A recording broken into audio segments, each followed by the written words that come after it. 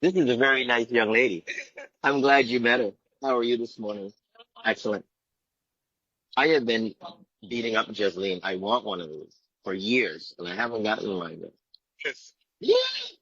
She keep telling me when I put in an order, when I put in, I don't care if you put an order, I'll pay for it. Give me my jacket.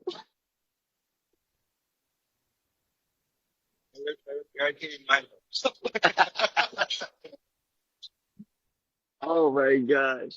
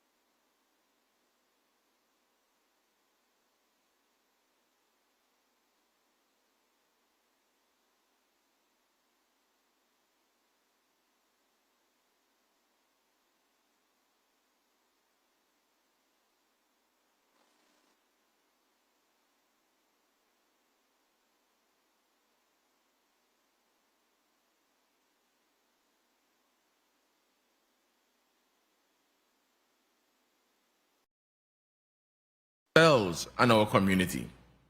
Love is expressed through kindness, patience, compassion, and the willingness to uplift one another during both joyful and challenging times.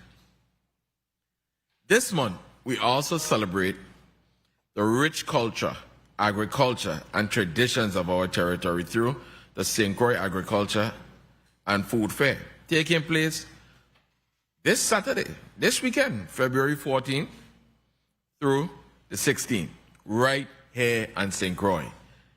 Don't miss it. I will be sure to be here. This cherished event showcases the heart and soul of Virgin Islands culture by highlighting our farmers, local artisans, traditional foods, music, and heritage. The fair not only celebrates our agricultural roots, but also reminds us of the importance of sustainability, self-sufficiency, and preserving the traditions that make our islands unique. It is time when families, residents, and visitors come together to celebrate the vibrant culture that continues to shape our Virgin Islands identity. February is also recognized as Heart Health Month, and I would like to encourage everyone to make their health a priority. National Heart Health Month serves as an important reminder that preventative care saves lives. Many serious health conditions, including heart disease, high blood pressure, and diabetes, can develop without noticeable symptoms. Regular checkups help detect these issues early and allow individuals to take the necessary steps toward treatment and healthier living. Your health is one of your greatest assets. Taking time now to schedule your yearly checkup helps ensure a longer, healthier, and more productive life for you and your loved ones. Additionally, as we observe Black History Month, we honor the legacy, resilience, and remarkable contributions of Black leaders, innovators, educators, and trailblazers whose sacrifices and achievements have shaped our society. Here in the Virgin Islands, we celebrate strength and cultural richness of our heritage and remain committed to preserving and sharing the stories that inspire future generations. As we look ahead to President's Day, we are reminded of the importance of leadership, service, and dedication to the people. This observance encourages us to reflect on the responsibilities of leadership and the role each of us plays in strengthening our democracy and community. Today, we will receive testimony from charter companies being impacted by the BVI's newly implemented charter vessel licensing fees and all other information pertinent to the discussion. Mr. Keenan Jones, Mr. Steve Schrassler, and Mr. Kelvin Bailey Jr. and Mr. Jay Pennington will join us in this much-needed discussion today. We also have 4 very timely and appropriate resolutions before this committee as we celebrate Black History Month. Bill number... So, good folks, thank you once again to my colleagues, testifiers, and the public for your continued engagement. Let us proceed with today's agenda in a spirit of love, collaboration, gratitude, and service above self. Let's begin today's work on behalf of the people of the Virgin Islands.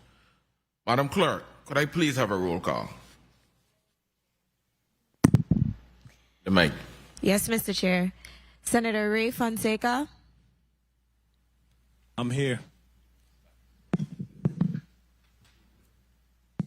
Senator Ray Fonseca. I'm here.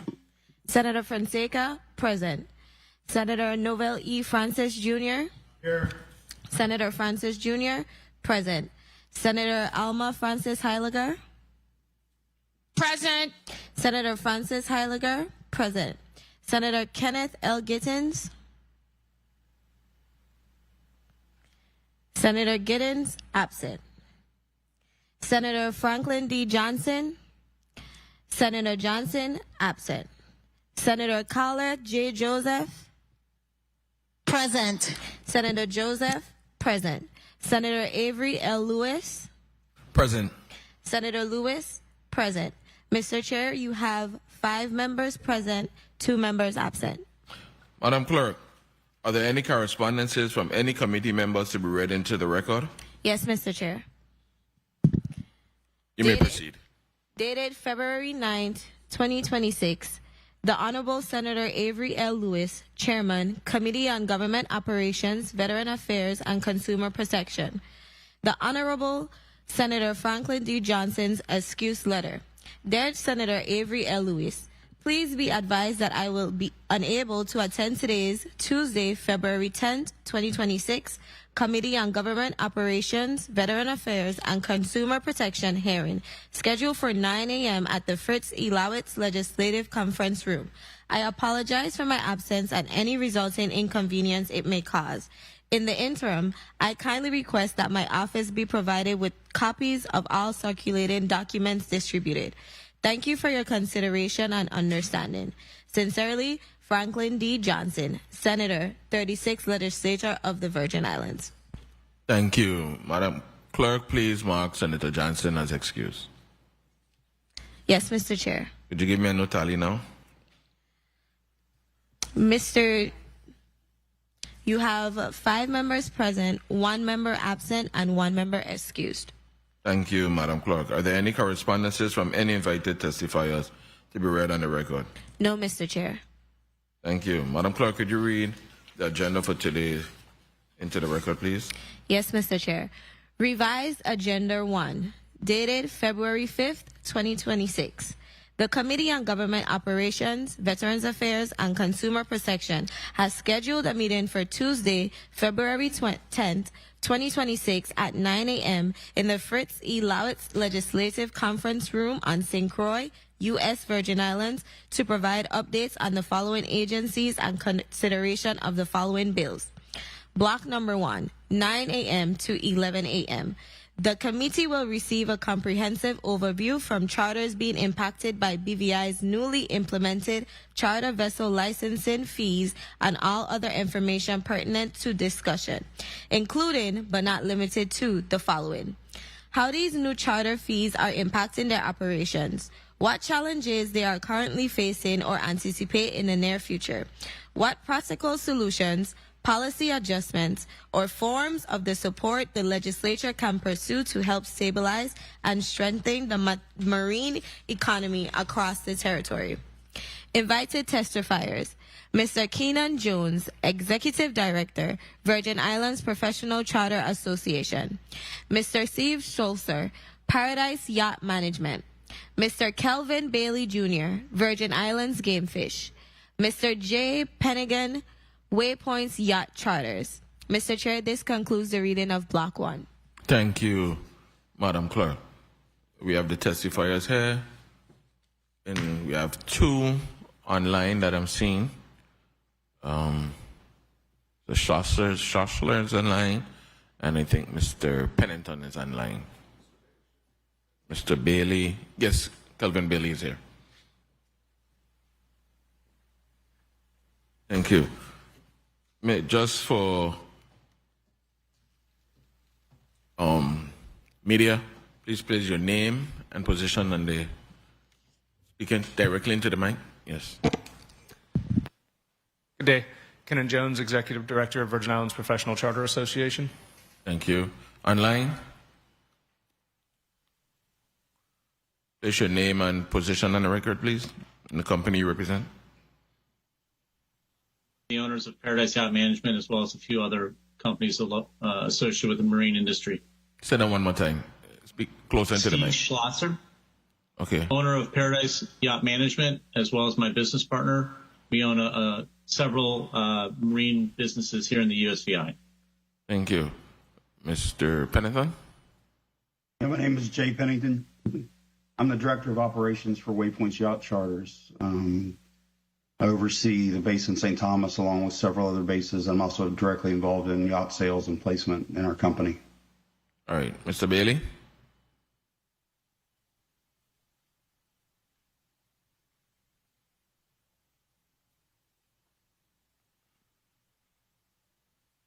He was there earlier, Mr. Kelvin Bailey.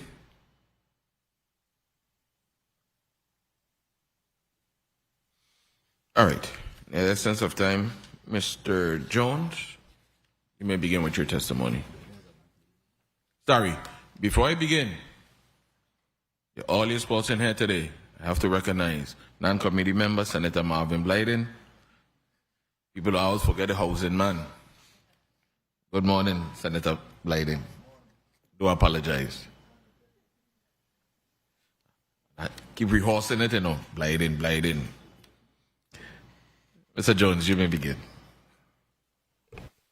Okay. Good day. Good day, Mr. Chairman, Honorable Avery L. Lewis, committee members, and fellow testifiers. My name is Kenan Jones. I'm the Executive Director of the Virgin Islands Professional Charter Association, also known as VIPCA or VIPCA, and appear today on behalf of our Board of Directors and over 800 members. We'd like to thank the Chairman and the Committee on Government Operations, Veteran Affairs, and Consumer Protection for inviting us to participate in this discussion on a comprehensive overview of industry impacts due to the BVI's charter vessel licensing fees, as well as discussing practical solutions, policy adjustments, or forms of support the legislature can pursue to help stabilize and strengthen the blue economy and the marine industry across the territory. I'm also joined with my fellow testifiers, Mr. Steve Slosher, Jay Pennington, and Kelvin Bailey Jr. to get back online from the VI Game Fishing Club. The U.S. Virgin Islands marine industry and broader blue economy stand at a pivotal crossroads. Invest and thrive or continue to decline. The 2025 USVI Charter Yacht Show in November saw the lowest vessel attendance in its history outside of the pandemic years. Of the vessels that did attend, roughly 2/3 would be operating out of the British Virgin Islands. By contrast, the British Virgin Islands celebrated their largest show ever, undeniably driven by companies shifting operations from the USVI to the BVI and taking with them 90 vessels and more than $90 million in lost economic activity that would otherwise have remained in the U.S. Virgin Islands. The BVI continues to accelerate its advantage. New attractions continue to open. A $30 to $40 million expansion of Nanny Key Marina is underway to accommodate mega yachts and large catamarans that currently rely on Yacht Haven Grand and Crown Bay Marina in St. Thomas. Moreover, approvals for the long-awaited Terrence B. Lutzum Airport expansion continue to progress. Once completed, this will inevitably pull airlift capacity from Cyril E. King Airport, reducing incoming flights for residents and visitors and decreasing outbound travel choices for Virgin Islanders if airlines reposition their routes. According to the Virgin Islands Bureau of Economic Research, the marine industry in 2024 generated approximately $93 million in spending, $43 million in wages, and a territorial economic output between $69 and $133 million. Without corrective action, these numbers will continue to decline. But where do we go from here? The government of the U.S. Virgin Islands must seek fair and reasonable fees from the BVI government for USVI-based charter operators. Concurrently, the U.S. Virgin Islands must position itself as a destination of its own, rather than a gateway to the British Virgin Islands. We must grow local marine tourism by investing in infrastructure, workforce development, and business-friendly regulatory reform.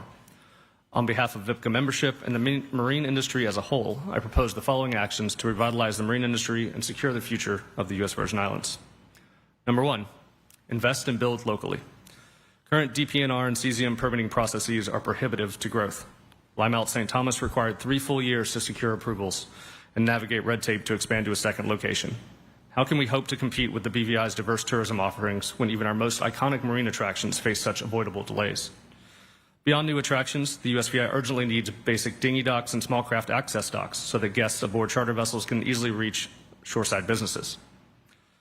When visitors step off their vessels, access restaurants, shops, and services, they spend money locally, and that local spend and economic activity stays in the territory rather than flowing to the British Virgin Islands. Areas of particular importance include downtown Charlotte, Red Hook, Cruise Bay and Coral Bay, Christiansted, and Frederiksted. One of the most impactful improvements with minimal environmental impact would be establishing a managed beach access and moorings program at Megan's Bay. A simple dinghy tie-off line floats near shore similar to the successful system used in the St. John National Park, and/or a designated area for day boats to stern up to the beach would create a world-class stop for charter guests. Shoreside amenities already exist: a restaurant, bar, restrooms, and supporting infrastructure. A management agreement allowing for reasonable user fees, properly installed moorings, and mooring fees could fully fund the installation, maintenance, ongoing operations, as well as support conservation efforts. Under Title 12, Section 910 of the Virgin Islands Code, the legislature may act in place of the CZM committee to expedite permits in the public interest. We would strongly encourage using this authority to rapidly develop essential marine infrastructure across the territory. Number 2, invest in infrastructure and skills training. Over the past 8 years, VIPCA has delivered marine apprenticeship training to nearly 100 Virgin Islanders seeking long-term careers in the marine trades and industry. A strong marine industry produces strong local jobs. The single most transformative investment the USVI can make is the development of a world-class shipyard in St. Thomas or St. Croix, ideally at the site of the former Adelita Cancrin School in St. Thomas or the South Shore Trade Zone in St. Croix, or another suitable location on either island. Such a facility can host the Caribbean's largest vessel lifting capacity and repair lifting capacity. Slow down a little bit, please. Oh. Slow down. We have a stenographer and we have people online. Slow down a little bit. Okay. Thank you. Where should I get that? Okay. Such a facility could facilitate the Caribbean's largest vessel lifting capacity and repair capacity and serve as a training hub for technical trades, apprenticeships, long-term and high-wage careers. Still? Without a functioning shipyard, we cannot expect to maintain the marine trades or even maintain them. Expand the marine trades or even maintain them. With the impending closure and relocation of Sub-Base Dry Dock, the USVI will lose the ability to service and inspect its own ferry fleet. Number 3, implement business-friendly regulations. The dollar thresholds for major CZM permits have not been updated since 1979. As a result, any project exceeding $52,000, even a modest beach bar or public dock, triggers the same permitting requirements as constructing a cruise ship pier. This stifles small and medium-scale development. Additionally, owning a charter business, in the USVI is more expensive than in the BVI. The USVI can narrow this gap by reducing gross receipts taxes and eliminating duplicative licensing and regulatory requirements. A vessel's commercial registration with DP&R, along with mandatory safety inspections, should serve as sufficient licensing to operate legally. A one-stop shop for commercial vessel registration should be established. Bureaucracy is generally poison to innovation and growth. A simple managed portal that enables vessels to be registered for commercial work in a single streamlined process would eliminate the current multi-department overlap which slows business, increases cost, and discourages investment. Number 4, revive the sport fishing industry and the Boy Scout Open. From 1972 to 2017, St. Thomas hosted the world-renowned Virgin Islands Open Atlantic Blue Marlin Tournament, also known as the Boy Scout. Once called the Super Bowl of big game fishing, new licensing restrictions imposed by the BVI ultimately ended the tournament, along with millions of dollars in economic activity it generated. We urge the government of the Virgin Islands to work with the government of the British Virgin Islands to establish reciprocal licensing, customs, and fishing agreements that would relaunch the tournament and benefit both territories. With fleets based at American Yacht Harbor and Scrub Island Marina, proceeds could again support scouting organizations in both territories. Number 5, finally, prioritize environmental stewardship and derelict vessel removal. The territory must fully utilize federal and local resources to remove the many abandoned and derelict vessels that continue to pollute and pose navigational hazards in our waterways. These vessels can be reprocessed locally with crushed fiberglass, serving as an aggregate material for concrete and asphalt, reducing long-term cost of road and infrastructure repairs. Importantly, federal grants for environmental cleanup, resiliency, and coastal restoration projects typically require matching funds. To ensure the USVI can fully capitalize on these opportunities, the government should establish a dedicated matching fund specifically reserved for environmental and marine infrastructure grants. A portion of each vessel's DP&R registration fee should be directed into this dedicated matching fund to ensure reliable and sustainable revenue stream that unlocks federal dollars and enables timely removal of abandoned and derelict vessels. This approach guarantees that the territory is never forced to forego federal support simply for lack of matching dollars. The opportunity is here, and the time is now to make bold investments, forward-thinking decisions that will secure the future of the Virgin Islands marine economy and blue economy. We stand ready to support and assist in implementing these recommendations and respectfully request your feedback and engagement upon them. Thank you very much. Thank you very much. Mr. Slasher? Which one is giving the testimony? You? I was just going to state that Ken and the three of us talked about this. I think he covered most of the things. We're standing by for questions or for clarifications. Okay. Jay, if you have something additional to comment on, feel free. I don't know, Mr. Pennington. Good morning. Just as a brief background, because most of you have never met me before, I moved to St. Thomas in 2008 and worked for a company called CYA Yacht Charters in Frenchtown. We were the oldest and the biggest bareboat company in St. Thomas. Mr. Pennington, you may get closer to your mic or something. Yeah. I'm sorry. I just, as a point of record, I want to explain my background, and I'll give you a couple quick points because Kenan covered most of what we want to talk about today. I moved to St. Thomas in 2008 and went to work for what was then CYA Yacht Charters in Frenchtown. And the company I work for now, Waypoints, acquired that business 3 years ago, and I was promoted, and now I split my time between the States and the Caribbean. But I have almost 20 years of full-time residency in the Virgin Islands. I also am one of the longest serving people in the charter industry, particularly in the bareboat industry. We were the only real bareboat company besides Island Yachts and Red Hook that existed for decades in St. Thomas after everybody moved, moorings included, to the BVI decades ago. The impact of the BVI fees directly on our business, we operate 6 fewer vessels this year than we did last year, and we're going to do substantially less business this year than we did last year. I'm also in agreement with Kenan, and I've said this for years, that we need to develop our own destination. We can't continuously rely on the year-to-year changes that directly affect our business, and we need to improve our infrastructure. We don't need to take a second-place seat to the BVI as a charter destination. So while I'd like to see some relief from the fees, and I could go on for hours about what I think would have been a much fairer way to go, including an occupancy tax instead of all these layered fees where they act like they're not getting any money. At the end of the day, they're getting about $2,500 a week between customs fees and this licensing fee for every time one of our boats goes over there. And we're talking about a charter that costs $10,000 to $15,000. That's an effective tax rate of 15 to 25% every time we send a boat over there. So I would love to see a matching fund for the removal of derelict vessels. I'd love to see improvement of our own infrastructure, including the moorings and docks. And I would love to see a fair reciprocal licensing agreement with the BVI. We spend an inordinate amount of time jumping through hoops to get our boats registered both in the USVI and the BVI. I also want to make a point, because I'm involved with a company that sells new yachts, and so is Steve.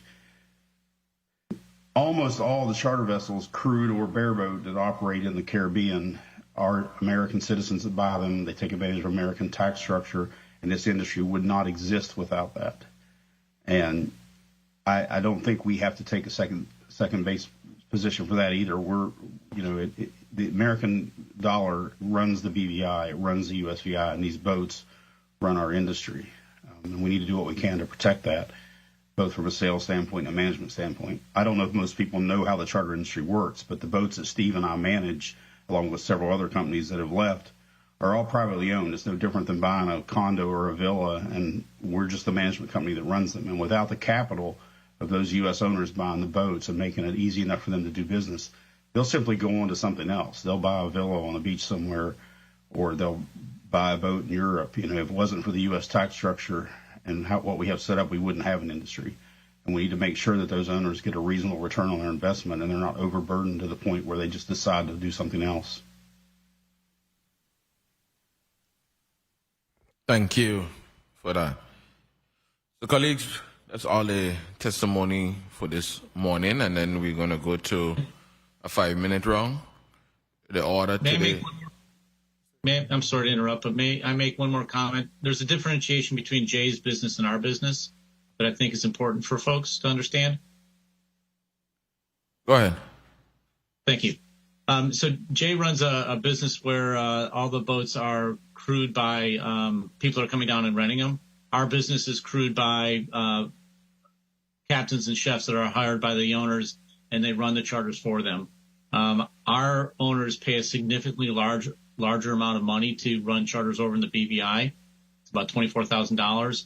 That's straight off of the bottom line for those boats. And as Jay said, our owners are looking at things as a business, and if it doesn't make sense, they will go somewhere else or buy property or something else to benefit from these tax benefits from the U.S. government. So it is not just a bunch of rich people making money off of this. It's a business decision from their point. Thank you. Thank you. So, colleagues, we're going to go to a 5-minute round. beginning with Senator Marvin Blyden, Senator Carla Joseph, Senator Ray Fonseca, Senator Alma Francis Heiliger, Senator Kenneth Gittins, and Senator Novell. No, sorry. No. Senator Blyden, Senator Carla Joseph, Senator Fonseca, Senator Alma Francis Heiliger, Senator Novell Francis, and then Senator Gittins. Sorry about that, Senator Francis. Madam Clerk, please recognize the presence of Senator Kenneth Gittins and give me a new tally count, please. Mr. Chair, you have 6 members present, 1 member excused. Thank you very much. Mr. Jones, before I go to Senator Blyden, you said something that really brought back a memory here. You talk about federal grants. If my memory serves me correct, I once served on Megan's board, and you had a grant dealing with moorings. Where are we with that? Is the grant expired? Have we included the moorings? How many did we get in this? It was a big grant. Well, involved monitoring and so forth. Now, that should have been a revenue generator as well. What happened? Explain to me what happened there. Yes, sir. Very valid point. And I stepped into this role in June of last year. So while it was before my time, I've been digging into it and trying to get it a path forward. Effectively, the grant itself expired after a 5-year window, and about half of the moorings went in. Within that time, due to delays during COVID of getting shipments in of materials, various other approvals, installations, lack of facilities, and a whole consortium really of issues. Half went in, and then we weren't able to secure maintenance funds from DP&R, which have now become available, but after a couple years late, so that there was no underpinning revenue stream to do a giant maintenance contract off the bat. It had to be done ad hoc as funds came available. And that was dependent also on people paying for them, which enforcement was something that was lacking. We have a new system in place now where you can reserve them, so that is bringing some more money in, and we're right now repairing them as funds come available, are using the DP&R grant. But for example, we have, of the 100 that went in, half you can collect revenue on, the other half you can only collect donations on. They come from 2 different pots of money. From DP&R, we got about $200,000 to service the ones we can't collect revenue on, and only about $30,000 to service the ones we can collect revenue on. And I think that's just a function from the money that came from the federal government. But the ones that can produce revenue are the ones that have the least amount of funding attached to them. You know what's not self-ironic, but it's a shame, and I have to put it on the record because the grant had sufficient money to encompass everything, to deal with everything. And these moorings is electronic. We're gonna be electronic, so you could know when somebody tie onto the moorings, their number, everything. They will resolve it online. The payments will go directly to the government or to VIPCA. I think VIPCA was a collecting agency as well. Big negotiations with Megan's Bay and Linquist Beach and so forth, Linquist Park, and then it were other areas. Those other areas was approved. Those moorings supposed to be generating monies up to today. And it's just that you said federal grants, and I said, wow, yeah, I remember that. So I really don't know. I'll have to follow up with the commissioner of DP&R to find out where we're at with that, and cause that was a real good way for us to start collecting revenues. People didn't have to go into the office, and this was like a kind of, not that it didn't require enforcement, but it was a more modern way of mooring. Right, and those systems have come online now, and I think it was just a product of the pieces not fitting together at the exact right moment. The initial grant for the installation was just for the installation. There was no follow-on until late this past year for money for maintenance. So you had, a multi-year gap of use without money set aside for maintenance unless you could recoup everything that was coming through, and even then wouldn't come close to. And a new system is $5,000. Yeah, You know, I mean, if you're just like everything else, the federal government see that we didn't do a good job with installing the 100, so they probably say, well, you don't need anymore, But we'll finish this conversation with the commissioner in front of us at some point in time. Senator Marvin Blyden, you're recognized for your 5 minutes. Thank you so much, Mr. Chair. Good morning to my colleagues, listening, viewing audiences, staff, central staff. Good morning to all of the testifiers, and thank you so much for your testimony. We did a very good topic we're speaking to this morning in terms of the blue economy and our marine industry.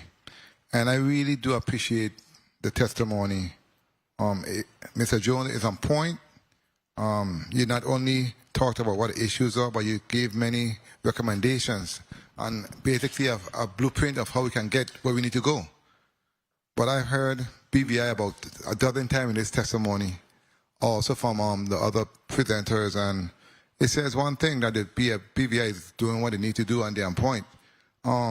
So I have some questions for you, though, in respect to your testimony, because you spoke specifically to the economic input in 2024, and we made between $69 and $133 million. Imagine a potential that in terms of revenues we can gain in the territory if we do all that needs to be done. And you mentioned 5 areas. You mentioned invest and build locally.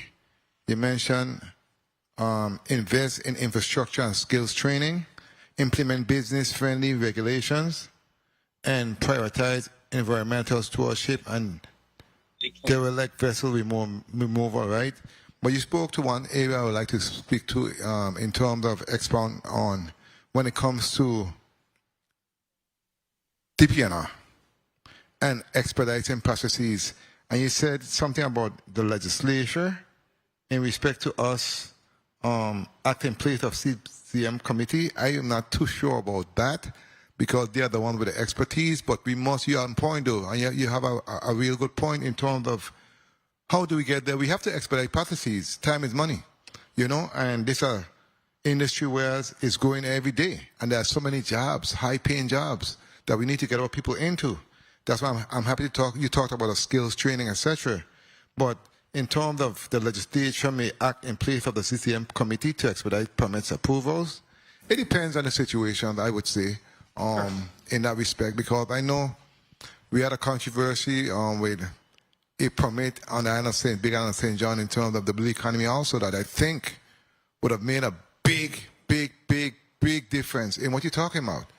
And when we was attempting to do what you're stating, it was a big controversy. Saying we are overstepping our bounds. Yeah, but sometimes you got to do what you got to do. I mean, that's just for me. Because guess what? At the end of the day, it's about what you're doing on behalf of the people.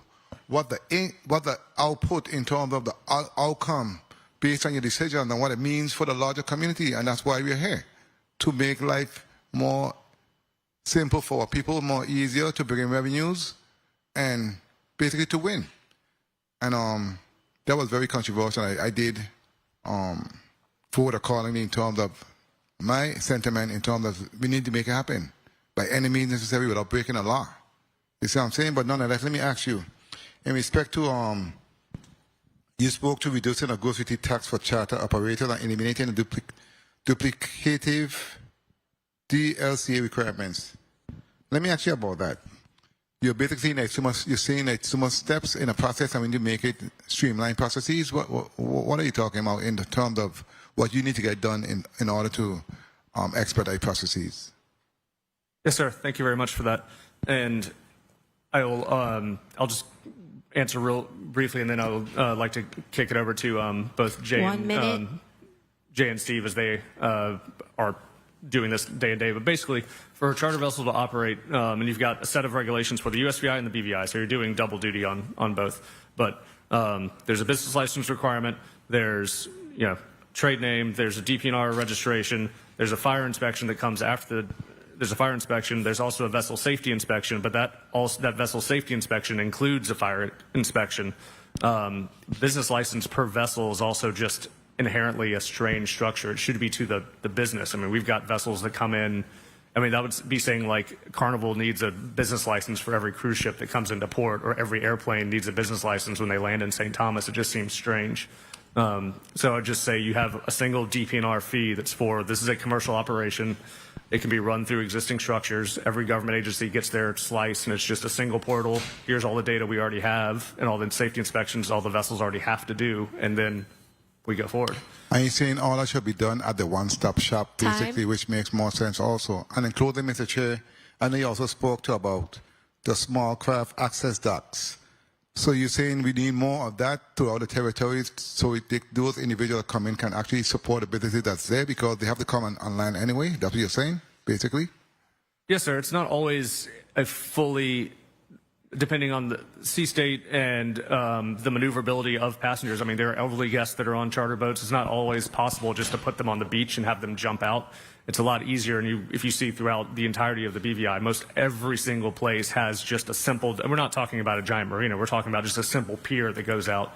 I mean, you see, you know, in Christiansted Harbor right here, you've got the old pilings that are going out, just that, laying some boards across that's already existing, and there's your dock right there. A boat can pull up to, like their guest on and off, go see the boardwalk, and you're good.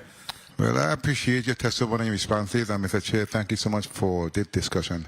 Thank you so much. Thank you, Senator Blyden. Senator Carla Joseph, you're recognized for your 5 minutes. Thank you so much, Mr. Chairman. A pleasant good day to you, my colleagues, and of course, the listening and viewing audience, as well as the testifiers here today.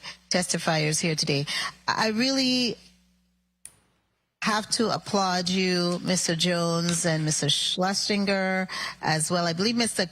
Kelvin Bailey might be online now, Mr. Chairman. I did see him come up. I see him come up, but then he went again. Oh, okay, he's here. I'm here. After you, Okay, I'll ask him to say something. Okay, good, great. And also Mr. Pennington. I really want to thank you guys, gentlemen, for the work that you're doing. Mr. Jones, kindly indicate for us, who was your predecessor for the Virgin Islands Professional Charter Association? As you said, you just came in last year. Yes, took ma'am. on the helm. Yes, ma'am. My immediate Oriole Blake was there from 2017 until 2024, and then Stacy Smith from 24 to 25, and then I started in June of 25. Okay. Yes, we all are very familiar with Ms. Blake and her passion for the charter industry and all the work that she's done. So you are standing on the shoulders of some great Recording in progress. I wanted to ask you a question, and I really like your layout. Recording stopped. You have here in your bullet point investment in infrastructure and skills training on page 3 that you've delivered marine apprenticeship training to nearly 100 Virgin Islanders seeking long-term careers. Do you have any data to say how many of those individuals you've provided those training to are now in job? Yes, ma'am, and it's a bit of a, there's about 30% that have received their merchant mariner credential, their captain's license, and that's something that is all if the entire program and that credential is covered by VEPCA in our program and grants we receive to run that program, so it's entirely free to the participants. And then over the course of the program, as people move in and out of jobs, we reckon about 50% at one time were in the marine industry and then have since either moved on to another job or have gone back and forth. So it's hovering around that. Myself, I ran charter boats for 5 years and now I'm back to a computer. So people do go back and forth. Okay. Well, I understand that, it's a seasonal job sometimes. So you have about 50% of your graduates who are now working, and are they working locally or are they working in different locations throughout the Caribbean or even stateside? Are you tracking them? That's what I'm trying to get at. Yes, we're as we've sent out a number of surveys, but haven't always trying to get more responses. But no, I don't know. my professional guess would be that most are local still, rather than going abroad. But certainly the goal is local. Right. And that's something that, you want to look at. I also noted that you supplied and I don't know, Mr. Chairman, if this is for public consumption, but it was included in the package, a proposal for the Virgin Islands shipyard. And how are you looking? You mentioned, and I took a peek at it, I'll let you know, that you mentioned that for the area that you're considering to develop, there are 3 government agencies that have control over those parcels. Have you been in discussion with those agencies? 1 minute. That proposal was put forward in my predecessor, Oriel Blake, came up with that with some other charter operators in 2019. I wanted to include it because I think it's a very important time to revisit that discussion. I know that parcel with the current redevelopment of Subbase and the dredging that's going on has some uses around it. Which direction they've gone, I'm not entirely sure, but that is the ideal space for a boatyard and a marine apprenticeship, marine trades, full educational complex. Imagine you had containers there where individual vendors and tradespeople could rent out. I mean, the government could rent it out for them. There's a way for everyone to make the funds they need, but also provide a full training hub for good paying long-term careers. And there's no reason why that spot, being right next to the port, it's already industrial, it's flat, it would be a great spot to just kick off St. Thomas as a huge marine hub. Okay, I think it definitely needs to be revisited. Mr. Chairman, I have just one final question to ask Mr. Jones. And may Go ahead, I? ma'am. Go ahead. Thank you so kindly. On page 4, under your bullet number 5, prioritize environmental stewardship and derelict vessel removal. You mentioned something that I really like. I like that you want to reuse fabrics that was used to build these vessels. You mentioned crushed fiberglass repurposed as aggregate material for concrete and asphalt, reducing the long-term cost of roads and infrastructure. This really triggered my curiosity to ask you if you know of any companies here, or is there in the United States or anywhere that does this type of work? I don't know of any companies right off the bat. This idea came up one evening. We were just talking about the derelict vessels and kind of started thinking, well, what if they could be crushed? And sure enough, there's plenty of scientific literature and companies that advertise using fiberglass aggregate, crushed fiberglass in their asphalt and concrete road products, and figured, well, if they're there already, need to come out, why not use them to rebuild the island? I'm sure there's a way forward. It's definitely worth fleshing out. Okay, that's what I was wondering. Thank you so much, Mr. Chairman, because I think that's a very good avenue for economic growth here in the Virgin Islands if we would have a business that does this type of repurposing. Thank you so much, Mr. Chairman, for the time. Mr. Chairman, this is Jay Pennington. Can I add a point about the boatyard? You want to add something to what the senator was saying? I want to add some quick numbers so that people have some idea of the impact of a boatyard. The base in Frenchtown has run roughly 18 to 20 boats for the last 20 years. We used to go to Puerto Rico for hurricane season. Now we go to Nanny Key. But we spend roughly $15,000 per boat. It's somewhere in the neighborhood of $150,000, $175,000 annually on hurricane storage and out-of-water maintenance every single year for the fleet. We're one company. There's a huge amount of money that flows into the boatyards in both Puerto Rico and the BVI from what were USVI-based boats, both private and charter boats every year. And I also was a boat owner and a liveaboard for years. And my personal boat, I usually spent $10,000 to $12,000 every year at Nanny Key for storage and annual maintenance. So that's a huge economic driver. And right now, if I have a boat that needs to come out of the water, I have to spend $1,000 just in captain's fees to get it to Nanny Key and then pay whatever the going rate is and use their vendors because I can't send employees over there to work on a boat because they don't have BVI work permits. So every time one of our boats has a minor accident or a mechanical failure that requires the boat to be lifted out of the water, we're at the mercy of our neighbors. We have no place on St. Thomas or St. Croix capable of pulling out those boats on a regular basis. Subbase can do it, but they focus on much larger vessels, and they're busy all the time, and it's months out. And in the charter industry, we don't ever have months. If something breaks, it has to be fixed now, or you lose revenue. So you think we need to do something to attract another company here, something similar like to Harlover or something probably on St. Croix? Well, the proposal that Kenan put in that paperwork was written by Dare Blankenhorn and Chad Blake, who were raising private equity to try and build a boatyard and travel lift similar to what they have at Nanny Key and in Spanish Town of Virgin Gorda and at Puerto del Rey in Puerto Rico. And I think there's an industry demand for it, and I do believe that private investment would flow. But the only way it can happen is all the waterfront land suitable for this type of construction belongs to the Virgin Islands government. So without a partnership from the agencies that control that land, they're dead in the water. You could raise the money tomorrow probably in private equity to build a yard, but without a location, that's a wasted effort. And Kenan's right, the best location is where the school is, next to Crowley and the old customs building next to the boat launch ramp in Frenchtown. My company actually approached the Port Authority about leasing the property where NCAI and the dive shop used to be to build a parts and service center and potentially a lift there. And frankly, it went nowhere. And so I think a shift in attitude about the value of that property, including future jobs and growth, because you can't hire enough people without training that Kenan mentioned to staff locally. You know, we get a lot of flack for hiring stateside people. The company I work for, we have about 12 full-time employees in Frenchtown, all making a living wage, all getting health insurance, and 75% of them are locals. And we have hired several people out of the training system from VIPCA.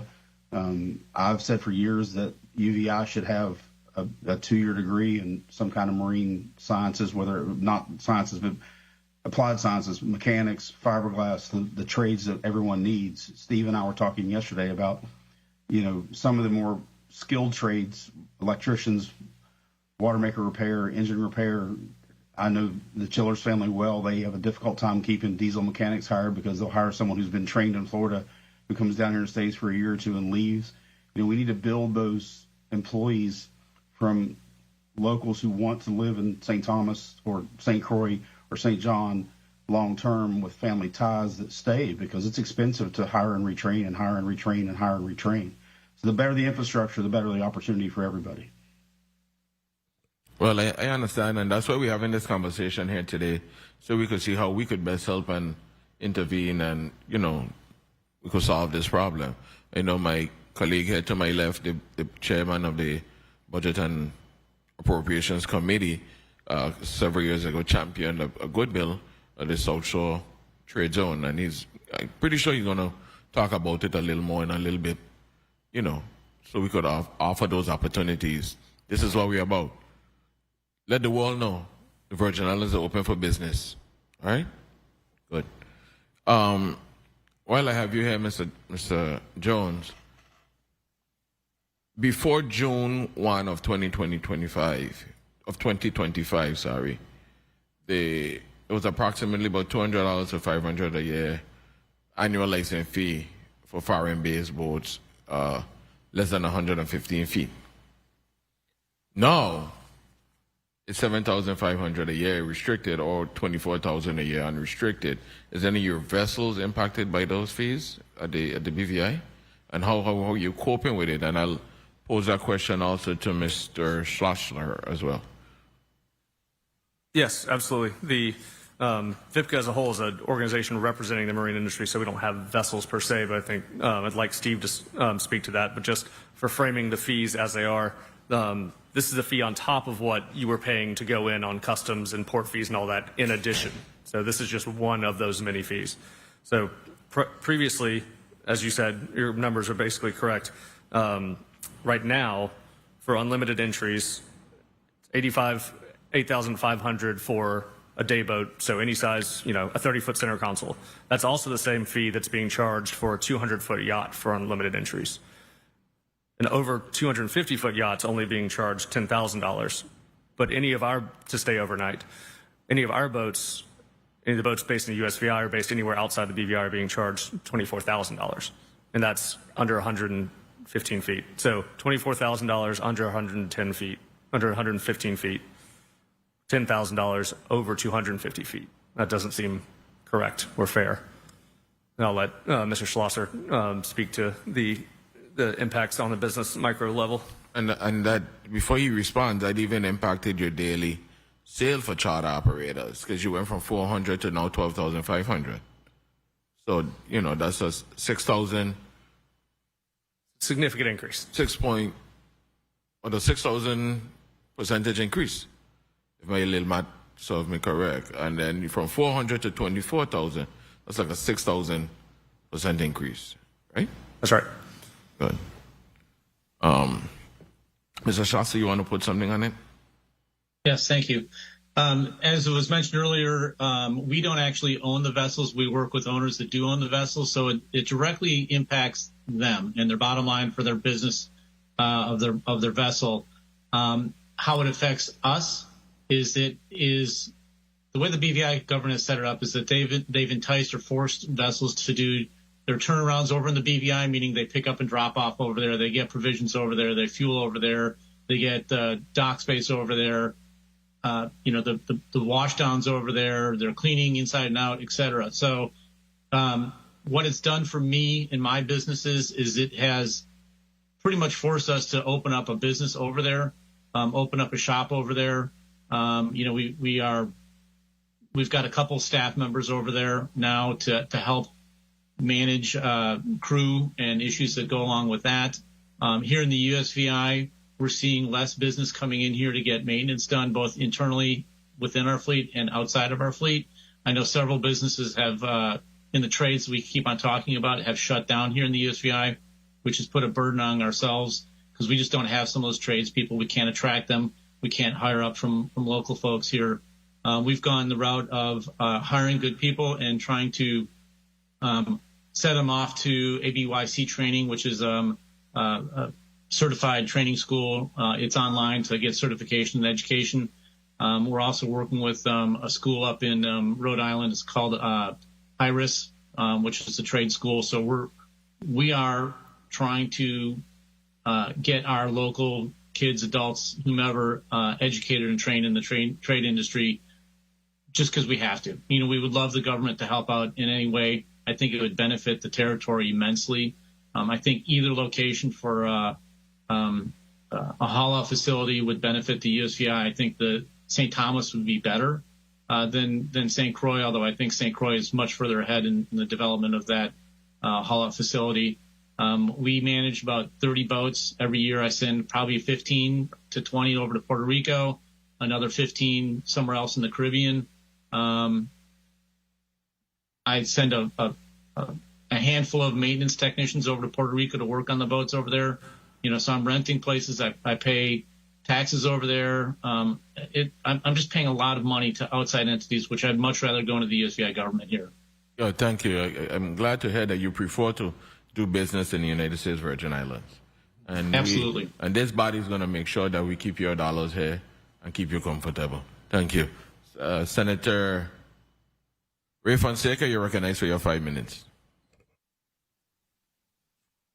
Yes, good morning, Mr. Chair, thank you. And good morning to the testifiers and my colleagues, to all the viewers listening. Good morning. Mr. Jones, I wanted to start with you first. Okay, it's a tragedy that the fees were implemented in June of last year, right? More or less. That's correct. Okay, so you made some suggestions, and I want to concentrate on the solutions because we've had a big discussion. The chairman have indicated how the fees have gone from 400 to 7,500, restricted up to 24,000 unrestricted. And also the day sale operators fees has increased. You mentioned promoting St. John, Water Island, St. Croix. I wanted to ask you, do you also go to Luvango Cay and maybe to Vieques? And I know Puerto Rico is along for a sale, but have you explored those areas?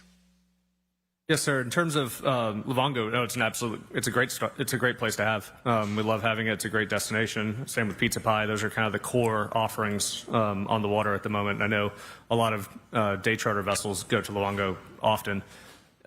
In terms of Puerto Rico, there are a couple of very particular and arcane potential customs implications, given that we are outside the customs zone and Puerto Rico is within it, that we are working with CBP to see if we can iron out and provide that smooth transition to say, give an official yes, that we can go run charters from USVI to Puerto Rico and back.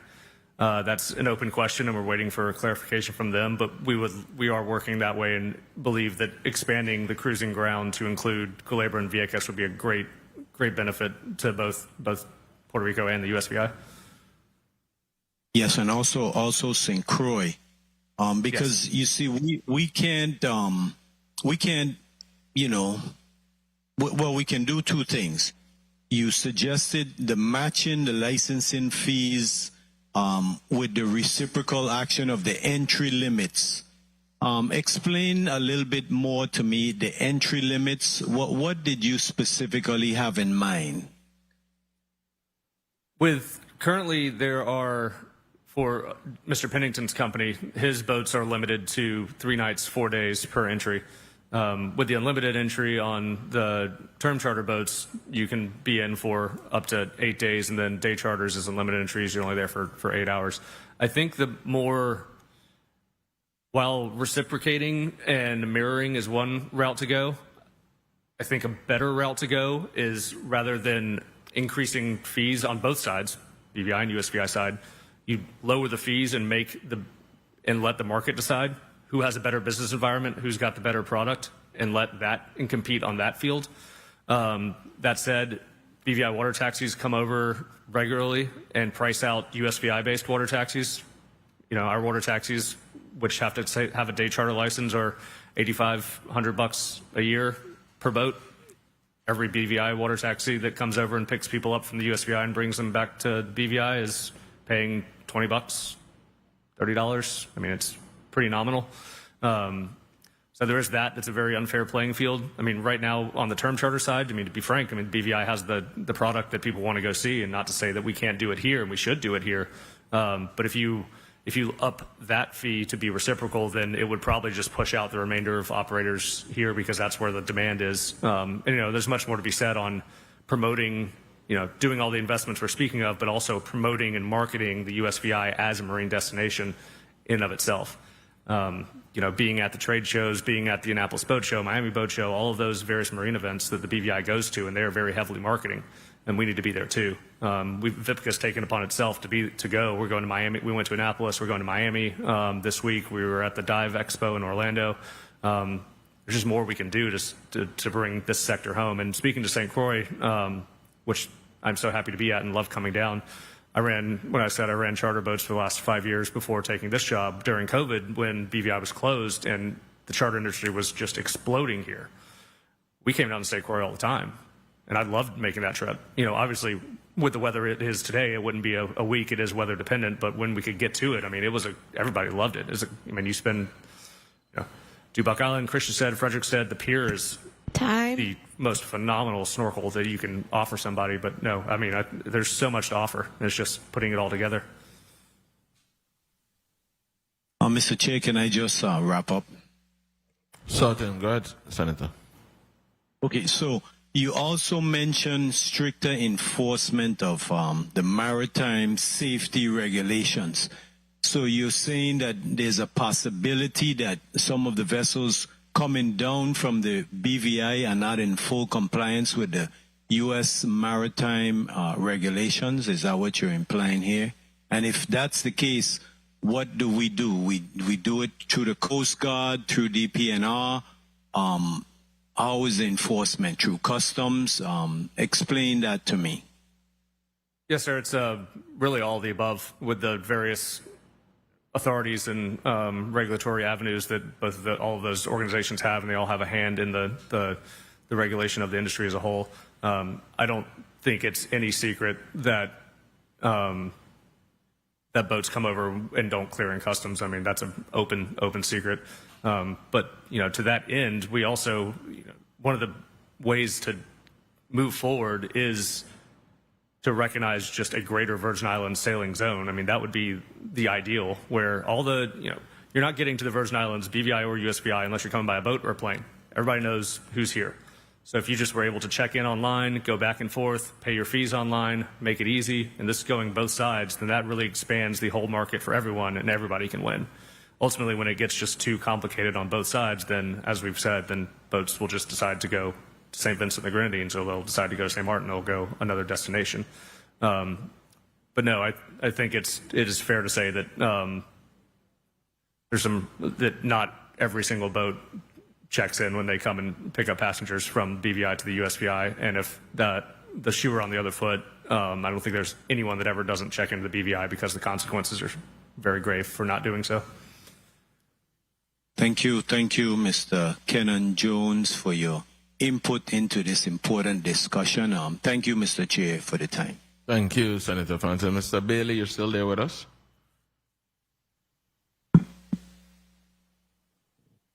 Yes, Senator, I'm here. Good. You want to weigh in on this discussion? Add anything to it? Yes, I would.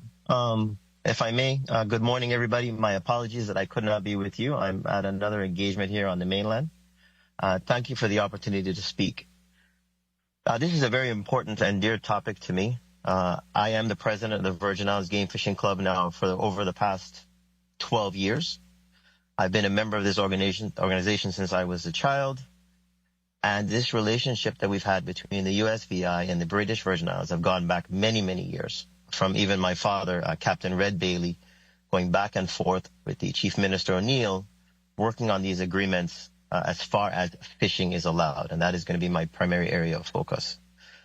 I understand everything that's going on with the marine industry as a whole, but my particular carve-out will be fishing and or sport fishing in the Virgin Islands. The local fishermen and access to the waters north of the Virgin Islands, roughly 18 miles out, the area known as the North Drop. We have frequently fished that area for decades, where we hunt the pelagic species and hold our tournaments for the blue marlin, white marlin, wahoo, tuna, everything like that.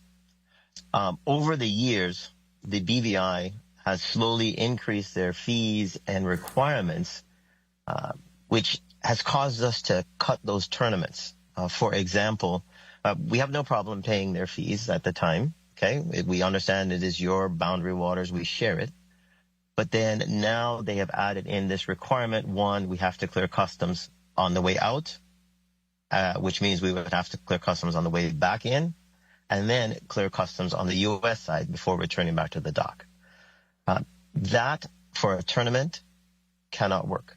It would really restrict our times and our ability to fish. And then even on the local fishermen trying to run a charter, that would just eat up too much time out of their charter day. As you guys know, you've lived here. You hit over in the West End area, you hit the dock, the ferry is there, the day charter boats are there. You can spend quite a bit of time floating around the dock waiting to be cleared. So it's not beneficial for business that way.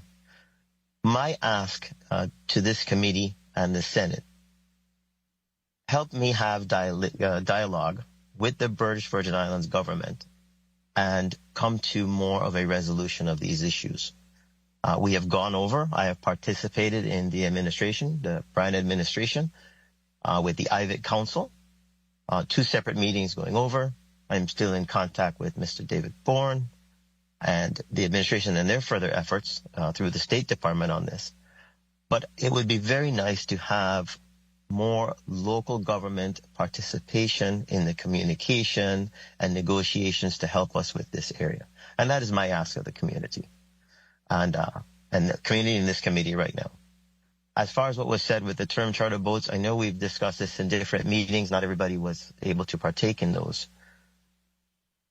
The high season for the U.S. Virgin Islands during the winter months. Some of these areas that were brought up going down to the Yikis and St. Croix, those are the roughest times of year for these boats to try and make these crossings. During COVID, when the BVI was closed, it was a real concentrated effort in the product of the U.S. Virgin Islands on this side of the line.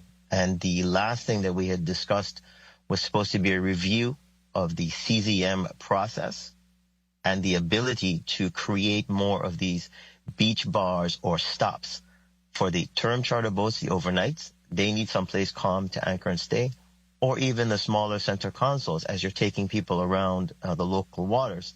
We review the CZM permit process and find ways to entice businesses to open up more beach bars, more stops, because the feedback that we got from the marine community during COVID, the guests really did love staying on this side of the line. It was more cost effective. They didn't have to pay all these fees. But as was stated before, come to the Virgin Islands, visit the BVI was something that we sold for many years, and it's going to take us a while to either adapt or undo that. Thank you very much. Thank you, Mr. Bailey. Point of information, Senator Noble Francis Jr. Good morning, Mr. Chair. Morning, everyone. I'm forced to chime in after hearing from Mr. Bailey in respect to the level of communication that's being had, and I must say that it's not for the lack of communication.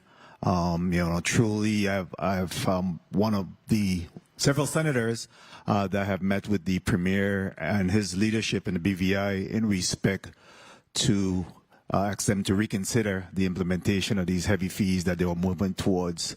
I think that we're at the point where there is a stalemate, and certainly now we have to be more deliberate in our actions to ensure that we have a seat at the table and allow for fairness to our charter industry here in the Virgin Islands.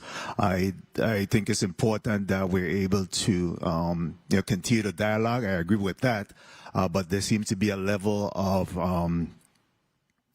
of position from the BVI government that they need to implement these fees in order to balance their budget, irregardless of how and their interaction with the USVI. So now I think that the governor certainly have written to the president, taking it up to that federal level, so that we could be able to at least have some level of fairness in the game. So I appreciate the comments that have been made by Mr. Bailey, but I just wanted to say that it's not for the lack of communication. There has been tremendous communication back and forth to try to address this particular issue. However, we continue to see that the BVI government is steadfast in their commitment to implement these fees. Thank you very much, Mr. Chair. I'll have some more discussion as we go along. Yes, thank you, Senator Francis, and you beat me to it. I know that's what we were going to say.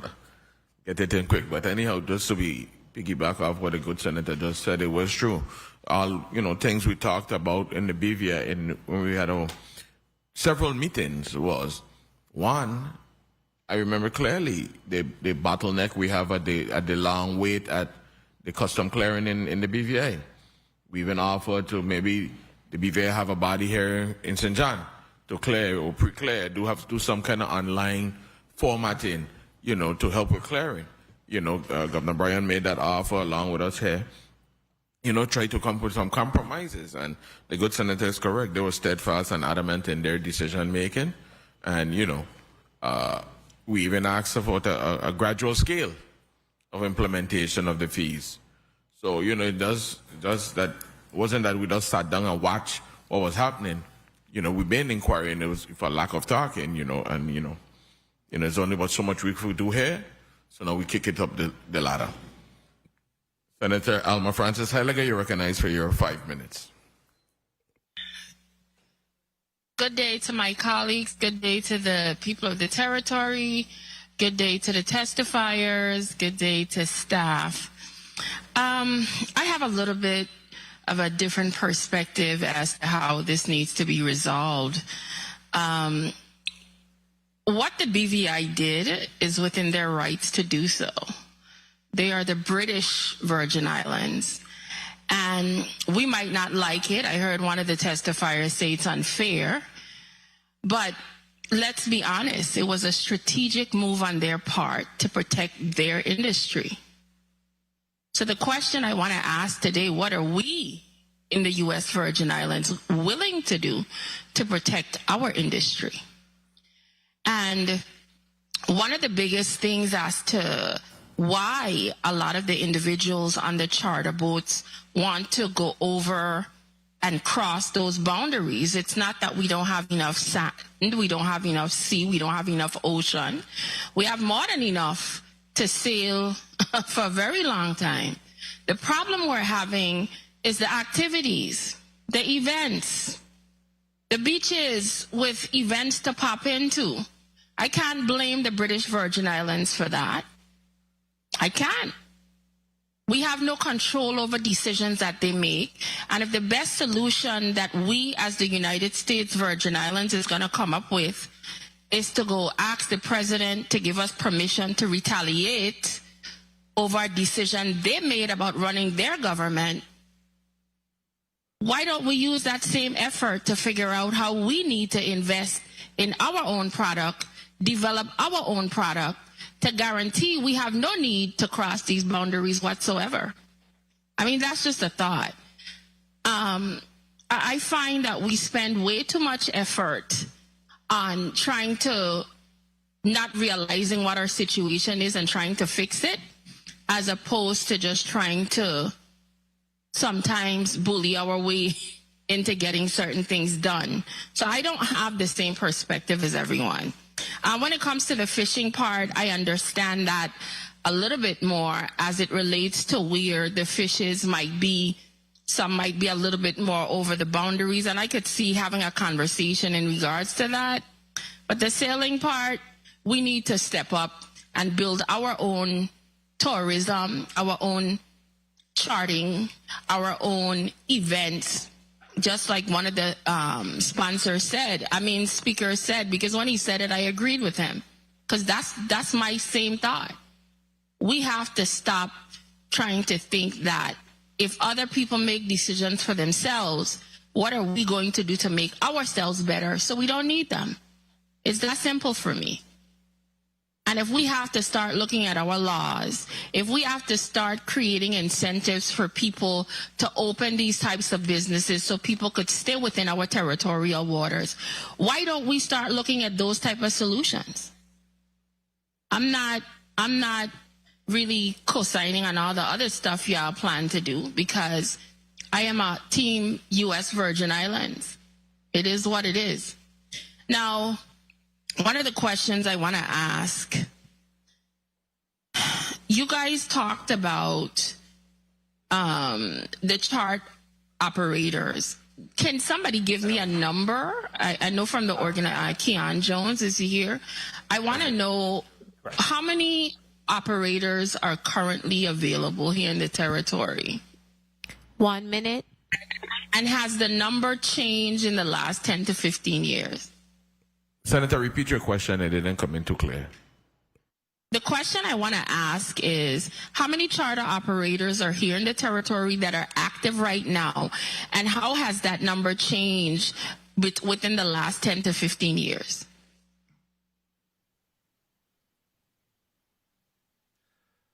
Sure. So it's a bit of a moving target, because you've got charter operators like Mr. Pennington and Mr. Slosher that have bases here, and I'd like them to chime in. But then you've got, say, a 200-foot yacht that comes in for 2 months and then goes to St. Martin and goes somewhere else, or goes to Bahamas or goes to Florida. So we're counting charter operators. I'm just going to couch that with people that are generally between the USVI and BVI year-round. Right now, there are 2 term charter companies, 2 bareboat companies, and about 260 day charter companies. And previously, there were at least 5 bareboat companies and like 4 term charter companies. Jay and Steve, you want to chime in? Mm-hmm. So the industry is very diverse. Some of the owners are literally mom and pops doing one boat and running day trips out of St. John or Red Hook. Then there's larger companies like the ones that Steve and I work for. During COVID, Moorings, Dream Yachts, Navigator, and the company called Virgin Island Yacht Charters were all operating out of the Compass Point area. I ran 5 Navigator boats as part of CYOA under a management contract. So there was as many as 10 big operators here during COVID because the BVI shut down, which was kind of the peak of our business. It was the best year that most companies had ever seen, because rightfully so, we stayed open, and hindsight's 2020, but that was a brilliant decision. It's also what pissed the BVI off and made them do what they've done to these regulations, because they felt like we took some of their business because we made a good business decision. Exactly. So to answer your question, the number has gone up dramatically over the last 15 years, but it has fallen off a cliff in the last 12 months. And beyond Virgin Island Yacht Charters, which were both USVI based and founded companies, have both left. Ambion's at Virgin Gorda, and Virgin Island Yacht Charters is in Roadtown. And unfortunately, the Island Yachts Company in Red Hook is still around, but due to aging and family and the fact that they only sell monohulls and changes in the industry, they're a much smaller footprint than they used to be. It's a very well-run company, a very well-respected company, but they're on the decline for a lot of different reasons. But we've seen a huge impact. And I also want to say I agree with you 100%. For 10 years, the previous company and the one now, we spend a large part of our budget, our advertising split, even though we operate 25 boats in a BVI under a BVI company. We run marketing, directly marketing, promoting the Virgin Islands, and we have a carve-out in the licensing, so we can go to Claiborne and Vieques. So we offer that, and our boats are only licensed to do 7 entries, and they got to do 20 weeks a year. So we're doing a lot of VI-based business. What we want is the help. And I don't want to take all your time, but Kenan alluded to the moorings project. I was involved in that moorings grant. I'm happy to speak to anyone one-on-one that wants to talk about where it went, why it didn't finish, and what we can do as a group to fix it, because I think it's repairable. I wasn't involved when they gave out the original grant contract to the contractor who failed to finish the job, but I was involved in trying to help manage that when Oriole was still on board. And I think we need to sit down with DP&R and some of the legislatures and figure out how to take the remaining moorings and make them private partnerships, public-private partnerships. What we didn't realize is the geographical area that mooring project encompassed made it impossible to run it from one location with volunteers and no budget. And I think we need to revamp that program to work like the BVI does, where, for example, the moorings that were approved in St. Croix that weren't installed, we need to find an operator in St. Croix to take over those moorings and run them, because we need the infrastructure. But the grant wasn't enough to spread ourselves out. We were spread too thin. And so and the Magens Bay moorings, which were supposedly approved, need to be installed. And if we need to somehow profit share with the Magens Bay Authority and let them run them, we need access to those kind of places to improve our product inside the territory. Excellent. Well, I think I heard my time call. Mr. Chair, could I just ask one final question, please? Go right ahead, ma'am. Thank you. I do appreciate you putting all of that on the record, and it shows the importance of having these moorings in place. My question is, if this situation is not dealt with, and any one of you can answer me, what do you think the economic impact will be to this territory, the U.S. Virgin Islands? And also, what do you think of the solution of us actually investing more into our own infrastructure as it relates to creating more viable places for people to be able to sail to within the territorial waters? And I will let him answer. And thank you, Mr. Chair, for the additional time. I think it's absolutely critical for a lot of different reasons. One is the industry is basically in decline right now because of these regulation changes. And we have to put some more things on the menu. You're right. We can't control what BVI does. We can try and negotiate, but at the end of the day, we have to assume that we're not going to get any appreciable change in that, although I hope that's not true. So, yes, we need to improve these locations. We need to improve the attractions that people want to do. I'll give you another prime example, what's going on right now at the beach at Linquist. You know, if anyone's ever been to St. Martin and been to the beaches there, Orient Beach, for example, not the adult part, but the regular Orient Beach, you could very easily, where the Beachcomber was, put 4 or 5 small beachfront restaurants in there, lease those to local operators. You can have stuff going on for cruise ship passengers during the day. You can have the moorings there overnight where guests can go ashore and have dinner. That's government-controlled land. It required very small outlay of capital. Most of it would come from the private sector. Those are the kind of changes we need some forward thinking, and we need to make those kind of decisions to better place that. Frederiksted should have a 30-ball mooring field where people can go into town and spend money. So should Christiansted. We have to do something about Cruz Bay. It's like the third rail no one wants to touch. But Cruz Bay, St. John has such a wonderful attraction in Cruz Bay. The restaurants, the shops, the ability for our guests to go ashore and spend money. Right now, one of our guests has to get in a dinghy all the way from the Keneal Bay mooring field and right around the corner. And so you're coming back after at night in a 12-foot dinghy to go back to your boat. You can't go to shore and go to dinner unless you're a very experienced boater. I've made that run hundreds of times, but I was pretty much born and raised on the water. The average charter guest coming from the States who sails once a year is not comfortable putting 6 or 8 people in a 12-foot dinghy and running from the ferry dock in Cruz Bay back out all the way around to Keneal Bay to come back from dinner. And as Ken had mentioned earlier about dinghy docks and access, that's also part of that. They put, no one's dressing up off a boat to go to dinner, fancy dinner. They're not putting a jacket and a towel on, but they're wearing dry clothes and took a shower and made their makeup up, and they don't want to crawl through the sand to get to the restaurant. So we have to make it easier for the guests that are already here who have a large amount of money to spend, disposable income. These are not people who are looking for the Denny's buffet. They're going to a nice dinner. They're buying a lobster. They're buying a couple bottles of wine. They're buying a hook bracelet at the jewelry store in St. John. We need to keep those guests in the territory and let them spend the money. That's the part the BVI misses, that our guests are spending millions of dollars annually on exactly those things, those experiences. So as a territory, we need to make sure that those people can do that. They can get ashore, they can spend the money, and they have the access. We already have all the stuff. We just got to figure out how to make it usable for people. And Ken alluded earlier to the CZM. The minor and major CZM report, and I'm not an expert, but that dollar amount needs to be raised to probably $250,000 to go to major versus the $40,000 or so that it is now, because a 14-foot boat costs $30,000. You can't build anything for $45,000, which basically forces even a small floating taco boat into a multi-year process to get a CZM permit because it exceeds that threshold for development. Let's just say you own a piece of property on Coral Bay and you want to just build, a roadie truck and a little dinghy dock. Well, you'd have to go through a multi-year CZM process to put up a $40,000 shack to do that. Wow. So, just for the listening audience and for everyone here's sake, our job is to lead. And our job is to make life easier for the people, coming in and for the residents. And one of the things I'll say is that that's why we call this meeting here today, to find out how you're being impacted, find out here your solutions, the different things that's going on in the world of chartering and fishing. Glad to hear the different view from Mr. Bailey. So we could look to see how we could improve our product here. There's 15 senators. And all of us, trust me, are thinking and moving, trying to figure out how we could do things. Can government do it all? No. But you're in business to make money. So we have to try to provide ways to make things a little easier for you. And for us to also make money too, to maintain these different type of things. Enforcement costs money. Infrastructure costs money. So government have to make something off of it. So I'm hearing everyone here today. But just know this is going to be a partnership. We're going to work together.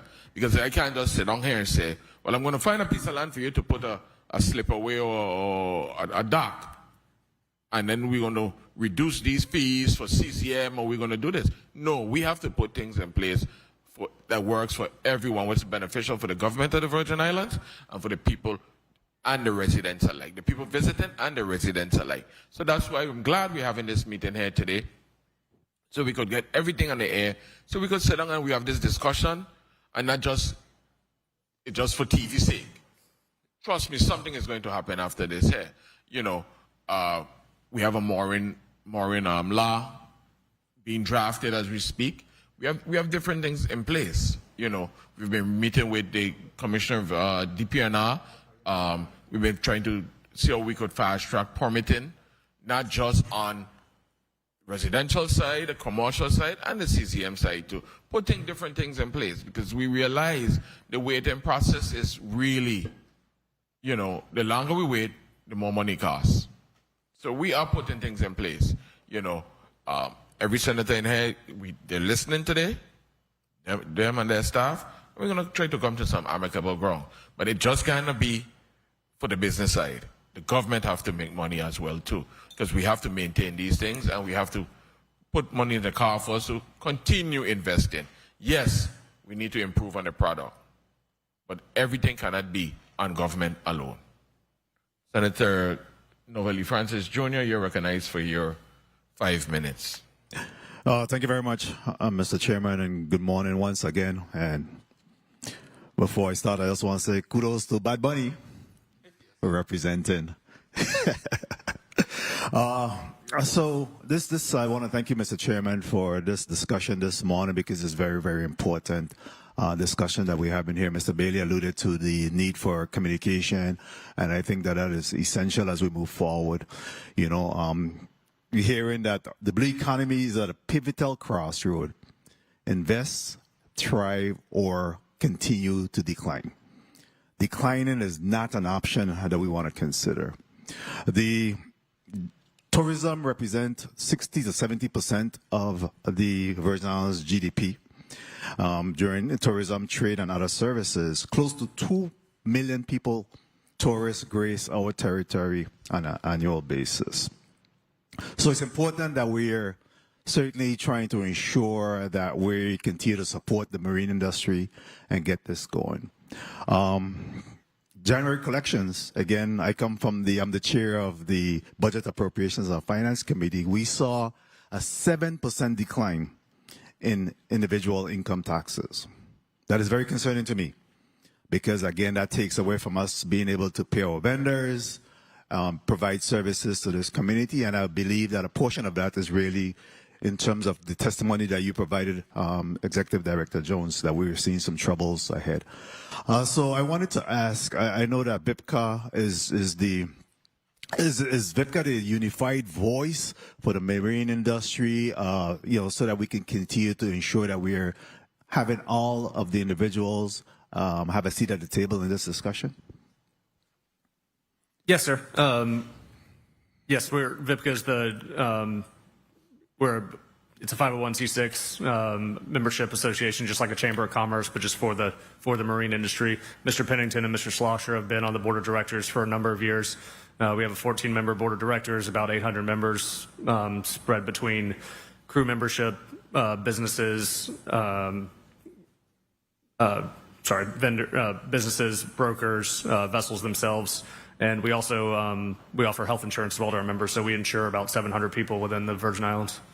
So I know that you guys have been meeting with the governor and the administration in regards to some of the issues in respect to the implementation of the fees from the BVI. Where are you with that discussion? I think it is pending some potential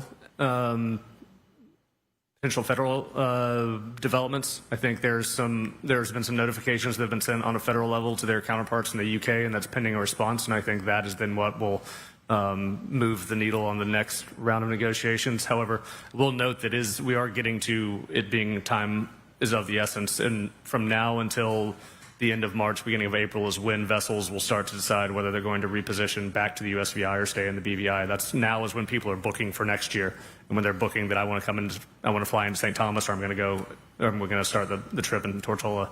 And if I could just real quick to Senator Heiliger, I think it's a both and. It's not USVI or BVI really.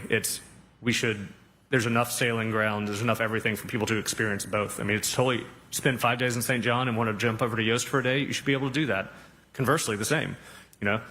Spend 4 days in the BVI, you want to start your trip there and come over to St. John for a few days. There's always going to be people that want to base on both sides, but let's just make it fair and even and play on the product. So while the BVI is not a mandatory route, in your opinion, it is attractive because, again, it's all close waters. Is really a connection that should be done between both of the territories. It is. It's not a mandatory. It's the most well advertised route, and that's what people book.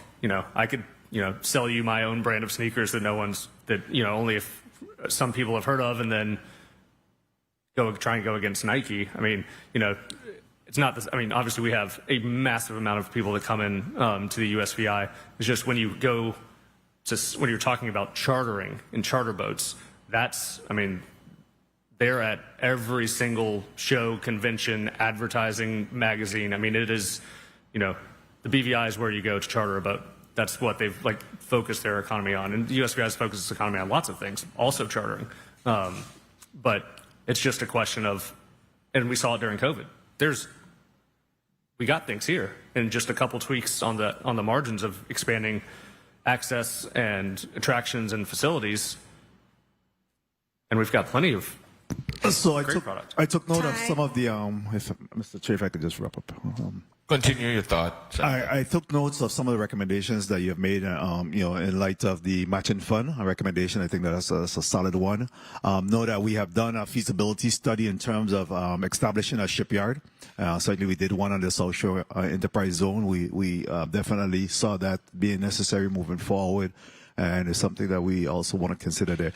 The mooring docks, pump out station, and those type of things, I think is we need to have more conversation about how we as a government could support, some of that endeavor. And I'd love to hear from you, in respect to that, and as well as. So if you could just respond to that, I mean, what the moorings? How many moorings do we have in the St. Thomas and John district? Do you know? It's 109. 109. Of the ones that were from that grant. And then DPNR has some other ones that they operate and maintain at Christmas Cove and a few other locations. Well, I think it's just that, actually. It's 109. 109 from that grant. From the grant, just from the grant. Outside of the grant, was it close to another 200 moorings or so? The original grant was for a total of 210, I believe. Okay. And pump out stations, are you comfortable with the pump out stations? Do we have sufficient of those? There is none. There's none. Yeah. Do you happen to know how many moorings we have on St. Croix? Every mooring in St. Croix is, I think Gallows Bay Marina has a couple that they rent, but otherwise they're all private moorings. There aren't any transient moorings available. Okay. And just to shift gear a little bit in the, and not to abuse my leniency here with the chair, how do you believe that the shark infestation will impact our waters? We saw the incident that happened in Fredericksburg recently. I'm sure you read it or saw that. How do you believe that type of situation? How can we counter it? But what do you believe would be the impact, or is the impact as a result of that type of incident?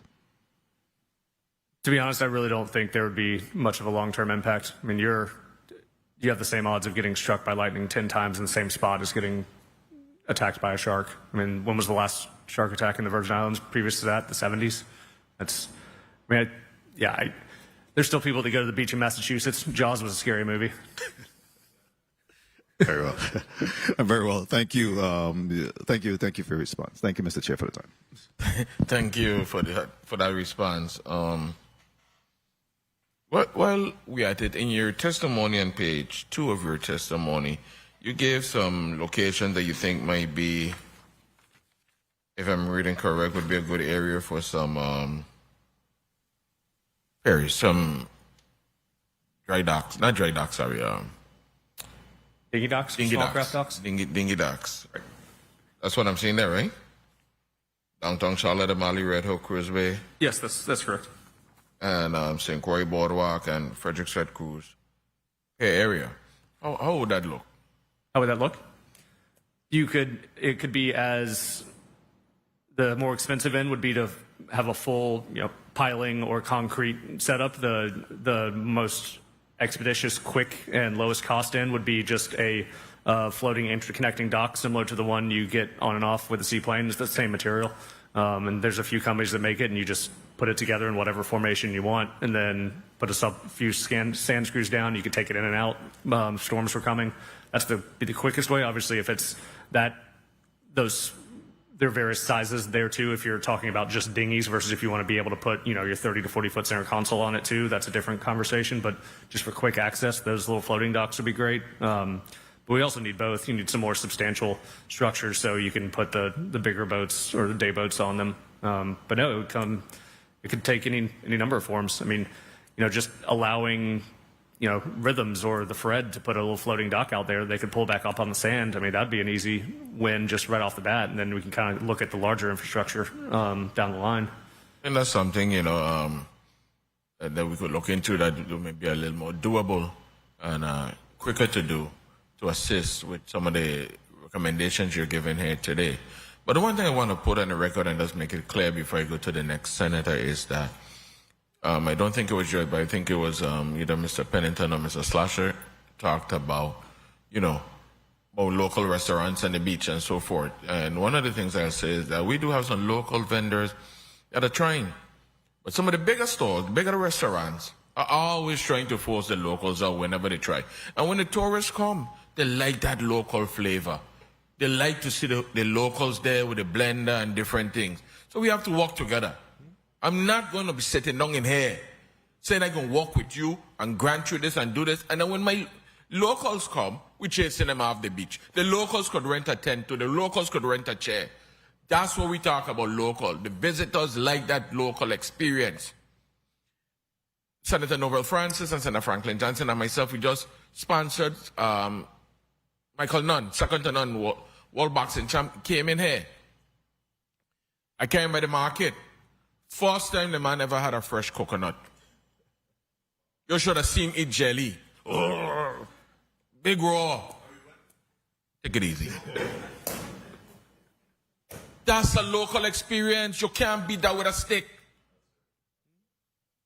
My son grandfather carried him by the market a Saturday morning to show him how to pick out fish. Old white snapper, grouper, all kind of fish wrong the tongue. That's the experience. That's what the tourists looking for. But when we try to offer it, we have these pushback. And I cannot say I'm going to help one set and we chasing the locals. Not this, Senator. I ain't for that. So we have to work together. I used to say to myself, when the tourists come here, they're running from the American food, the hamburgers and so forth. But they love that on the beach. Want a hamburger and fries. So if we could offer that hospitality, offer that cuisine, along with our boiled fish and fungi still there, let's work together. You could rent your chairs, you could do what you have to do, but the beach is big enough for everybody. And respect the locals when they come to take a swim too. Senator Gettinger, recognized for your 5 minutes. 1 second. Point of information, Senator Novel Francis. Thank you very much, Mr. Chair. I think it was Jay Pennington that alluded to a Cruz Bay situation there, but that whole conversation about the locals, I experienced recently on St. John where, in order for individuals to even be able to get on the charters or come off the charter, that they actually go into the water. There, the charters actually have to come up on the sand there, they disembark, and actually have to go into the water in order to be able to board there. Can you explain what's happening with that situation and why we can make better accommodations to ensure that our tourists and others are able to better access the charters in that location, Cruz Bay? So I'll speak specifically to Cruz Bay because I've spent a lot of time in St. John, and the charters you're talking about are likely Ocean Runner, which is a relatively large operator, and they operate right off of the beach there. They have a small place in Wharfside Landing, and I've been on their boats. And yeah, you've got to get in and out of the water to get on the boat. There's no dock there. And there was a proposal put up a few years back, private equity, to build a dock on like the Gallows Bay side of the harbor specifically for the day boats. And it's also a double-edged sword because the day boats, because they don't have a place to dock or moor, then take up the entire harbor. So if someone on a transient boat, one of our charter boats, for example, wants to come in there and anchor or moor overnight and go to the restaurants and go to the shops, there's no place for them to go inside the reef. So it's a two-pronged problem. The dinghy docks on the ferry dock help, but they're not huge, and they're not big enough for anything over about 14 feet. So, and then there was, I believe, a missed opportunity when the Customs House was destroyed in the creek. That whole area should have been redeveloped into a charter marina owned by the Port Authority, run by the Port Authority, and all the charter boats should be moored there, stopped, and go there, and we should have moved Customs to Red Hook. Nobody asked my opinion at the time, and maybe I should have spoke up, but I really feel like we missed an opportunity to fix some of St. John's problem. If the Port Authority had been either leased it out and let someone else run it like they do Crown Bay or done it themselves, you could have moved all the day boats out of Cruz Bay Harbor into there and then made Cruz Bay an access point for the charter boats that want to come into town and spend money. And you probably could increase the revenue 30-40% for most of those Cruz Bay and St. John-based businesses. And frankly, there's a lot of local business on St. John that you can't get to without getting to Cruz Bay and getting in a safari and riding. For years, before I moved to the Caribbean in 2008, for years I would stay on St. John for vacation, and you had to get around. And some of the best businesses aren't on the beach; they're on the hill. So a comprehensive plan but not years of planning. Somebody needs to make a decision that impacts that whole thing and gives us that jewel, because Cruz Bay is absolutely a jewel, and we need to be able to have access to Cruz Bay because the Sopris Hole is the closest thing to Cruz Bay in the BVI. They really don't have anything that rises to the level of Cruz Bay as far as what's onshore, places to go, places to spend money. But we don't have Sopris Hole's dockage there or ability to get ashore like you do in Sopris Hole. Thank you, Senator Gittins. You're recognized for your 5 minutes. Thank you, Mr. Chair, and good morning to all. Mr. Chair, I couldn't concur with you more regarding supporting and guiding our locals as they sell their products. We have to help them along the way, though, because we want to make sure that they're healthy, of course, so we need to make sure that they have a health card and just give them a placement permit and put them in these strategic areas. This is definitely important to our tourism industry. And Mr. Jones, it is. I want to tell you, too, that, yeah, Jaws had me out of the water for a long time, too. I was only about 4 or 5, but I remember my parents couldn't take me to the beach because I wouldn't get near or by that water. But I also want to thank you all for your testimony today. You did not just express concerns of the charter industry, but also provided concrete and viable solutions for moving forward. So I thank you for that. And I wanted to ask you, Mr. Jones, what moorings or mooring system is in place specifically at Magens Bay now, and how does this, how would that differ from what you're proposing? Yes, sir. Thank you. There is no mooring system in Magens Bay. It's just anchor.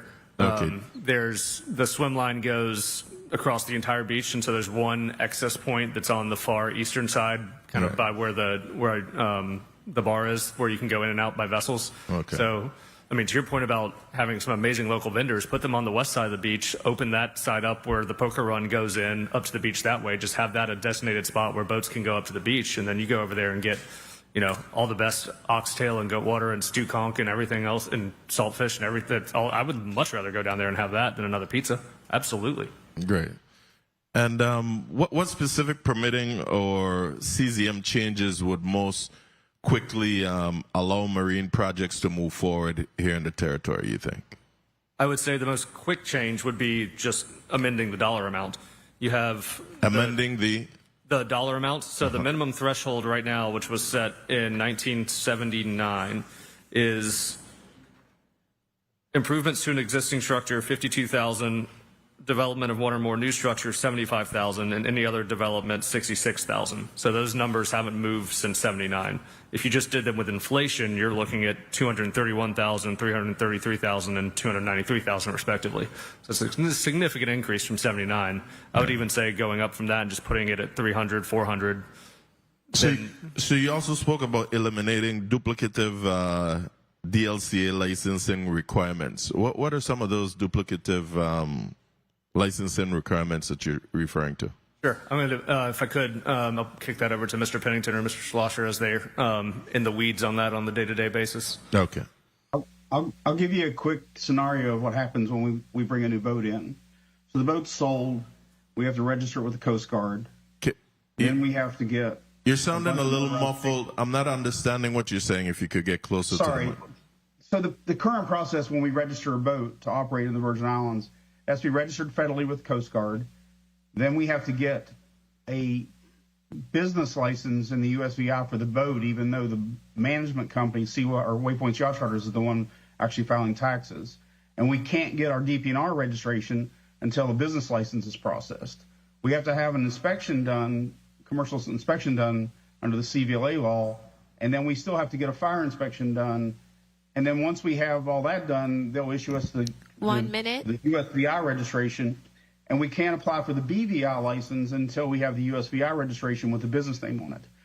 And for years, as a management company, the only business license we had was the one to operate our little retail boutique and the one for the charter operation.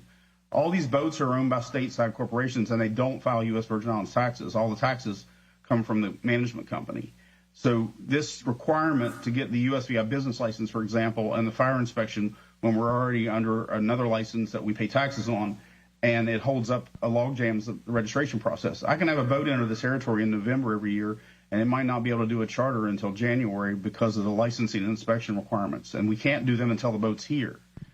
So all right. What Kenan suggested earlier would be a single portal where we would log in, enter all that information, and it would handle all the licensing. And that could be subcontracted out to someone like Chad Blake that runs CVLA or BEEP or anybody else, or DPNR could put a dedicated employee on it. But if we could simply take the bill of sale and the Coast Guard registration and pay one fee, and every agency that's under that would get their little piece, but we could comply with everything one time and get it done, that would be simpler for business. And it would be less expensive, even if the fee was higher than what we're paying now, because all the associated administrative costs with processing those applications and the delays in doing it and the lost revenue from the boat sitting on the dock waiting for approvals. So a single point login at licensing or DPNR where commercial boat could be registered one time would be much simpler.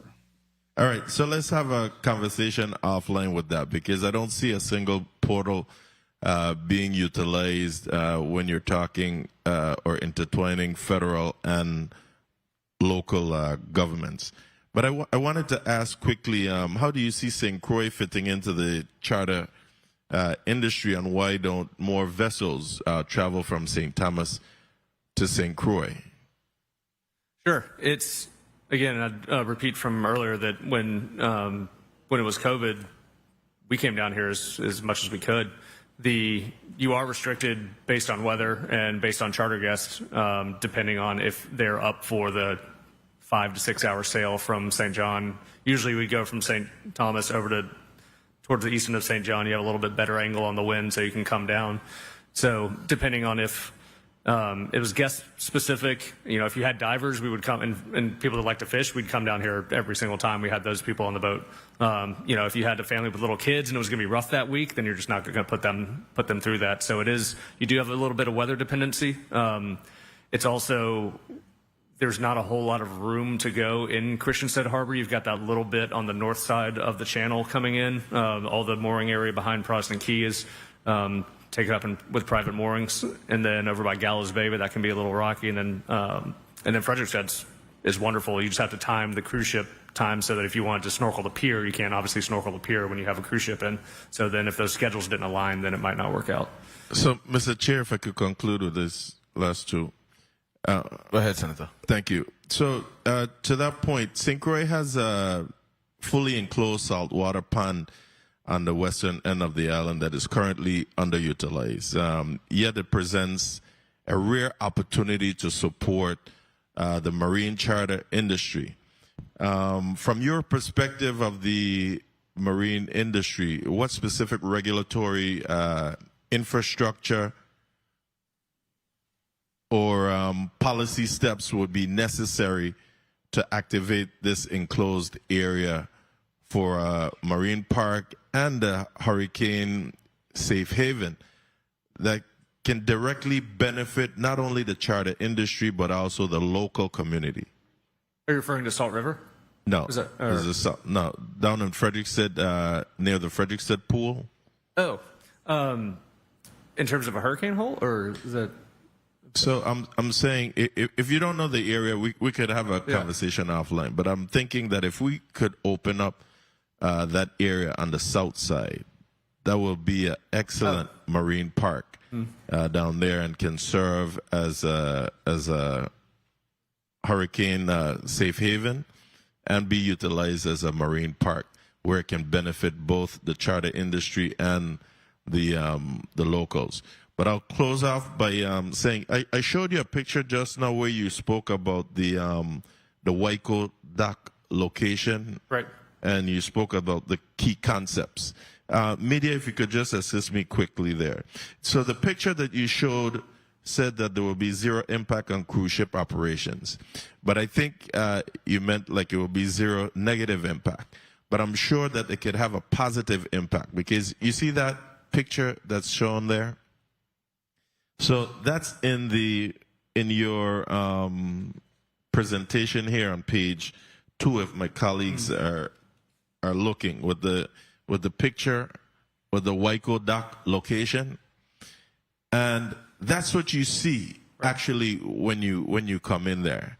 So if you guys were to be able to fix up this area as a what would you call a boat yard? Boat yard, repair facility, haul out facility. Yes, sir. So it will be a much better viewpoint there. But that picture that you just saw was a picture from your cabin on a ship when you get in.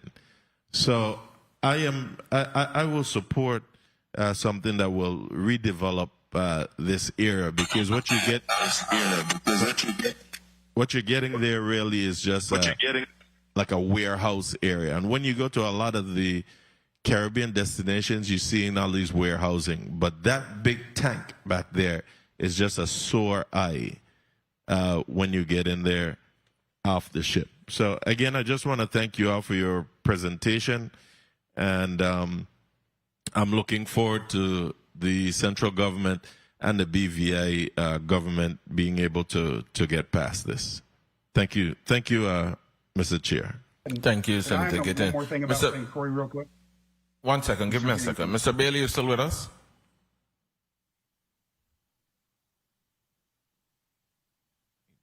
Jumped off. Go ahead, Mr. Pennington. So we keep going back to the mooring project that didn't get finished, and one of the things that didn't get finished was St. Croix, and DPNR already has a list of approved mooring locations that were supposed to be part of this VIPCA project. Some are in Frederiksted, some are in Christiansted, some are in Salt River.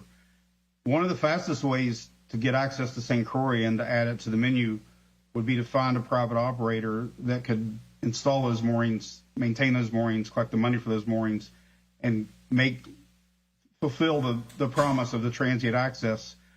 I had a boat last night at 10 o'clock at night. I got a call from someone in Frederiksted. One of our boats is over there and picked up a private mooring because the weather is heavy and they were unable to properly anchor at Frederiksted, and they had to do something. And so they stayed on this private mooring overnight, which is of questionable design and build. So had we had our VIPCA moorings installed in Frederiksted or Christiansted, they would have had a better experience given the weather. But it's not just the weather. You know, people have a certain confidence level in moorings versus anchoring when they're not as experienced. And so finding some way to fulfill those mooring installations in St. Croix, even if it means a public-private partnership, and getting it done would be a big boost to St. Croix and the boats visiting St. Croix.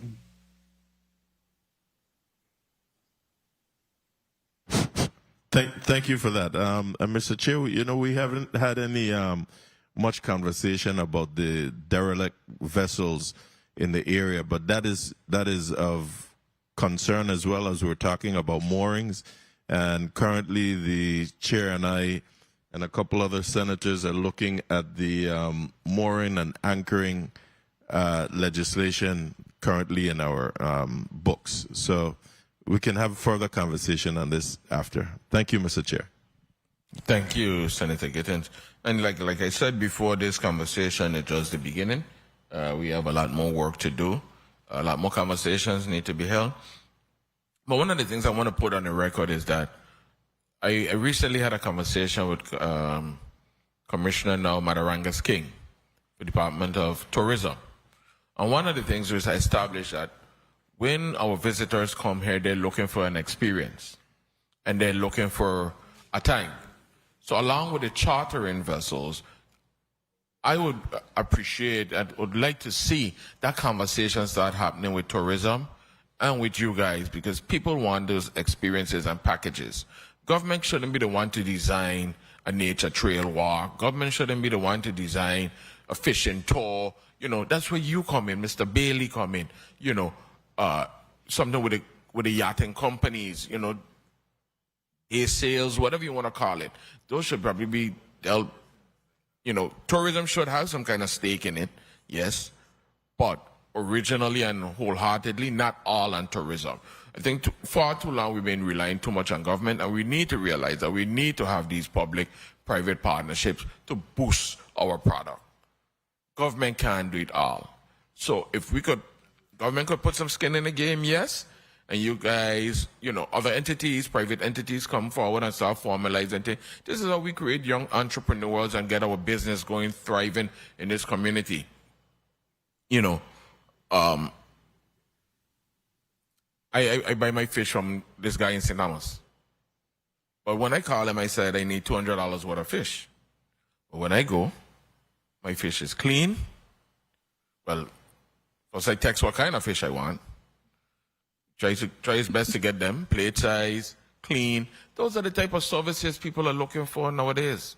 When the tourists come here, they want to know, well, where can I go and get a local fish? You know, government can't do that. You know, there's a lady over here, and I mean, like for my St. Croix colleagues to help me here, I remember last year for the Agfest, she had this thing where you could go and like you buy a crab. Say it again. Crabs would comment. Those are tourist experience. You cook your own crab and all kind of things. It's a whole day, a whole package. The government involved? No. But that's an experience you pay for, and that's something you'd always remember. So, colleagues. Point of information. 1 second, Senator. This is my time. I thought you were. Mr. Pennington. Yes, sir. In your day-to-day operation, you talked about, you know, one of the critical stuff is about being able to service the boats and so forth properly here in the territory. That was one of the things you talked about, or it was Mr. Schlosser? No, I spoke of it. So did Steve. Great. And you talked about raising own equity here and so forth to probably put a service area here in the Virgin Islands. But it does have a matter of getting land. Is that option still viable? Is it still on the table? I haven't talked to Chad or Dare in a long time. I know Kennan has. I talk to Chad all the time, but I haven't talked about that specifically. But yes, I believe that it's still a very viable alternative. And two of the locations that were mentioned on St. Thomas are the one at Havensight that you just showed with the tanks. The other was at the school in Frenchtown. And in the example, the one at Havensight, you would have to put a travel lift in, but it would go behind the existing cruise ship pier, so it wouldn't impact access to the cruise ship pier. In the case of the school, it would have to be over there near where the old customs office is that's currently abandoned, and then have access to the land, at least on that south part of the parcel, if not the whole parcel where the school is. And you guys have a copy that Kennan sent of the original proposal that Dare and Chad put together about the school site that talks about exactly what they need and the opportunities there for, you know, potentially as many as 20 local businesses. A lot of these trades that Steve talked about earlier, like refrigeration is especially, heating and cooling is especially, water makers especially. So a lot of us rely on a specialist who runs their own small company as a subcontractor to do that work, as opposed to trying to keep 12 guys that are trained in 12 different things, because sometimes you only need that refrigeration guy every other week. You don't need him every day. So a site like the school gives you the opportunity to build out and lease, you know, units to other businesses, you know, the parts supplier, all those subcontractors. So yes, I believe there's a demand still, and I believe that there are people in the industry that would participate. Thank you. Colleagues, we're going to go to one minute, one question, but before that, Senator Francis Heiliger, you have a point of information? Thank you so much, Mr. Chair. Point of information to testifiers. One of the things we keep talking about is how government should not be involved in a lot of these things, which I totally agree. I personally think that our locals and businesses need to do a lot more. But I also recognize that our government itself a lot of times is a barrier for our own expansion, because it takes a lot of time just to move a simple piece of paper and drag out some of these things forever. What are your thoughts as it relates to local businesses, even your own industry, stepping up more to potentially move the line in getting some of these projects and activities up and running? And how do you feel government involvement when it comes to the paper pushing and the paperwork potentially could be a hindrance to these types of advancements? Thank you very much, Mr. Chair. Mr. Jones? Yes, Senator, I believe your comment is 100% spot on. Government has a very key role in ensuring that people are protected and procedures and rules are followed, but all too often those procedures and rules can overlap each other and create a barrier.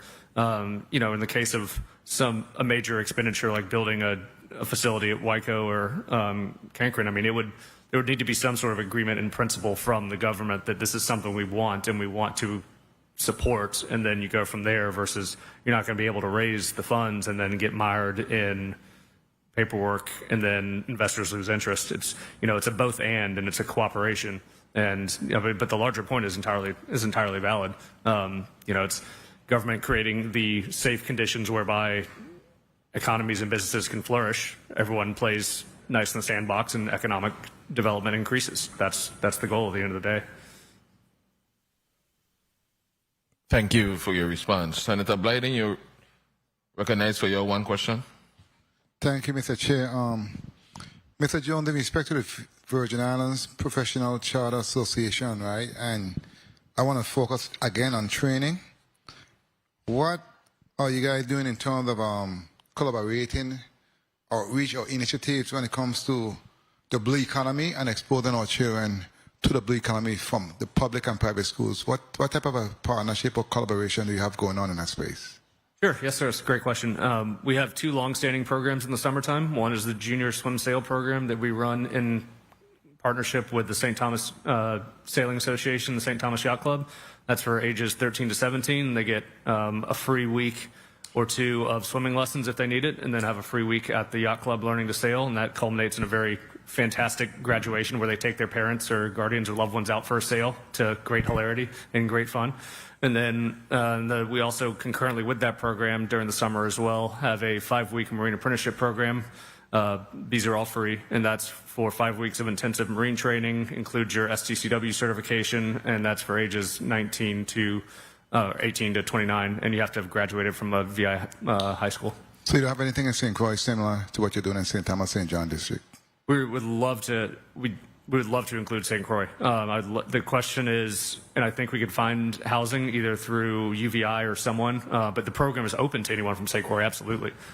Just logistics have gotten in the way previously. But St. John as well. I mean, we've had participants from St. John plenty. Okay, very well. Thank you so much, Mr. Chair, and thank you for your responses and what you do.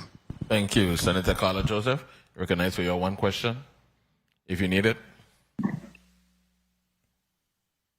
And thank you so much, Mr. Chairman, for the opportunity to ask this question because it's been burning with me. I know we had discussions with the governor last month regarding this same issue. What are we doing with our blue economy? And the governor mentioned in our discussions or alluded to that some coordination with legislature as well as the executive branch and also with the partners in the marine industry to really have a sit-down discussion. I would call it more so a come to Jesus moment to address this issue of our little divide. And it's not a little divide. I'm minimizing the big divide that we have right now, this little skirmish, because we really need to get to the bottom of it. So my question would be to you, Mr. Jones, Mr. Schlesinger as well, and I'm sorry if I mispronounced your name. Have you had any recent conversations this year with the governor regarding this meeting? Because I know that was one of the burning issues that we talked about. Your concerns are our concerns. We are hearing you. We are feeling you. This body supports every year, provide funding to the U.S. Virgin Islands Marine Vocational Program. And I believe I saw in your proposal that you have here that you also have them as one of your partners. So we provide those type of support, maybe on the back end or on the front end, but we do. So have you had any conversation with Governor Brian or any of the persons regarding coordinating this meeting, because it needs to happen sooner than later.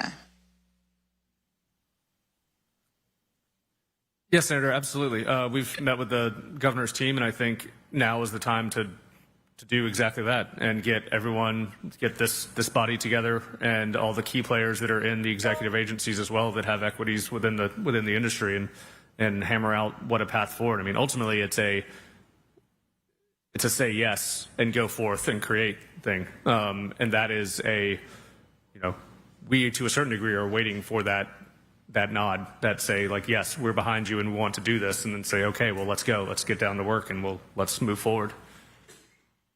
So thank you. So I think it would have been also a good idea for us to have had some of those partners that you mentioned that are playing a vital role be a part of this conversation today, DPNR as well as DLCA, so that we could really flesh it out here on the record, have the documentation to show that this is where we want to go forward and put the pressure on. I hope when your conversations, it was this year and not last year that you spoke with the governor regarding the coordinated meeting, because we had that discussion just last month. Thank you so much, Mr. Chairman, for the time.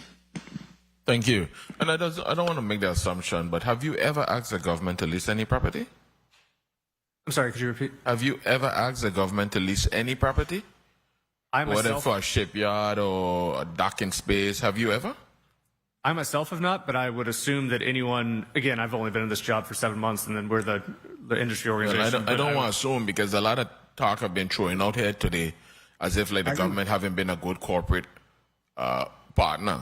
Sure. And not, so Mr.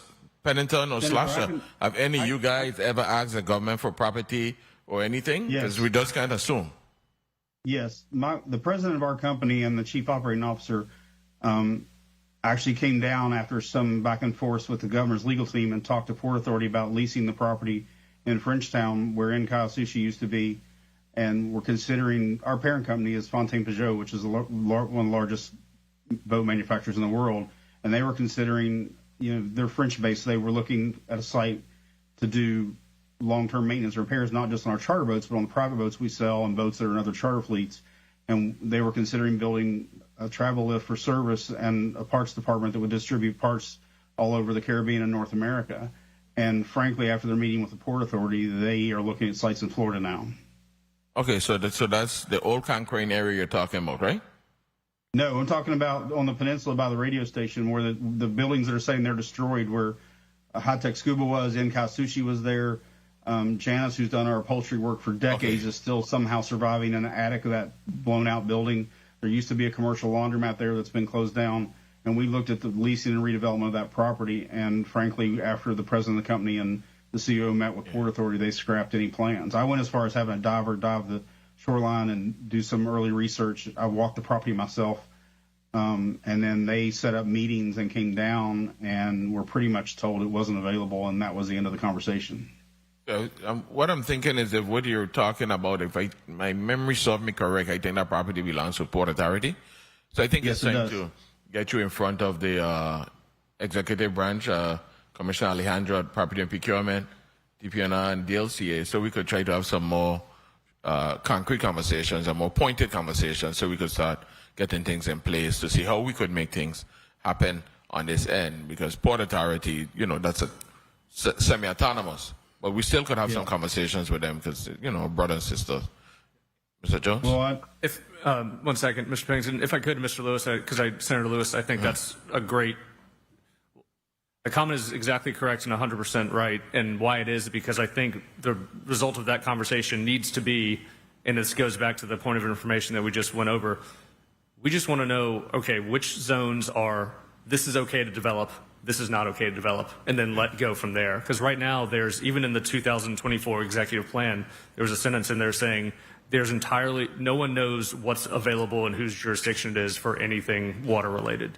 There's so many overlapping things. So if we can just sort that out, then we have a blueprint and we can go forward. And I think that's exactly the way forward. So one of the things I'll put on the record is I think the conversations now, I can't tell you what to do. You could have many conversations with the governor, but it's time to really start having that nut and bolt conversation with his commissioners and even his policy advisors, so we could start making things concrete and start moving legislation if need be to get in place. All right, Senator Ray Fonseca, you're recognized for your one question.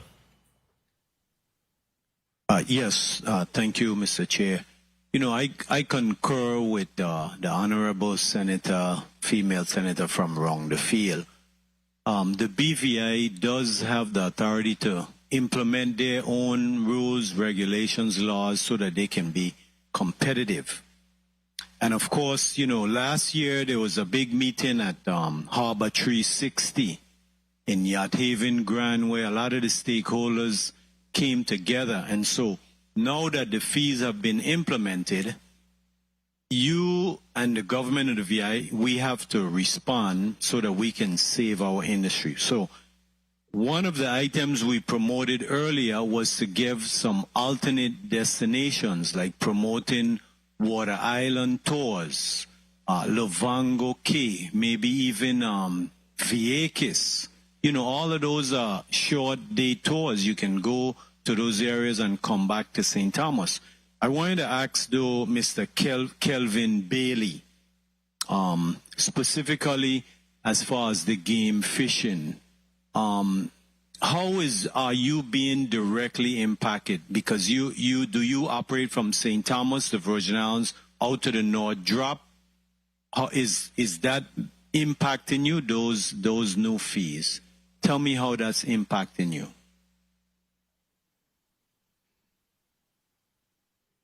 Senator, I tried Mr. Bailey a couple of times, and I was unsuccessful. So I don't know if he dropped off or not. But that's a question that we could table and send to him. Okay, well, let me ask Mr. Jones a question. So, what are you doing to respond now to make your business, your charter business, more competitive, being that we're faced with this situation of the increased fees? What specifically are you doing to impact your business, other than coming to the government? And we understand we have a responsibility. But what other steps have you implemented to save your business? I will put that question to Mr. Schlossers. I don't operate we have the industry association rather than operate businesses and boats themselves. And Mr. Schlosser? Yeah, thank you. As I stated earlier, we've had to open up an office over in the BVI, and we're beginning to staff it because our boats all go over there and they just need some sort of assistance, whether it's helping with a crew finding something or a maintenance issue. And we rely on the BVI folks to help us out there, but having a presence there is important for us. So that's one of the ways I've had to transition our business. Okay, thank you, Mr. Chair, for the time. I'd like to also add into that, Waypoints and formerly CYOA, we're the only ones that didn't pull up stakes. We've changed our marketing. We're marketing the Virgin Islands as a separate destination for the British Virgin Islands, and we're doing as much as possible inside the footprint of our company. And we're the only big company besides Steve that didn't pull up stakes and leave when the times got tough. And we're still here. We're going to do less business this year than we did last year, but we just signed an extension on our lease. We're committed to doing business in the Virgin Islands. But that's why I'm sitting here taking the time to do this meeting and other meetings I've done with the governor's team so that we can get – the government can't fix everything, but you can help us fix everything, or at least enough stuff to keep the business driving. I think that's the key point here. We're not asking anyone to give us the moon. We're asking everyone to make sure that business can be done in the territory.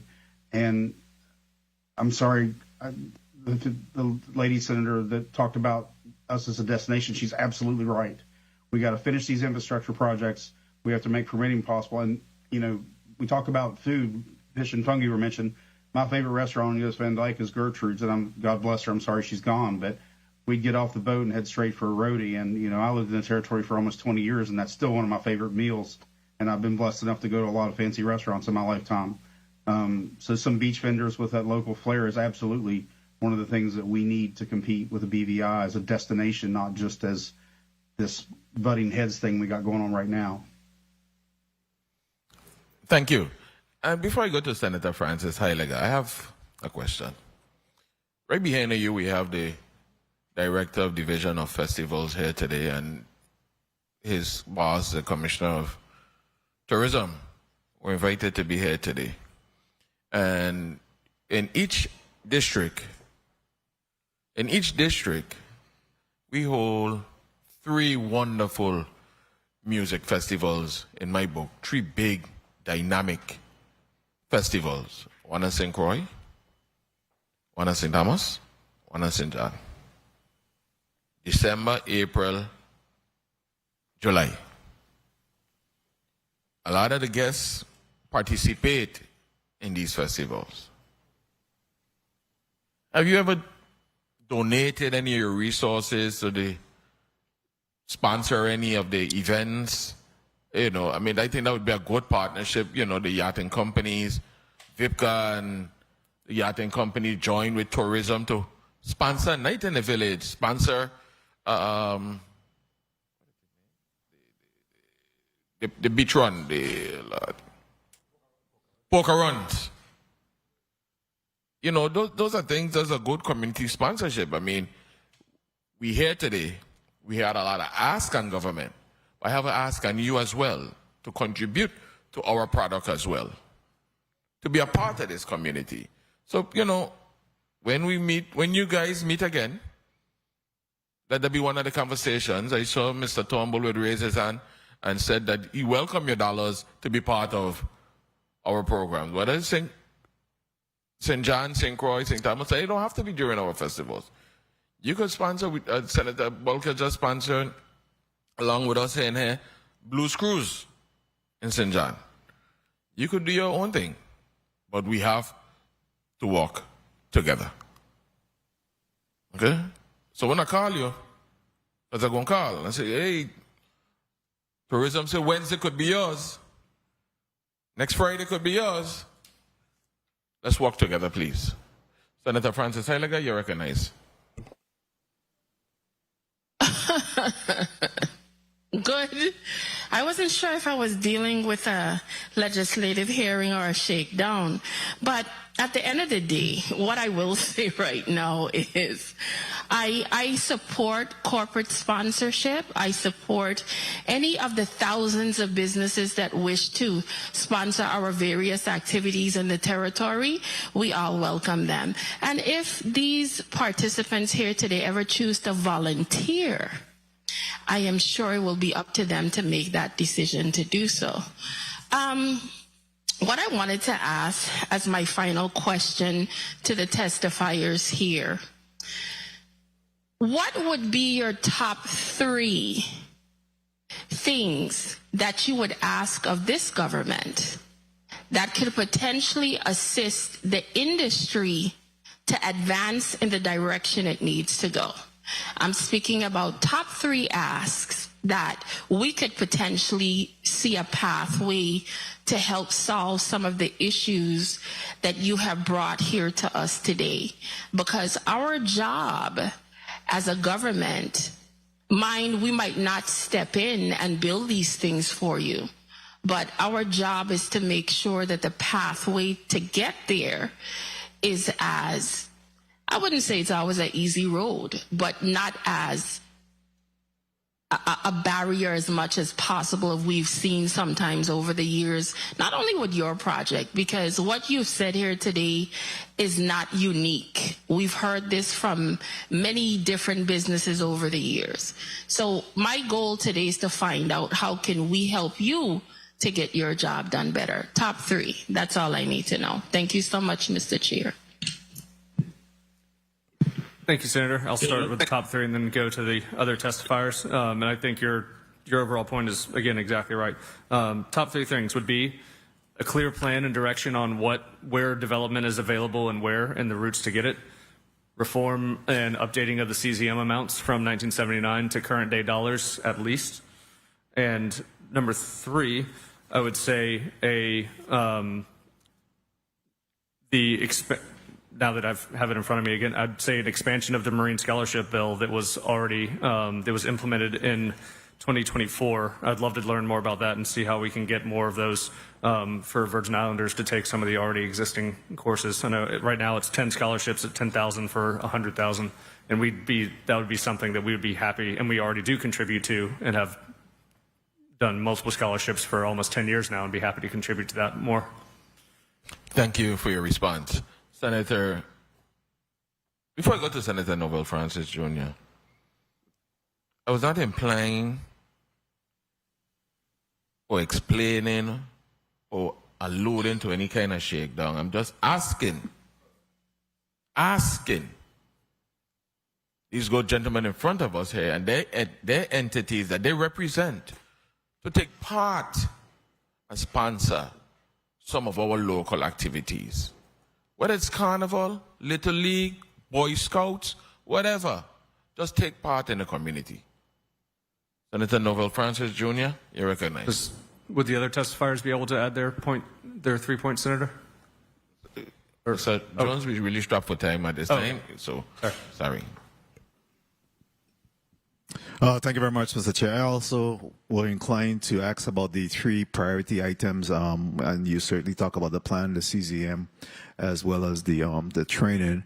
I wanted to ask you whether or not, do you have a mechanism by which you're able to gauge your marine product that you offer to the tourists? Do you have an exit questionnaire, a survey, or anything that's done to determine, feedback?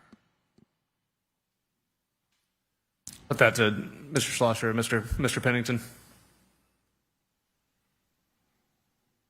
One of our companies does charter bookings for our boats as well as other boats in the industry, mostly in the term charter accrued basis, and they do follow up with a questionnaire asking both on their booking experience as well as their experience in the Virgin Islands, both the USVI and BVI. Can you quickly just talk about two areas of concern or interest that they mention repeatedly? I always hear, as other people have mentioned here, the local experience is one, and they want to go home with a suntan, so their friends asking where they've been so that they can talk about their trip. So that's on the positive side. On the negative side, and it's probably been repeated many times, but the long waits for the airports to get through customs to get into the airport, especially on Saturdays. What about mooring fees? Do we believe that our mooring fees is adequate and appropriate at this time? I'm going to let Jay respond to that because most of our vessels cover the fees for the moorings. The guests actually don't pay that themselves, so it's part of our charter expense. I understand the prices need to go up as long as the moorings are maintained and they're safe. I feel comfortable with it. There's a lot of money sitting on that one piece of line. Okay. And my final question will be respect to what appears to be a silo approach at times. How do we minimize silos, and especially in this environment that we're currently in and the need for us to really collaborate and communicate? How can we minimize, silos and really organize for a unified front, moving forward on this? Any ideas of how we could get that done? I would say that communication is important, and I don't know if you're talking about specifically the silo of the USVI versus BVI or what we have going on in our industry as opposed to what the other members of the territory and other businesses demand. But this meeting, I hope, has gone a long way towards a better understanding of how the legal implications affect our business and what our options are as a group to make things better for everybody. So communication and a shining light is always important for that type of discussion. I still think there's an opportunity with the BVI government to talk about a more realistic fee structure, and I agree that they have the right to pass their own laws. It's unfortunate that the law that was passed, I believe, was intentionally passed not to collect revenue, but to actually destroy our business and move the boats over there. Their fees are actually, the fee collection is actually going to go down even with the increased prices because fewer boats are registering here, and that was their goal, at least from the outside looking in. I would have much rather preferred some kind of universal flat tax of occupancy tax like you charge on hotels that could be passed on to the consumer, not the businesses, because you can sell that. If someone books a boat and it's $15,000 and the tax is 5%, then when they book the charter, they know they're paying that. What happens now is we pay this hidden tax that we have to build into the cost of the charter, and then they show up at Yoast or West End and they pay another $1,000 in customs and duties. And it just feels like everybody's getting a piece of you. Now, that's the weakness. The strength we have is we need to go back to marketing and say, look, the USVI is a destination for sailing that's wonderful. You fly in without a passport. You're on your boat in 10 to 20 minutes. We have multiple provision options. St. John is the crown jewel of the whole Virgin Islands. You know, we have a lot of things to sell, and we need to stop making excuses, and we need to make it clear that it's difficult to get to the BVI. You know, just this last week, there were multiple American Airlines flights going to Tortola that had to land in San Juan and go back to Miami because they couldn't land on that short runway. I'm not looking to disparage the BVI because it's still part of what we sell, but we need to be proud of what we have to offer, which is great access, quick access, easy access, none of these burdensome fees that have to be absorbed into the cost of doing business. And all we need to do is put a little icing on the cake and add in these other amenities like moorings and docks and access and make everybody feel at home, and then we won't have to worry about what the BVI wants to do. Oh, thank you very much for your responses. I'm hoping that from this meeting, that, you know, our communication will be that we're able to accentuate our positives, you know, definitely improve on our negatives and really work in a consortive effort, you know, to, as a government and a private sector, a public-private partnership to ensure that we're delivering a product worthy of them coming to the Virgin Islands and continue to make sure that the USVI is poised and positioned to accept our marine industry moving forward. Thank you very much for your responses. Thank you very much for the time, Mr. Chair. Thank you, Senator Francis Jr. The one thing I'll say to everyone here is that while I understand what the BVI did, you know, they gave their reasons of trying to balance their budget and raise revenues. And we're saying we need to leverage and, you know, make things equitable. The one thing I want to say to all of us, whatever we do, we have to do strategically and purposeful, because other markets are watching us go back and forth, and they're willing to capture that market as well. So we have to be careful, and whatever we do, I like the last set of comments, promote our product. The U.S. Virgin Islands, the duty-free port, you know, St. John, Water Island, St. Croix, promote our stuff, promote our trails, promote our beaches, promote, you know, our cuisine, you know. Everything that we have, let's promote it, amplify it by the thousand, you know.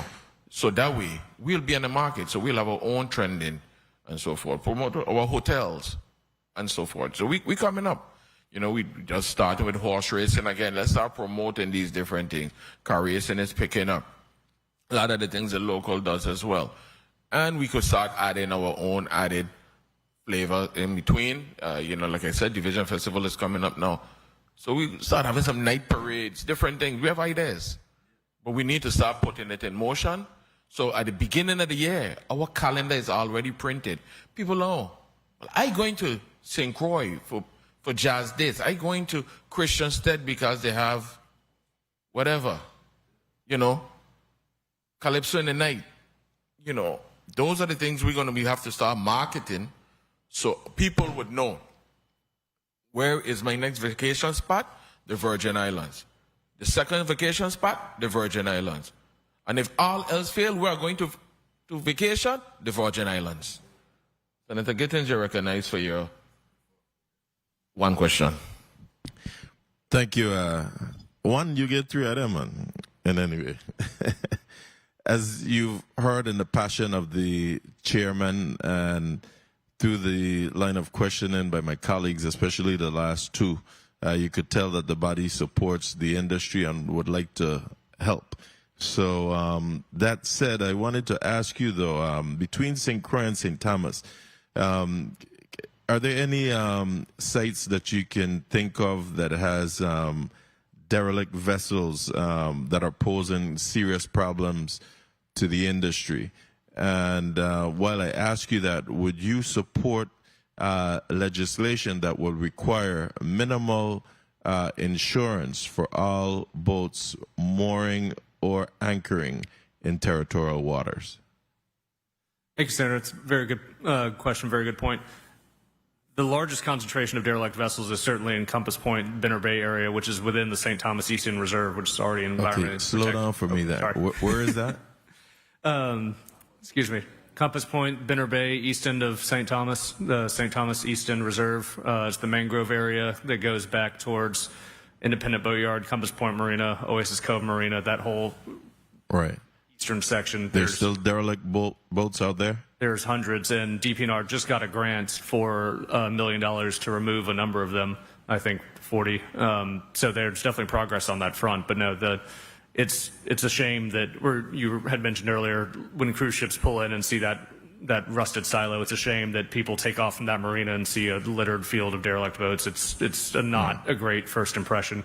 And no, it's certainly something that needs to be cleaned up. And I think I saw recently that DVI had been cleaning up some of their derelict vessels. So to the degree we can help with that, I'm more than happy to. I know it's expensive and complicated, but to your other point on supporting legislation, I think something needs to be done. I think there needs to be some sort of minimum on wreck removal, or there needs to be some sort of clear process in place on if a vessel is abandoned after 30 days, then you're relinquishing your claim on it, and then it's just going to be subject to removal. It can't be, I mean, it took, 2 years to get the boat in front of the legislature in St. Thomas off after Ernesto?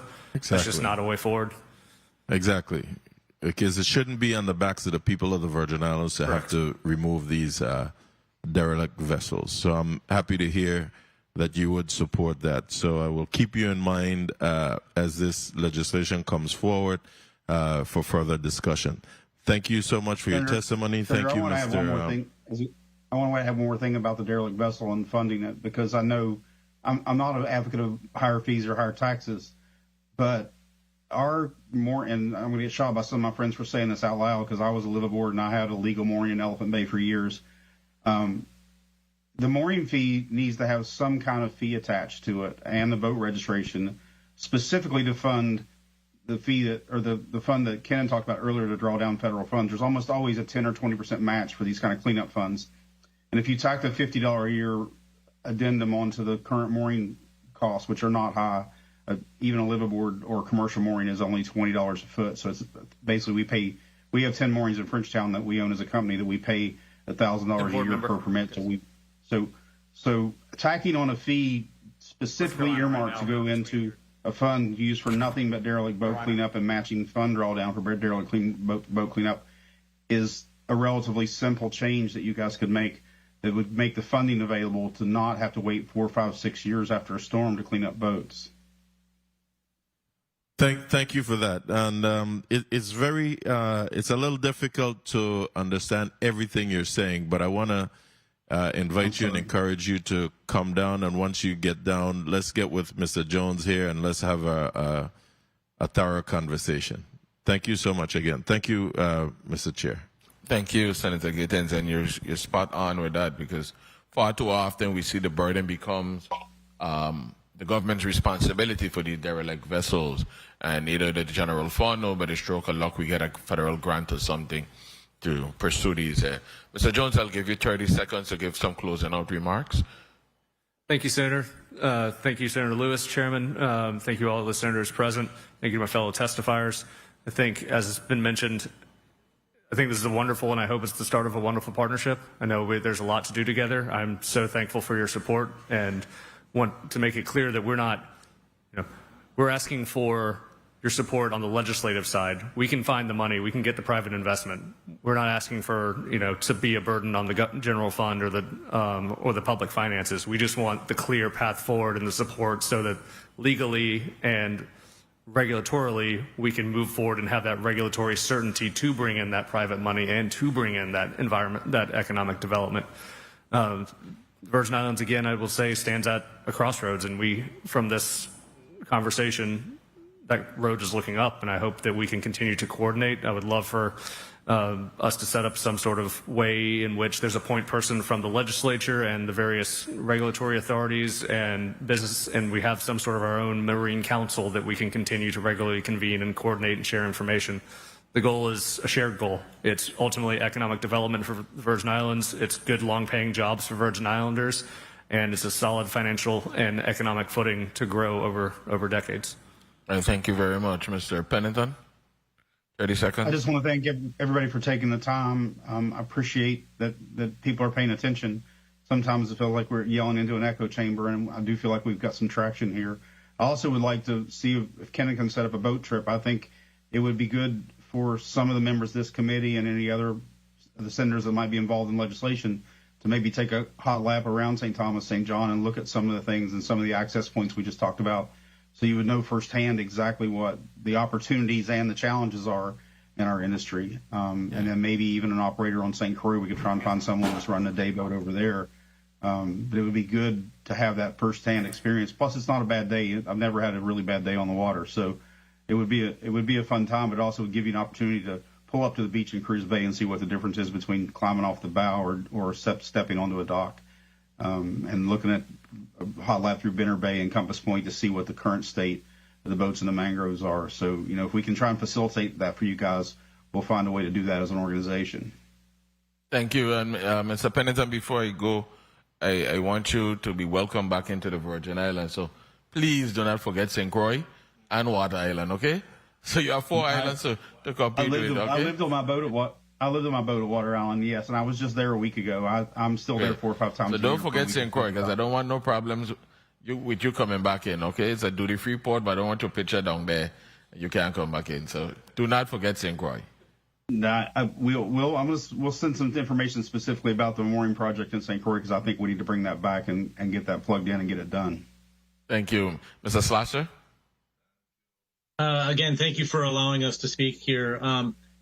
Want to respond to somebody's question earlier about the 3 things I think important for both our businesses, but also the territories in total is building the trade business back up, because we are losing people, getting more attractions like the pizza pie boat and the taco boat, and then USVI marketing. I think there's a lot of room for letting the world know that this is a great place to come to. Thank you. Mr. Jones, Mr. Pennington, Mr. Slasher, Mr. Bailey, I really appreciate you coming here today and sharing your insight with us. Thank you for, again, partnering and letting the world know that we are open for business, especially our marine business, and we are about business. And we are about not just our guests, but we are about our locals as well. And I appreciate this conversation. All testifiers are excused. The Committee on Government Operation, Veterans Affairs, and Consumer Protection stands in recess for 2 minutes as we load up the Department of Tourism and by way of Division of Festival. Thank you.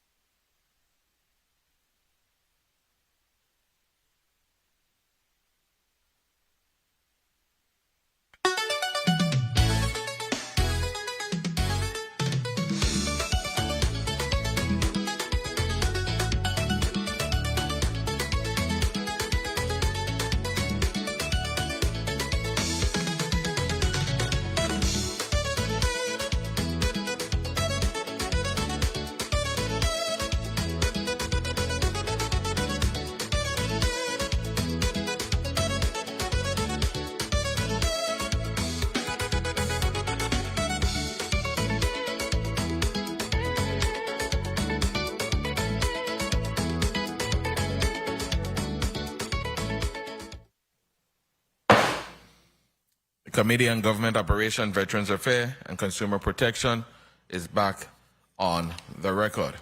Madam Clerk, could you please read the agenda for Block 2?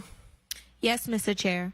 Block 2. The committee will receive testimony on the operations of the Department of Tourism, including but not limited to enabling laws, current department challenges, a plan of action to resolve challenges, and the following: plans for the upcoming carnival season, what to expect from the Division of Festivals, update on the outcome of the 2025-2026 Crucian Festival. Invited testifiers, Mrs. Jennifer Mantaragas King, Commissioner, Department of Tourism. Mr. Chair, this concludes the reading of Block 2. Thank you, Madam Clerk. Before I go, just so the listening and viewing audience would know that the Commissioner was invited for the fact that there were some updates we wanted from the department, but I guess the crux of the agenda, everything was based on Division of Festival, but it would be nice for her to be in here because senators would have queries and inquiries about, you know, the day-to-day operation of the agency.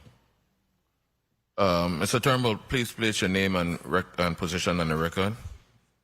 Good day, Senator and the senators of the 36th Legislature. Ian Turnbull, Director for the Division of Festivals.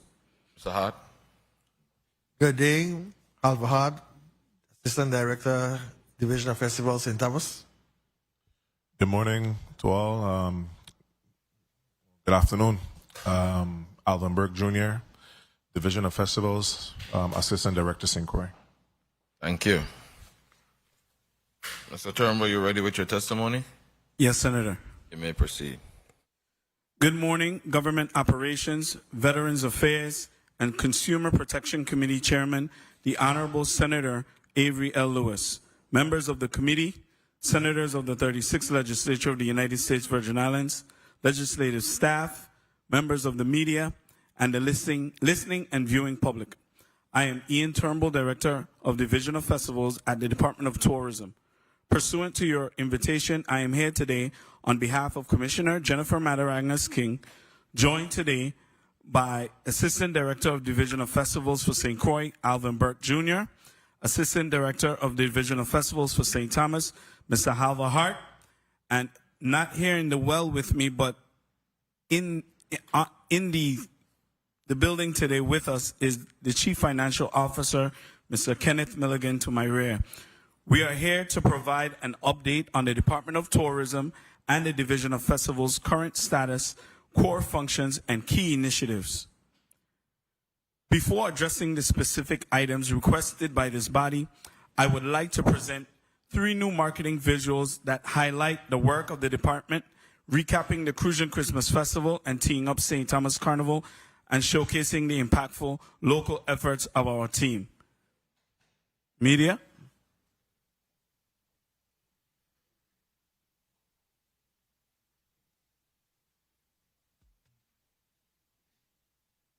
What you have here is our promotional video that we just put out for St. Thomas Carnival.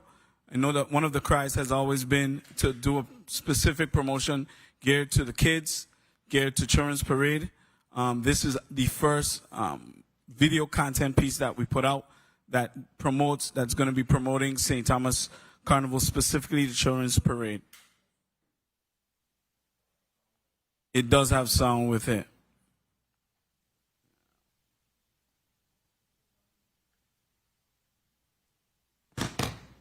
We'll redo it.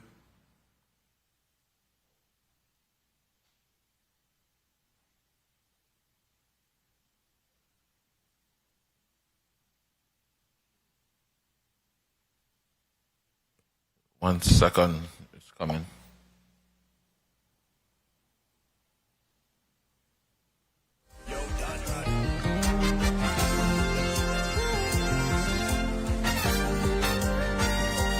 This is the place that I call home. This is the place with a diverse population. A melting pot for the whole Caribbean. With open arms, we welcome everyone to Carnival in the Virgin Islands. Meet our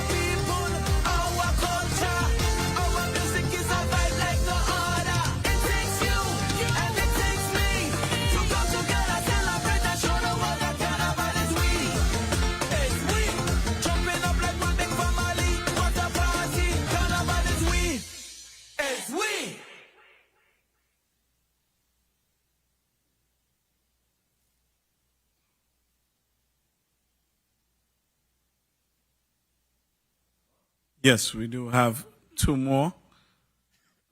Just to give, this is a recap from the last lap, the village in St. Croix, with our partnership that we did with Trini Jungle Juice.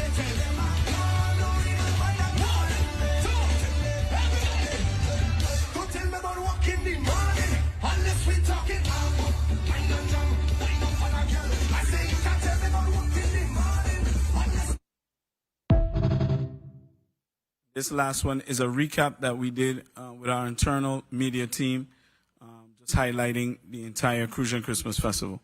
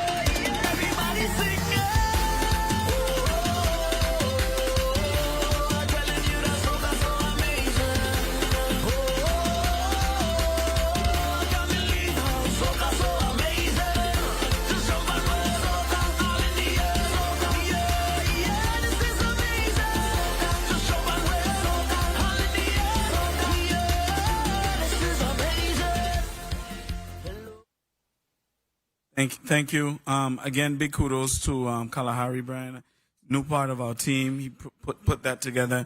And the videos are in that vertical link because, of course, everybody's consuming everything from their phone.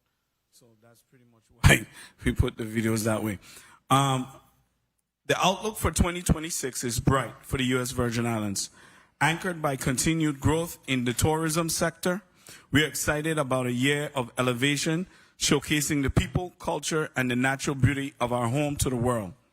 Since last appearing before this body, our team has expanded with the addition of a Chief Financial Officer, Kenneth Milligan, and Cultural Program Coordinator, Kendall Casey Henry, strengthening staffing across districts and further supporting the department's mandate, mission to market the territory as a premier global destination.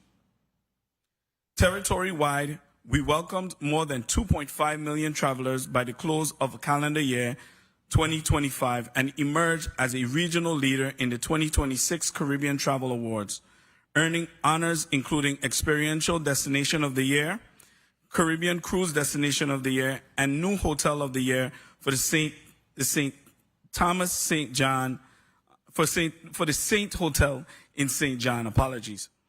In addition, just last week, Southwest Airlines launched 2 non-stop flights to St. Thomas from Baltimore and Orlando, further enhancing access for key feeder markets and supporting our sustained passenger growth. Crucian Christmas Festival delivered a remarkable return, marked by strengthened local collaboration and engagement, partnerships with the University of the Virgin Islands, and respected cultural guardians from the St. Croix district, including Papi Love, Samuel Sanis, Ruben Melendez, Agent Ventura, and others, and the launch of the Road to Crucian Christmas Festival social campaign were central to this year's success. The preservation and passing of cultural traditions remained paramount as we hosted the Calypso and Soca Monarch competitions and crowned new Carnival royalty, Miss St. Croix Festival Queen, Miss Amenti Golden Phillip, Junior Miss Lashante Joseph, Princess Jalen Rodriguez, and Duchess Talia Simmons. During the Crucian Christmas Festival season, the RT Park Community Impact Fund microloan program was launched and successfully supported small business participation by providing 8 approved microloans for local vendors, creatives, and booth operators. This program delivered fast, affordable capital to help participants increase inventory, secure supplies, and expand offerings in time for peak festival traffic, directly strengthening on-the-ground economic activity during the festival season. This program will also be extended to St. Thomas and St. John vendors for their respective carnivals. Signature events such as Juve, Food Fair, Children's Parade, and the Adults Parade showcased the very best of the Crucian spirit. For 7 nights, Crucian Festival served as a hub of musical excellence, featuring homegrown and international talent, including Popa, Adamo, Madanile, Rasbach, Vio International, Spectrum Band, Kenya Eugene, Party Band, 411 Band, Morgan Heritage, Nadia Batson, Diani, Voice, Fayan Lyons, Nikki Brooks, and Bungie Garland, just to name a few. Of course, the celebration concluded with Kester Band, whose global reach continues to grow, spreading the message of unity and love through soca music.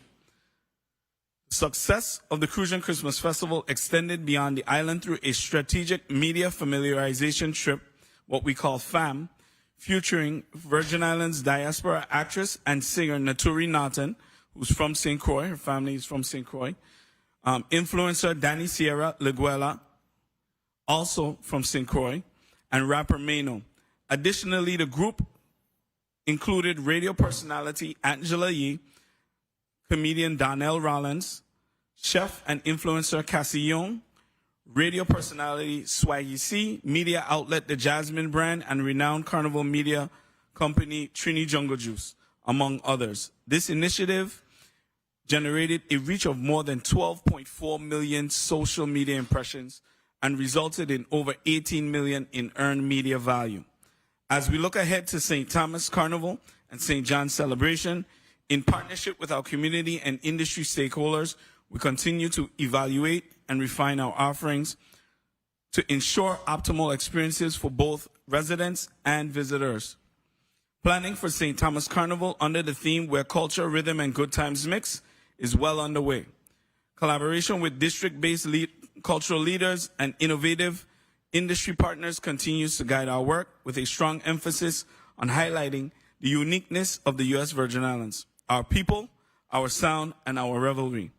While still in the early stages, we hosted our first interagency planning meeting on January 30th, 2026 with the VIPD, Department of Public Works, Waste Management Authority, Department of Planning and Natural Resources, Fire and Emergency Medical Service, Port Authority, and Sports Parks and Recreations were all invited and took part. Food fair registration opened on February 1st. Booth registration will open later this month, and registration for parades, boat races, Juve, and external village vendors will open in March. We are committed to delivering a world-class carnival experience that is safe, vibrant, and memorable. The work of the Division of Festival extends beyond 3 Reasons to Fet. In collaboration with the broader Department of Tourism team, the division continues to support major events across the territory, including AgriFest, as well as partnership activations in the mainland, United States, and abroad, creating immersive experiences that engage and inspire potential travelers. Together, the department and our agency partners continue to lead the industry through innovative marketing strategies that differentiate the territory from our regional counterparts and sustain a strong share of voice, reflected in continued passenger growth. Our work does not end with visitors' arrivals. It continues on island, and the newly expanded visitor experience team has demonstrated exceptional resilience, supporting guests in a variety of ways and leaving a lasting positive impression, even amid challenging circumstances. Tourism truly is all we, and the community's vested interest continues to motivate our efforts. However, we cannot do this work alone. We remain deeply grateful to our partners across the tourism ecosystem, from hotel and restaurant staff to our operators, taxi drivers, vendors, and many others whose contributions are essential to our success. In closing, I extend sincere thanks to the Honorable Governor Bryan and Lieutenant Governor Roach, Commissioner Matarangas King, our partner agencies, members of this body, the Senate, dedicated volunteers, and my exceptional colleagues at the Department of Tourism for their unwavering commitment to elevating the U.S. Virgin Islands, our culture, and our traditions. Thank you for the opportunity to testify. We stand ready to answer any questions you may have. Thank you, Mr. Turnbull. And before I go to my colleagues for a 5-minute round, let me dispose of this real quick.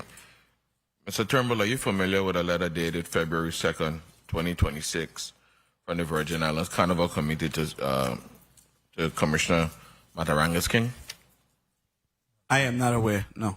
Okay, I'll share this letter with you. It's from signed Mr. Edgar Phillips and Miss Linda Serrano, providing what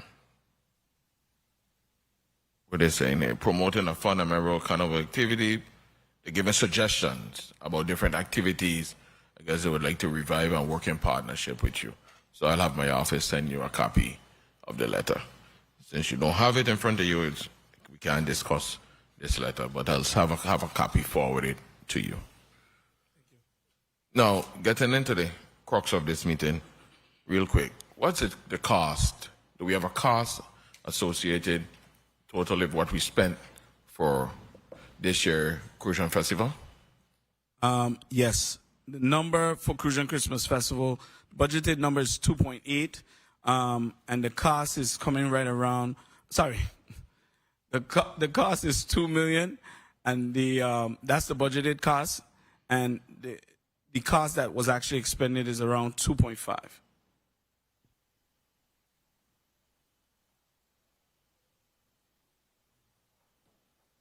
Okay, thank you. And with that, many years we heard that, we should charge for this and charge for that. And I think we have a product here that's the best in the world. And we remain free. And the numbers you're explaining here today, the number that you reported here today, do you see where we get our best bang for our buck, or we still short, or we need to do more? Ian Turnbull, Senator. I do think that we could spend more. However, we do get our bang for our buck. Recently, we reached out to BER, and we're working to get the data to actually, show what that support looks like, what we get in return for it, so that we can accurately give, that information. Now that we're away from COVID, right? I think we're in a footing where we could actually truly say what those funds do and how they impact the territory. I know on numerous occasions this body have asked about surveying individuals after festival. When they come and when they leave.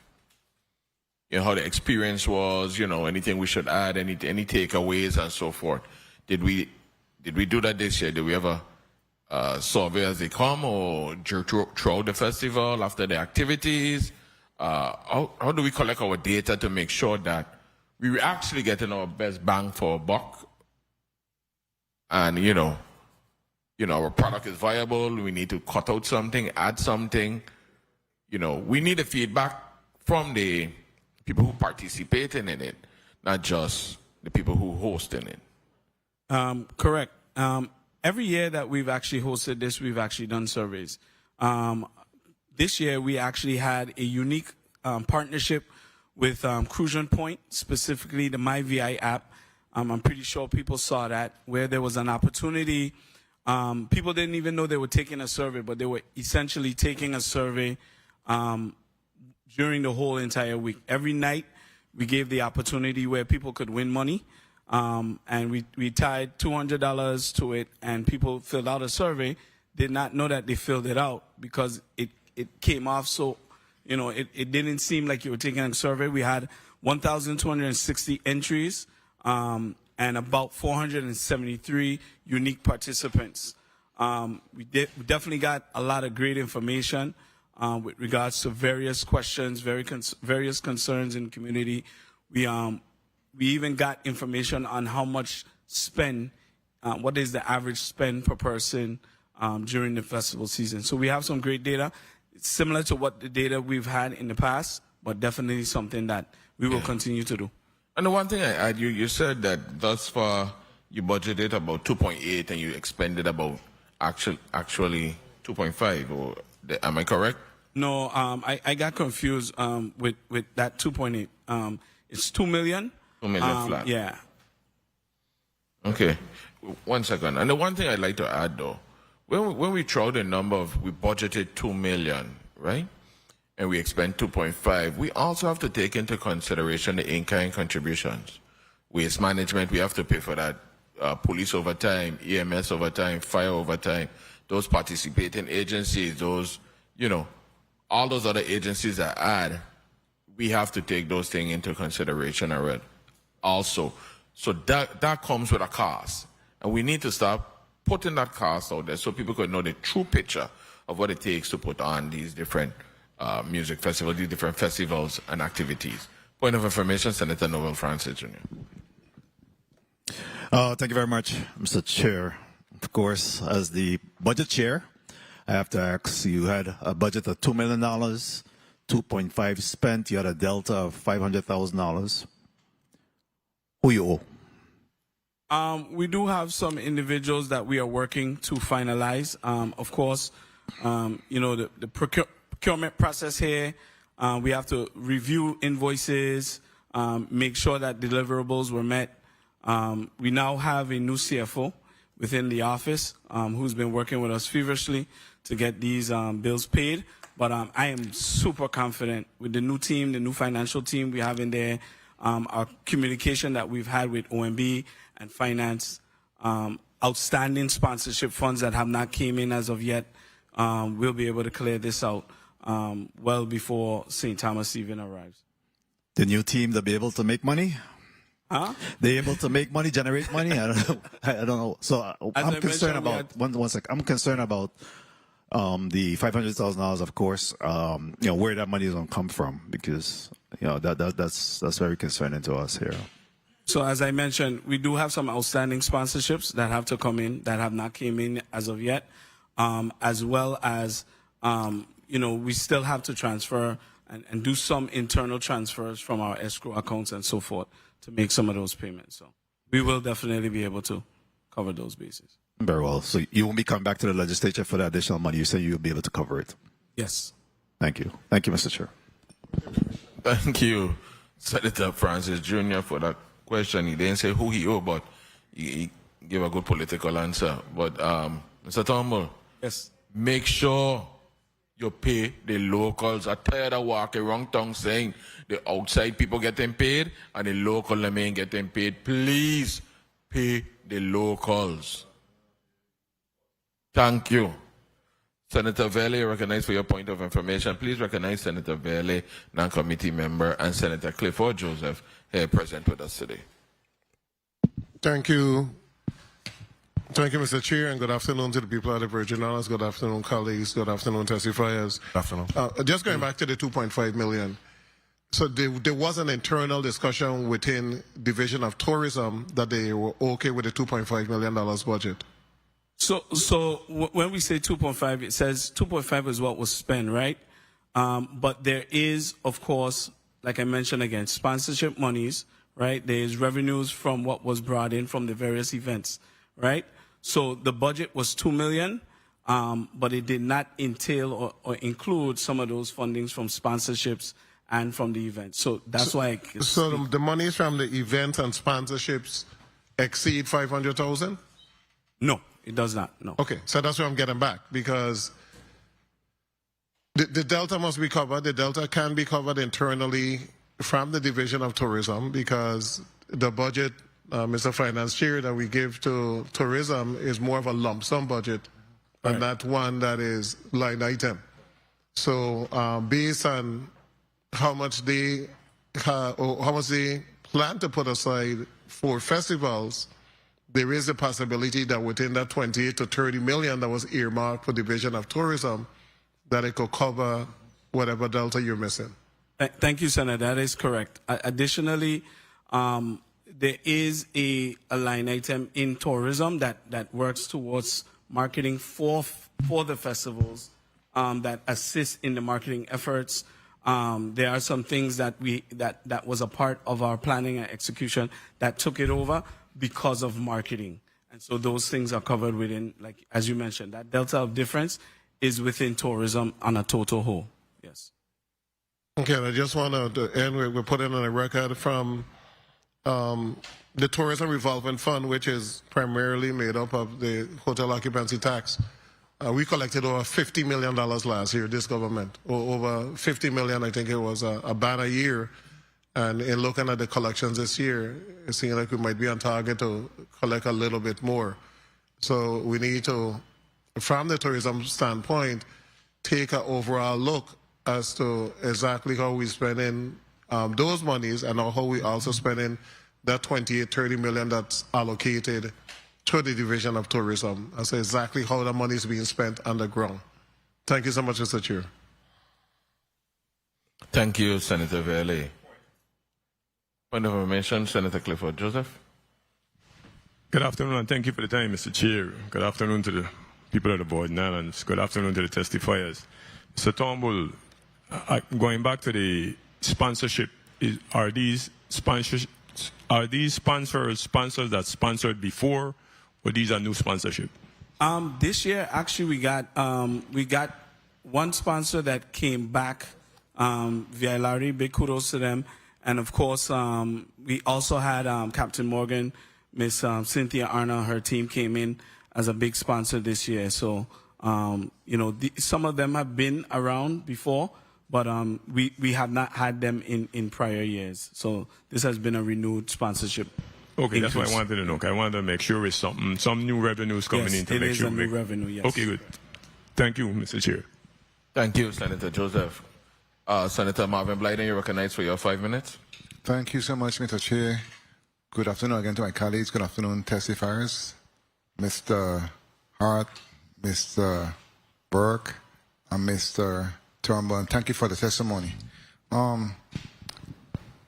In respect to the ask from the committee chair today, in terms of the plans for the upcoming carnival and what to expect from your division, an update and account of the 25-26 Fusion Festival. You answered some of those questions, but let me ask in addition to those questions, right? In respect to, first of all, kudos on your program coordinator and CFO. That might help you with organizing and assuring that you actually bring in some of those funds to put forward the different programs and activities. But let me ask you in respect to your festival activities and our schools. I always look to the schools in terms of their participation. I always look forward to the Children's Parade every year. And what coordination or outreach you have with the schools to assure that they are part of our culture and they participate in our festivities moving forward? I know growing up we were out in a parade every year faithfully at the school. What's going on in that space? Speak briefly to that, please. Ian Turnbull, Director for Division of Festivals. I will answer some of this and then I'm going to pass it off to Halva Hart. But I'll start by saying yesterday we had our parade meeting for St. Thomas. It was very, very informative. We are already, I want to give applause to St. Croix, the educational department in St. Croix, because I think, how much schools? Was 5? Between 5 and 6. Yeah, between 5 and 6 schools came down the parade route, which, I'm begging for my St. Thomas schools to do the same, and I'm begging also for local entities to support the schools, because that is one of the hindrances from the schools actually coming down the road, the cost. But we are reaching out. I do have a tentative scheduled meeting with the Department of Education and the various folks over there to actually start to engage them to ensure that they, Very well. Mr. Hart? Alva Hart, Assistant Director. We reach out to the schools every year for St. Thomas Carnival. We currently have Alamola, Joseph Gomez, Sibley School.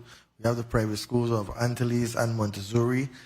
Some of the other public schools, what the issues are is fundings to help make the costumes that they want, and also the participation of, I guess, parents and staff to help to get those stuff done. That's some of the challenges that they have. Okay, very well. And what's the plan for the local artists when it comes to the village? What's the plan for those individuals, and how are we looking in terms of the payment set up for those individuals also to assure that they are paid on time, like the other visiting artists?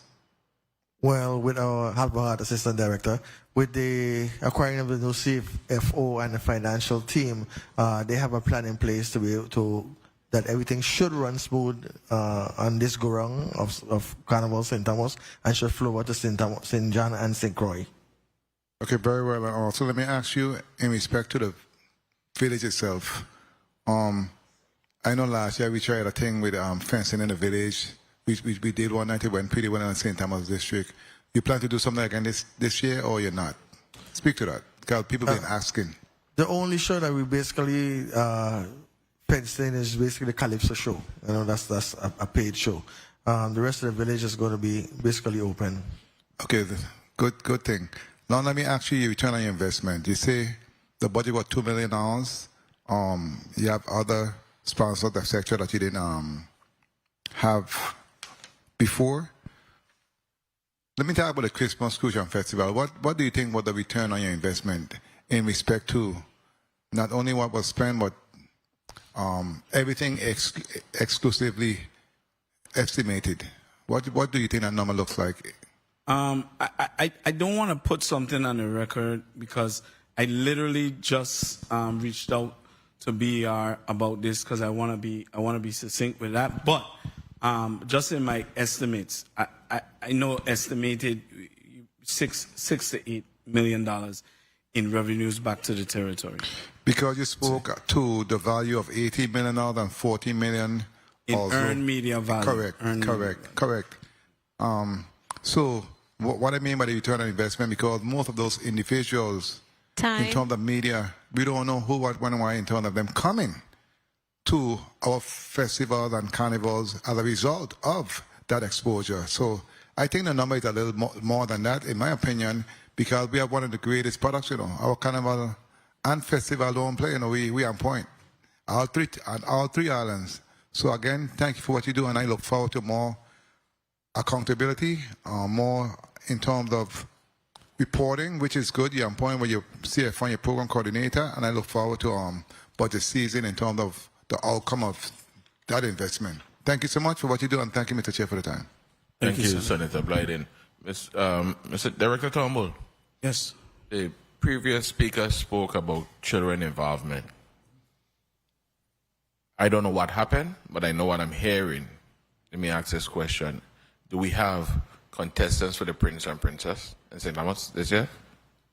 Ian Turnbull, Director for Division of Festivals. So we have one contestant for Princess and one for Junior Miss. This situation with contestants is an ebb and flow. We had a similar situation in St. Croix this past season, and then we found we had two contestants, right? We put in the work. We put out some more promotion, went on the radio. We just internally went on the radio recently. We just put out, repurpose our promotional flyer. February 20th is the deadline. If you have kids, we are going to give you support money for anyone that wants to join. And so we were able to do it in St. Croix.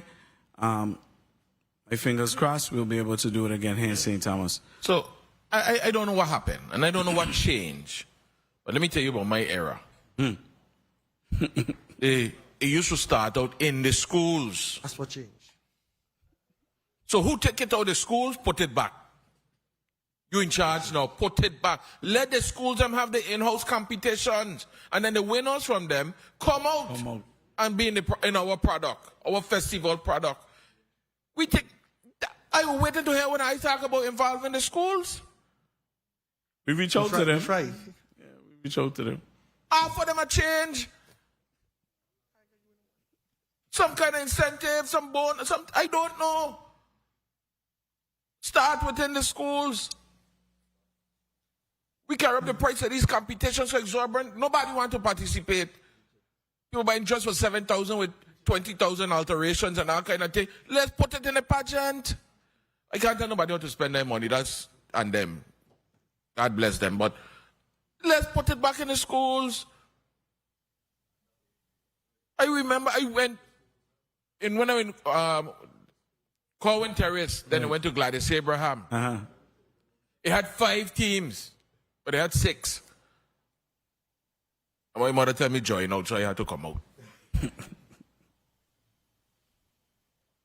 Good show to the school make a little change. You pay your money, come, parents come, man, that's Sunday, big thing. And then everybody go to the field, rooting for Gladys Abraham, rooting for Corwin School, rooting for Olamola, rooting for Gomez. That's what we need. Incentive. You had to have certain grade requirements and things. Those things are incentive to help. That's another way to curb absenteeism. They go come to school. Brassarama, the one here next to you playing it. Where you think you've come from? The school? Senator Carla Joseph, you're recognized for your 5 minutes. Thank you so much, Mr. Chairman, for reliving what we used to do years ago. I can concur. I remember being at Joseph Gomez School, and that was a competition with our classes. And that year, I don't remember what year it was, but Asa Clendenin Gom, she won Princess, and her escort, the prince, also came from Gomez School. That's a very critical part of it. But I think there is a financial barrier that is there that we didn't see so much then as we're now as we're seeing. And that is because, you know, those we were getting private sponsorship.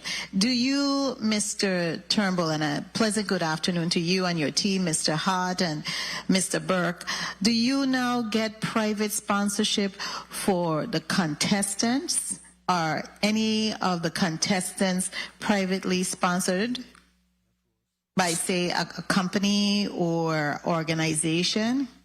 So thank you, Senator Ian Turnbull. So no, we don't. I know last year and in previous years we've reached out to various hotels. I know that was one of the big things back in the day when I was growing up. A hotel will take a contestant. With the numbers that hotels are receiving, to me it should be easy for them to do it. I literally just sent my assistant director. Go ahead. Sorry. I'm sorry. I have to interject because my time is running, and I need to ask this question because I want to know if it's the structure, the hotels. The hotels are not getting any benefits if they sponsor a contestant for a government-run program. I don't see how they're going to get the benefit. They already gained some tax incentives, but I know years ago, if you're a 501c3, there may be an additional tax benefit for them. I'm not sure if that may be one of the barriers there, but I am concerned. And those years back, yesteryears, we had Panorama, you had to pay to go to that. You had Brassarama, you had to pay to go to that. And you had King and Queen of the Band. I used to be in a carnival committee under that committee, and we would put in on this show, and you had to pay to go to those things. Do you have a budget for each event that you are planning to hold and host? For instance, if you are hosting Panorama, for instance, do you have a budget that this is my budget? We're going to get a number of quotes from persons to put on this Panorama event, and this is going to be the outline budget. Do you have budgets planned out for each event, whether it's a Queen show, whether it's a Prince and Princess? Do you have an outline budget, even the parades? Yes, ma'am. Yes, Senator. We do. Each event that is hosted by the Division of Festivals has a line item budget, and of course various vendors that need to be attached to those specific events. We go through the procurement process for, the vendors that are needed. Let's say, for instance, the Panorama, you have 9 pan groups. Yeah. Okay, so I don't mean to interrupt you. I'm trying to get to the meat of it, because then if you have a budget, I know budgets move and they have a life. How is it that you're going over and you're owing the vendors? I mean, this is your earmark. You have to tell your vendors then, because I know, and I've spoken to you about one particular vendor Queenie's Cuisine. From 2024, this lady hasn't been paid. I mentioned it even to the commissioner at the hearing. I have sent the invoices. I don't understand. It's 2024 St. Thomas Festival Committee. This lady, this is a female disadvantaged-owned business woman. Okay, they are small business owners. They are from this soil. They are living here and they're paying their taxes, and they can't get paid with our tax money for work that they did. How is it that happens? And you're saying that you still owe other vendors at this point, and the majority of them is local people, local human beings who are paying taxes using our roads, and when hurricane come, anything comes and we need their help, they're ready to pitch in quick. So how is that? Because this looks at mismanagement of funds to me. Time. Thank you, Senator. So any vendor that is outstanding to that extent is probably because of a review of their invoices and making sure that the services were delivered. I know that we have had conversations about just that vendor, and as I mentioned to you, we are working to get that. We just recently hired a new CFO, and some of these outstanding vendor payments that we are working feverishly to get them cleared and clarified. I am not buying that. I'm going to tell you, and you don't hear me get in like this here, because this lady's been waiting years. I mentioned it several times over the year. I even mentioned it to the outgoing commissioner. I mentioned it to the current commissioner. You can't be reviewing for years. Come on now. Who are you talking to? You can't be reviewing an invoice for years. You got to find some closure and meet some agreement with the human being who provided the services, because you admitted to me that she provided the services. These services were provided. Mr. Chairman, my time I know has expired, but I'm very disappointed. I don't recall when I was on the Carnival Committee, they were owing money. I don't recall that. Okay, so I am very concerned here about the management of the funds that we taxpayers give and this body appropriates. We have to see at least some audit or something. I don't want it to be declared out there, because this is our proprietary information and we have to keep our edge. But you have to pay our people. Thank you so much, Mr. Chairman. I appreciate the time. Thank you, Senator Joseph. And just to the team, it's not only the hotels here. We have some large corporate sponsors here. We could engage them early.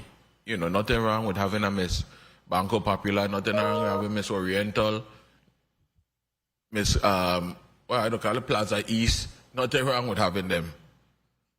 We contributed, we spending daily in these establishments so they could support us.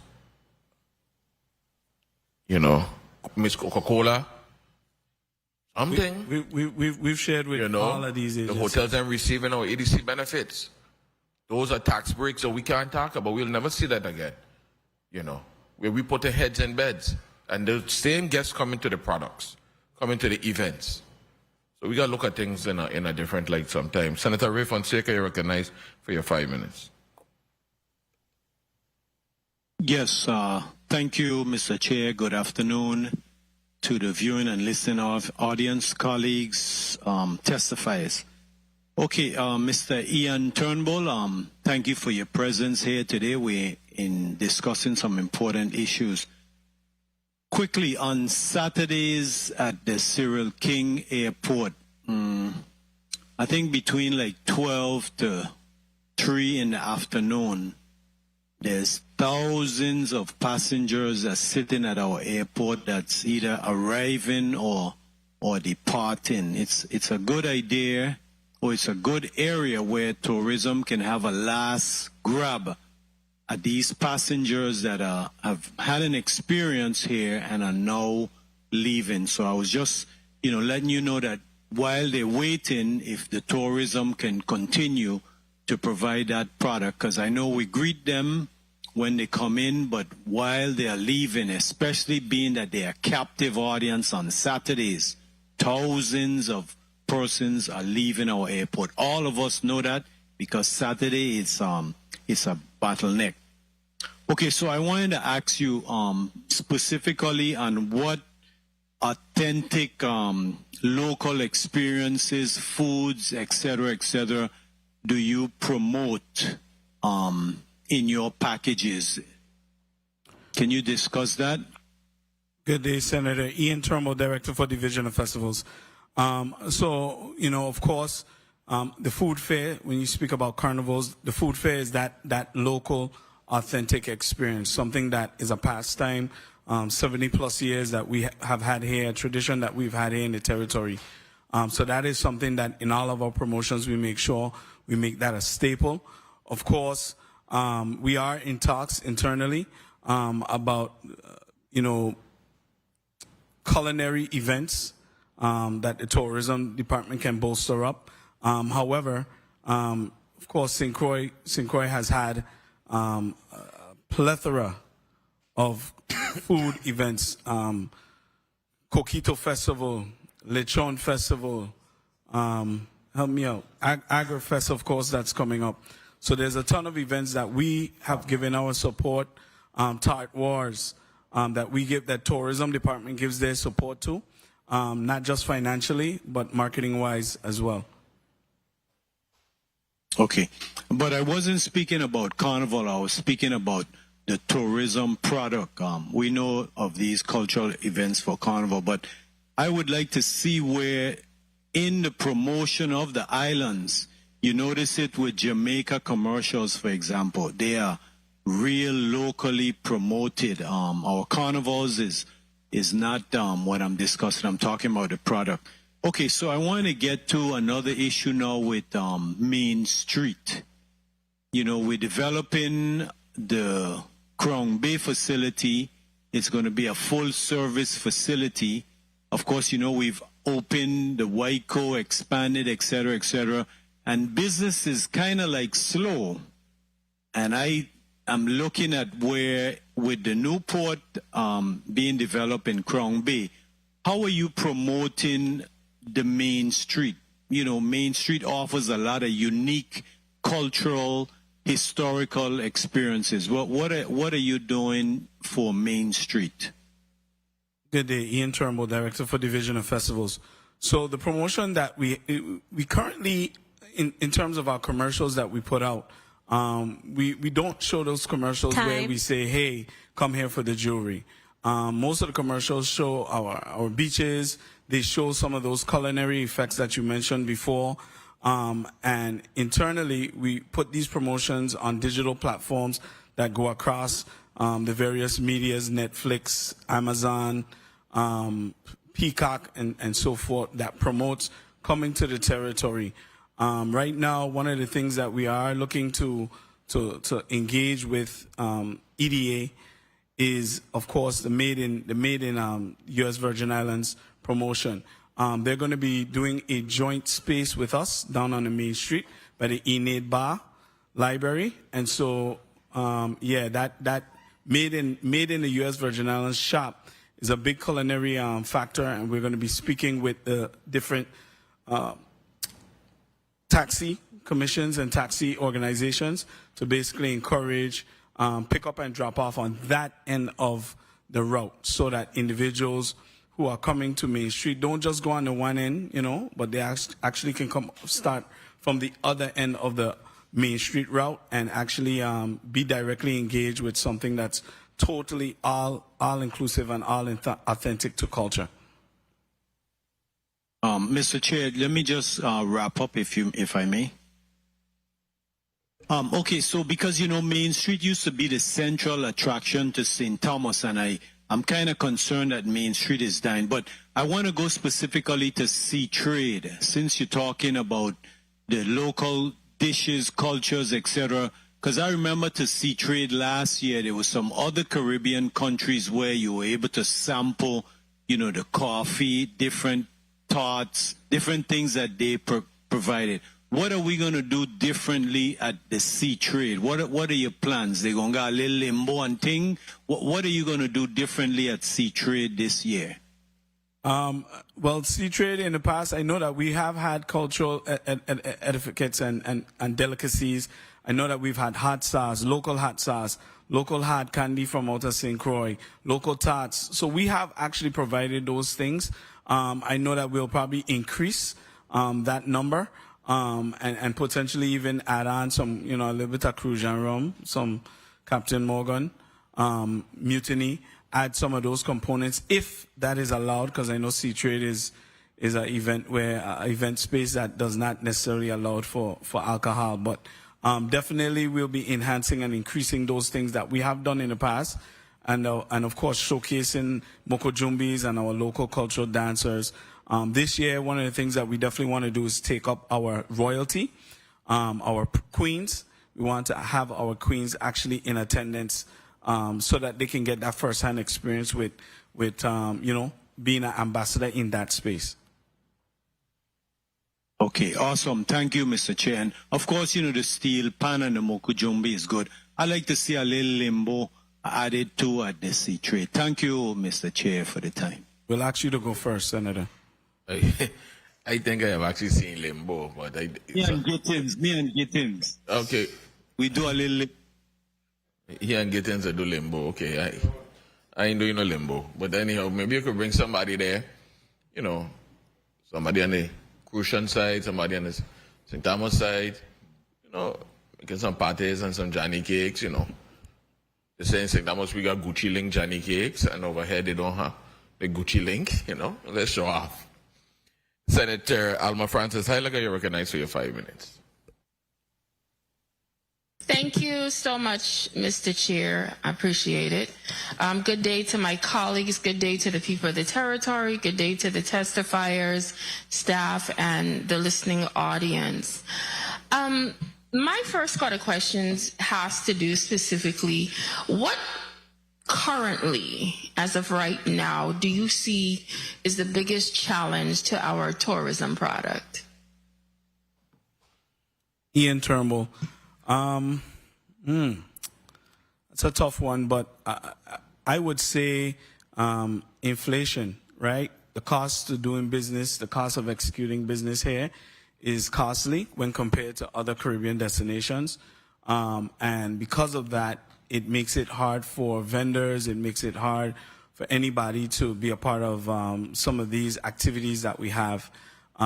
It's costly to do business or to get business done here, specifically with regards to vendors and so forth. I know inflation started to rise in the last couple years. So are you saying, for example, if inflation happens to reduce, you believe that it would somehow become easier to do business here in a territory where we import everything? Or are you just going to say inflation infinity, or what are the pathways to potentially improve on that? So I think with a reduction in inflation, it would allow for, better experiences. Businesses can enhance their offerings. And so because it's so costly, doing things that would give us a slight edge, even more of an edge, would definitely help. I mean, the reality is, the month of December had 94,000 people come into the territory, highest that has ever happened in the history of the Virgin Islands. The average number used to be 78,000. So it's not for a lack of us bringing people here. I think the money is just not being able to be spent as easily as it needs to and as best as it can. So based on cost, you're saying some of the things a normal visitor might spend on, they might not be able to do as much because of the higher prices. Yeah, and that trickles, yes, correct. And that trickles across to the vendor that's executing the business and what they can do and extend from there. Understood. I want to ask about, you spoke about made in the USVI branding. What exactly do you guys do to plan to market this? Are you looking at various items made in the territory, services, products? I am a big fan of music and film. what aspect or what marketing plan do you guys plan to hone in on in trying to market or expand our product through this Made in the USVI branding? Senator, the Made in the USVI branding that I mentioned was an actual entity that's underneath the Economic Development Association, right? Or authority. And they basically, I would say maybe 4 or 5 times a year, they host an opportunity, like a little shop where individuals can buy solely made USVI made products and so forth. So when I mentioned that's what I was speaking of. Yes, I am aware because we had the conversation before about them being under the EDA. But what I'm asking, do you not partner with them? Because to promote Made in the VI is to promote the territory to the outside world. And in promoting our products to the outside world, it could potentially trigger the outside world to want to come to the territory. So why I asked you that, while I know it's under the EDA, I'm asking, are you partnering with them? Are you doing anything? Do you have a role in making sure that the public knows about this? Because the EDA could be doing one thing, but I could see this could be expanded further from a tourism product because, I'm looking at it holistically, where different agencies can participate. So you're saying if they do it, you guys don't participate? You are just simply referencing it? No, I'm not saying that. What I am saying is alluding to simply what you're also suggesting, that there has been moments where the EDA and the Department of Tourism have collaborated. I was just mentioning that specific program because that is something that I know that with the new Enid Bar space that we have, we're going to be right next to them. So there is going to be collaboration. There is going to be that opportunity for constant promotion because it wouldn't be something that will happen once in a while. We are looking to potentially see if we can make it something that is consistent and happens all the time. Mr. Chair, may I ask a final question? Thank you. This will be the final. Okay, we have in a second round. Go ahead. Oh, we're not? Or we are? No, we're not. Okay, thank you for sharing. We spoke about the type of monies that we spend on our festivals. I know that prior to that, it was many of our festivals are being run by nonprofit organizations. And I want to know, since this transfer has been moved over to basically government operations, and we have also seen the funding being spent on these carnivals have also increased, is there any particular report to show the return of investment that this territory is receiving to say that since it's being government run, as well as millions more is being expended? Because I recall when some of the previous nonprofits would come and give us these numbers that they were generating millions of dollars coming into the territory during the time period these festivals and carnivals were happening. I want to know, have you guys done any comparison study to see if we've increased the dollar amount coming in while it's being government run? And what is the major difference? So I will allow you to answer, and thank you, Mr. Chair, for the additional question. Thank you, Senator. So yes, we have been looking to put that document together. Literally, BER basically does surveys, exit surveys with all of the various travelers that come into the territory. We're currently waiting for the exit surveys from St. Croix, from Cruiser Christmas Festival. That information is what we will use to basically put together a report that will be able to, give some type of idea of what the economical impact is based off of carnivals, festivals, and celebrations.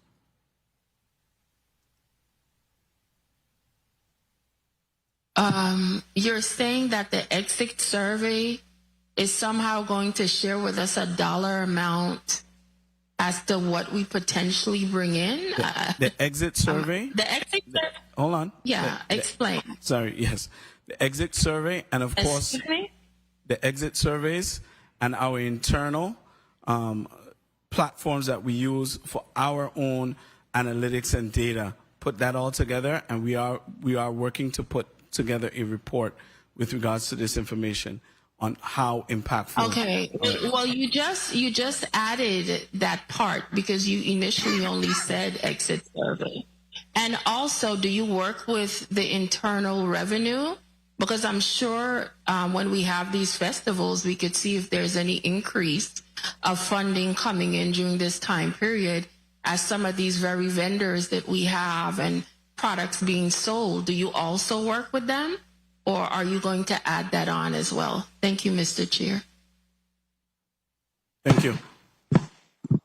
Thank you. Mr. Hart. Sir. You know, I expressed to you the last time you were here, and then Oshamori at the time, leading up to each island's activity, I would really like to see something happening every month. I know you all help sponsor other people's activities, and by way of sometimes, you know, they would say sponsored by Division of Department of Tourism. But I think we should hold our own thing leading up to, and I'm going to continue saying that. Nothing wrong with us having like a little night parade with the old time music coming up the road. You know, I don't care what island it's at. But let's be creative with it, you know, and these are the things we could market and put on our calendar throughout the year. Right? Senator Novel Francis Jr., you recognize. Thank you very much, Mr. Chairman, and good afternoon to everyone. I see we have some stalwarts from our community here today, so we're looking forward to the discussion to be had later on with the resolution. I, first of all, wanted to start off by congratulating the team for the St. Croix Christmas Festival. You know, we had our concerns, we had our doubts in putting all of those events on one particular day, and by the grace of God, you know, everything went well, and we're happy to see that. And we just want to say congratulations for making that happen. The ads that you showed earlier seeks to do what? The three ads that what are you trying to do with that? Because one of the concerns I have in the ads is there was no mention in terms of inviting, encouraging individuals to come out to the children's parade. It just simply showed, you know, the events. What are you seeking to do with those ads? So those ads do have a call to action, of course. The one with the children's parade, if you notice, it had a promotional flyer that was shown at the end of it. All of our ads, you know, has a visit USVI for more details, book your tickets here. Those were actually what we had on our social media pages. The other two were recaps, essentially. Okay, so I'm hoping that there'll be some additional verbiage to it that will show that in fact, this is what you're trying to do, encourage individuals to come out to the children's parade. So I heard you bigging up the Chief Financial Officer, and definitely I support that. And I know that Mr. Milligan would do a great job, but his success is really predicated on our ability to follow his lead. Right?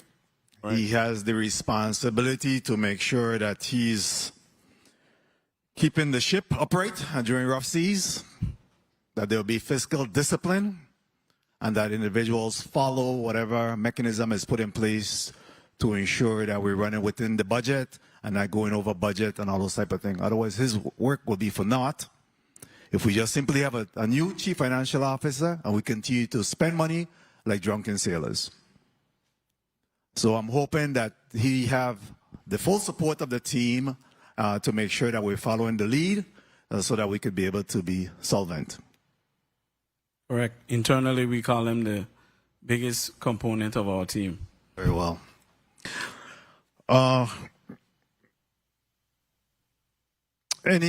you completed your after action on the Christmas festival?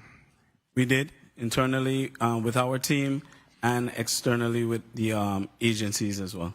How did that go? Positive. Of course, there's one or two things that we could tweak. We've already had a conversation with VIPD.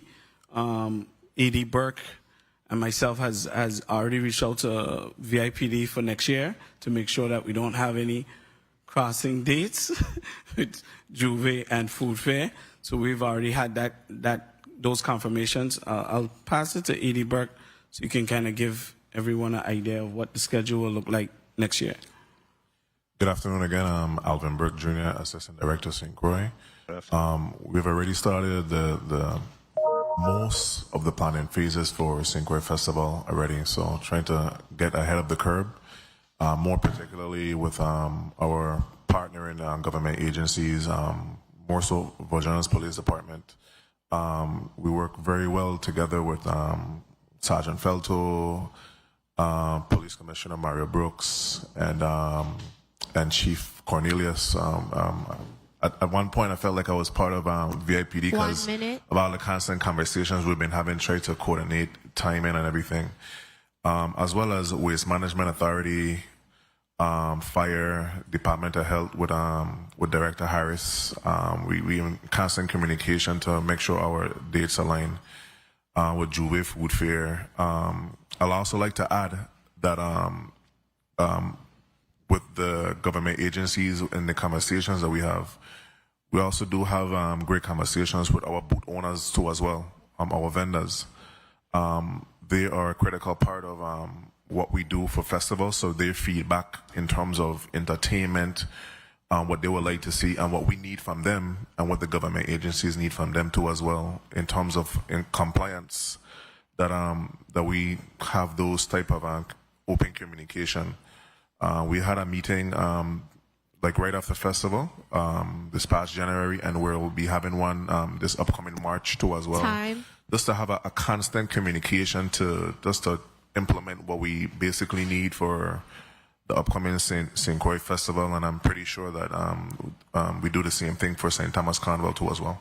Okay, I'm not going to abuse the time because we have a lot to undertake later on, so I appreciate your comments. And again, I just want to continue to implore that we need to be supportive of the financial aspect of this, ensure that we continue to give our local an opportunity to have a piece of this pie. Is there a percentage breakdown in terms of local performance versus off-island performance? I think I would easily say is between a 60-40 or 40-60. Nothing past that average. Which way?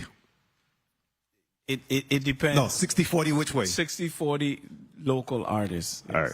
Okay, good. Thank you. Thank you very much, Mr. Chair, for the time. Thank you for your responses. Thank you. We have some mathematicians in here.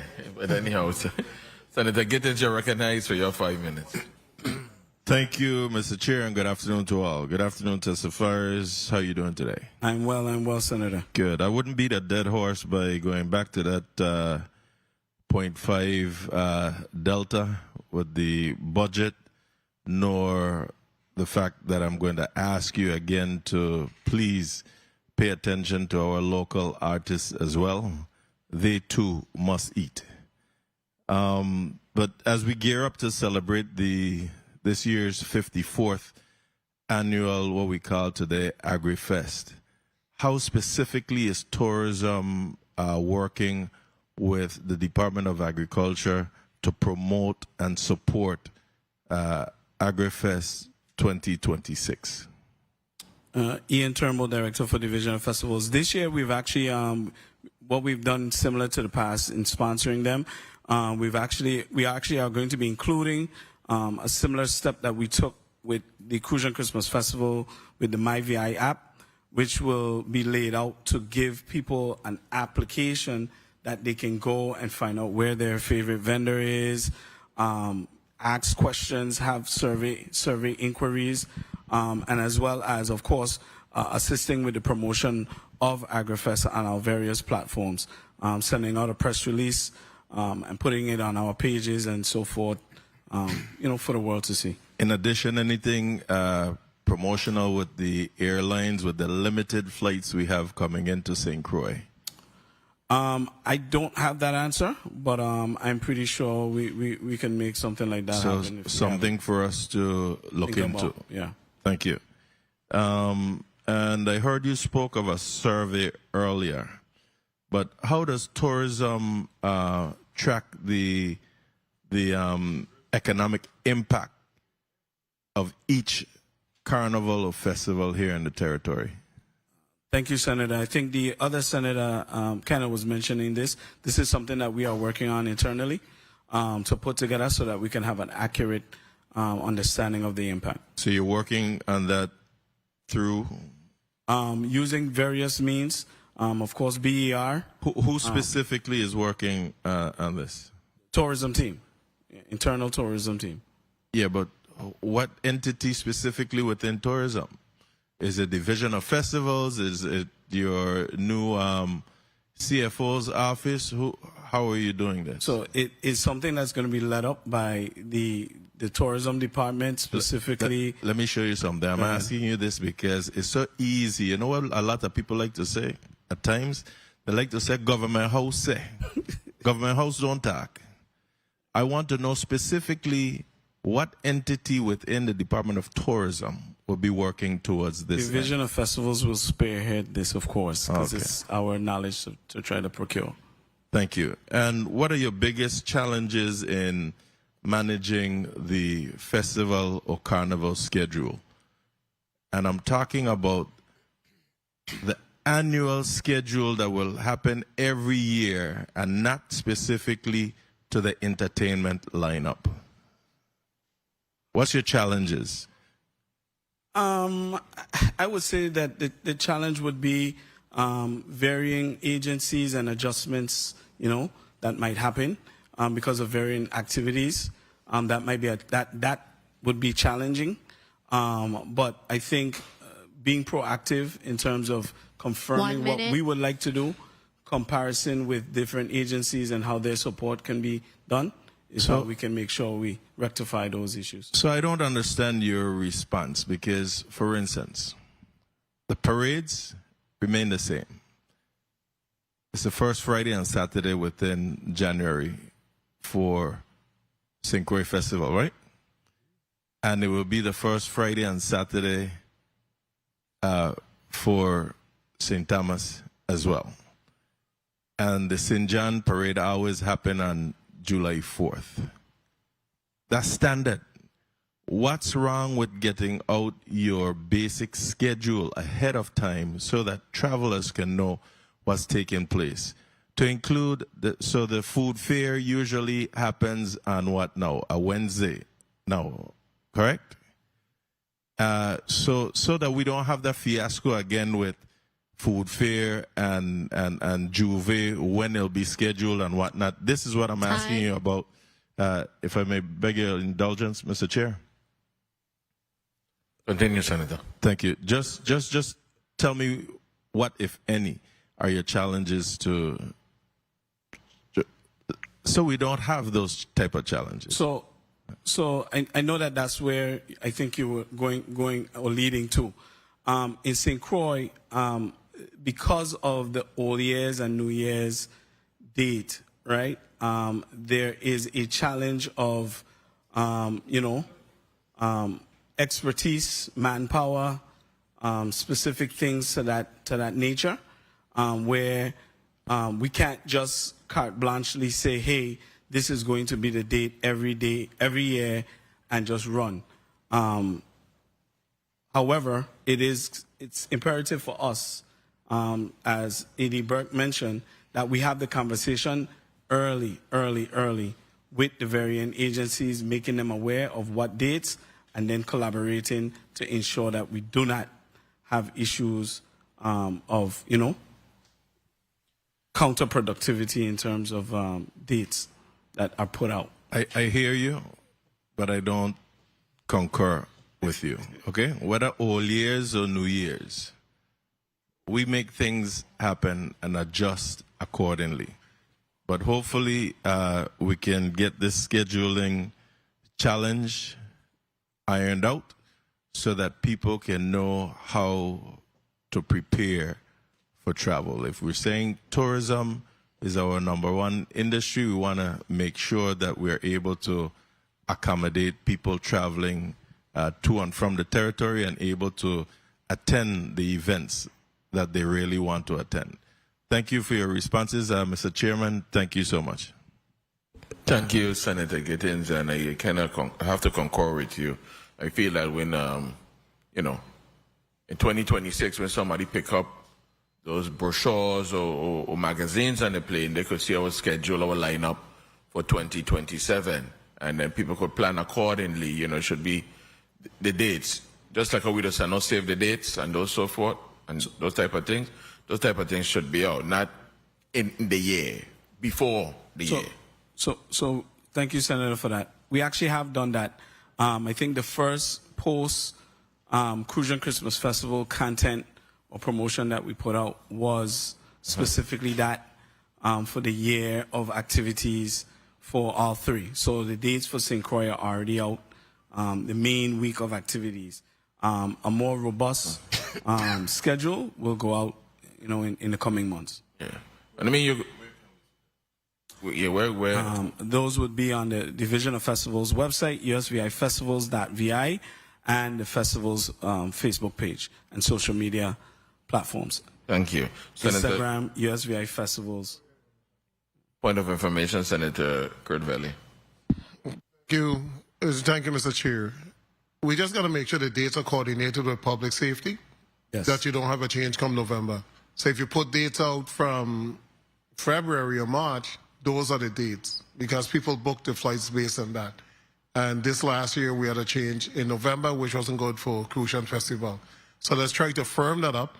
And when you firm it up with all of the other entities that are involved, so the date is literally set in stone. Thank you so much, Mr. Chair.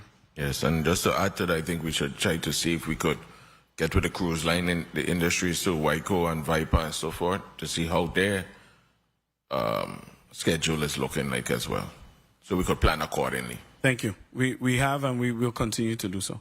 Thank you very much. Senator Clifford Joseph, you're recognized for your 5 minutes. Thank you, Mr. Chair, and good afternoon again, and good afternoon to the testifier, and good afternoon to everybody in the room and everybody in the board. As far as concerns to, we having festival, we having carnival, we having St. John. As far as our tradition, we kind of losing some of our tradition and culture. So what in the group? So what's the plans for the tourism as far as keeping the tradition alive?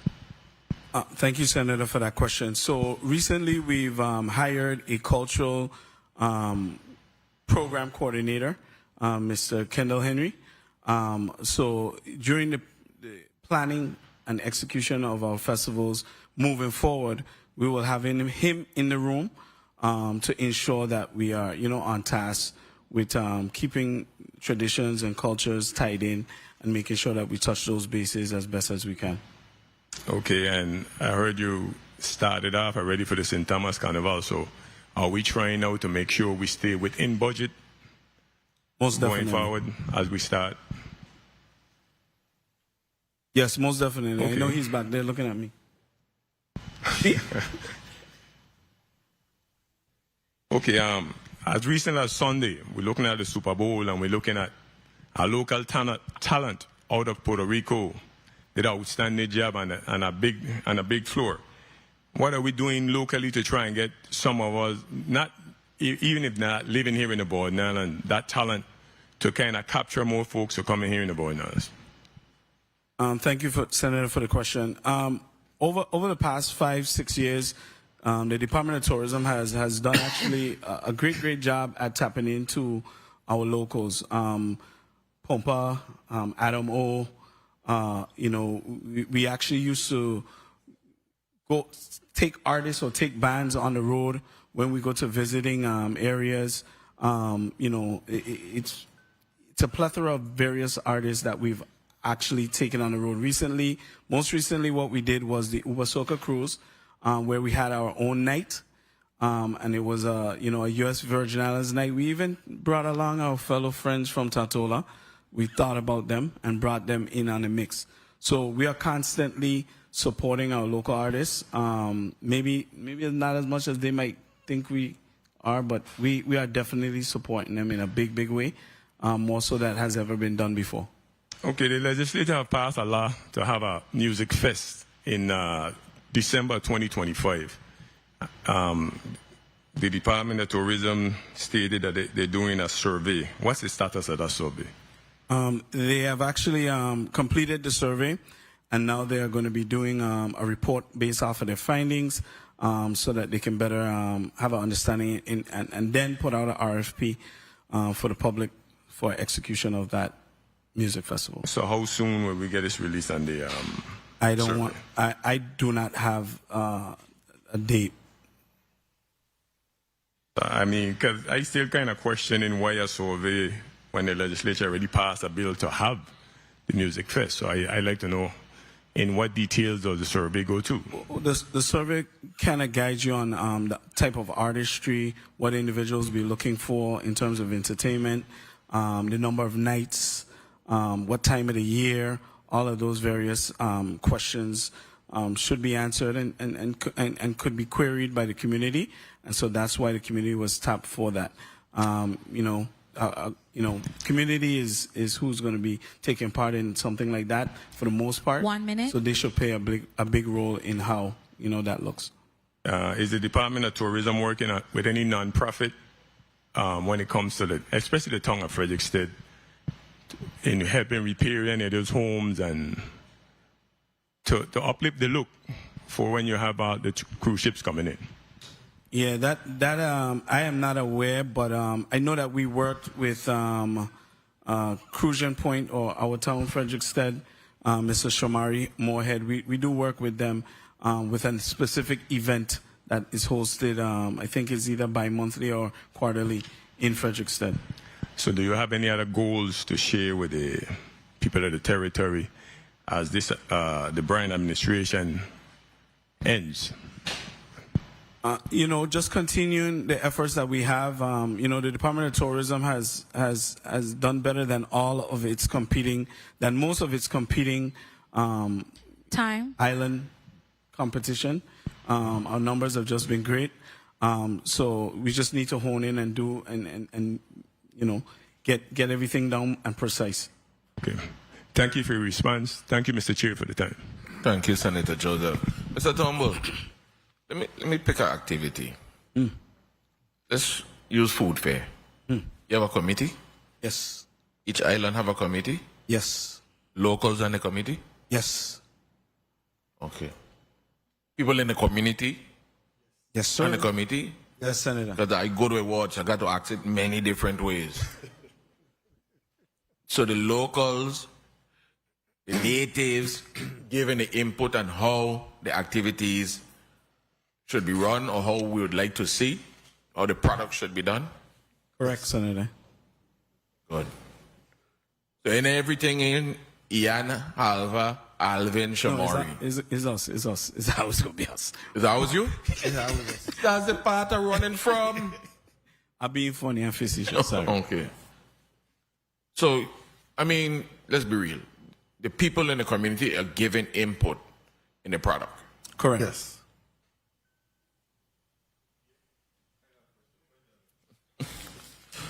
Odd. Point of information, Senator Gittins, you're recognized. Thank you, Mr. Chair. So on that note, let's go to the Latin night. What input you got from our Latin community on this, and why would you change the name from Latin night to International night? Thank you, Senator, for that question. So it wasn't changed to International night. It was changed to International Latin night, right? However, we did get impact from the local community. I know that I spoke to individuals in here about who we should bring. One of the artists that was mentioned from people in the community. Ala Jaza, Papi Love, a young man named Ruben Melendez, even the administrator, Samuel Sanes. So we reach out to individuals in the Latin community. We've done so. What I think with the incorporation of an International Latin Night, I think that takes away from the holistic Latin night. Moving forward, we are going to make that change. That is something, in sitting with my booth owners, as A.D. Burke has mentioned, we realized that we probably, instead of trying to be creative and bring in multiple groups of individuals to one night, we just need to stick to that night being a Latin night. Thank you. I will appreciate that. Especially in St. Croix, we don't play around with our Latin night. All right? Thank you. Yes, sir. Fixed. You looking out for the Latin people? I like that. You want Chiquito Timban? Chiquito Timban. Senator Cord Valley, you're recognized for your 5 minutes. Thank you, Mr. Chair. And let me begin by congratulating the Division of Tourism for finally hiring somebody dedicated to Festival in St. Croix.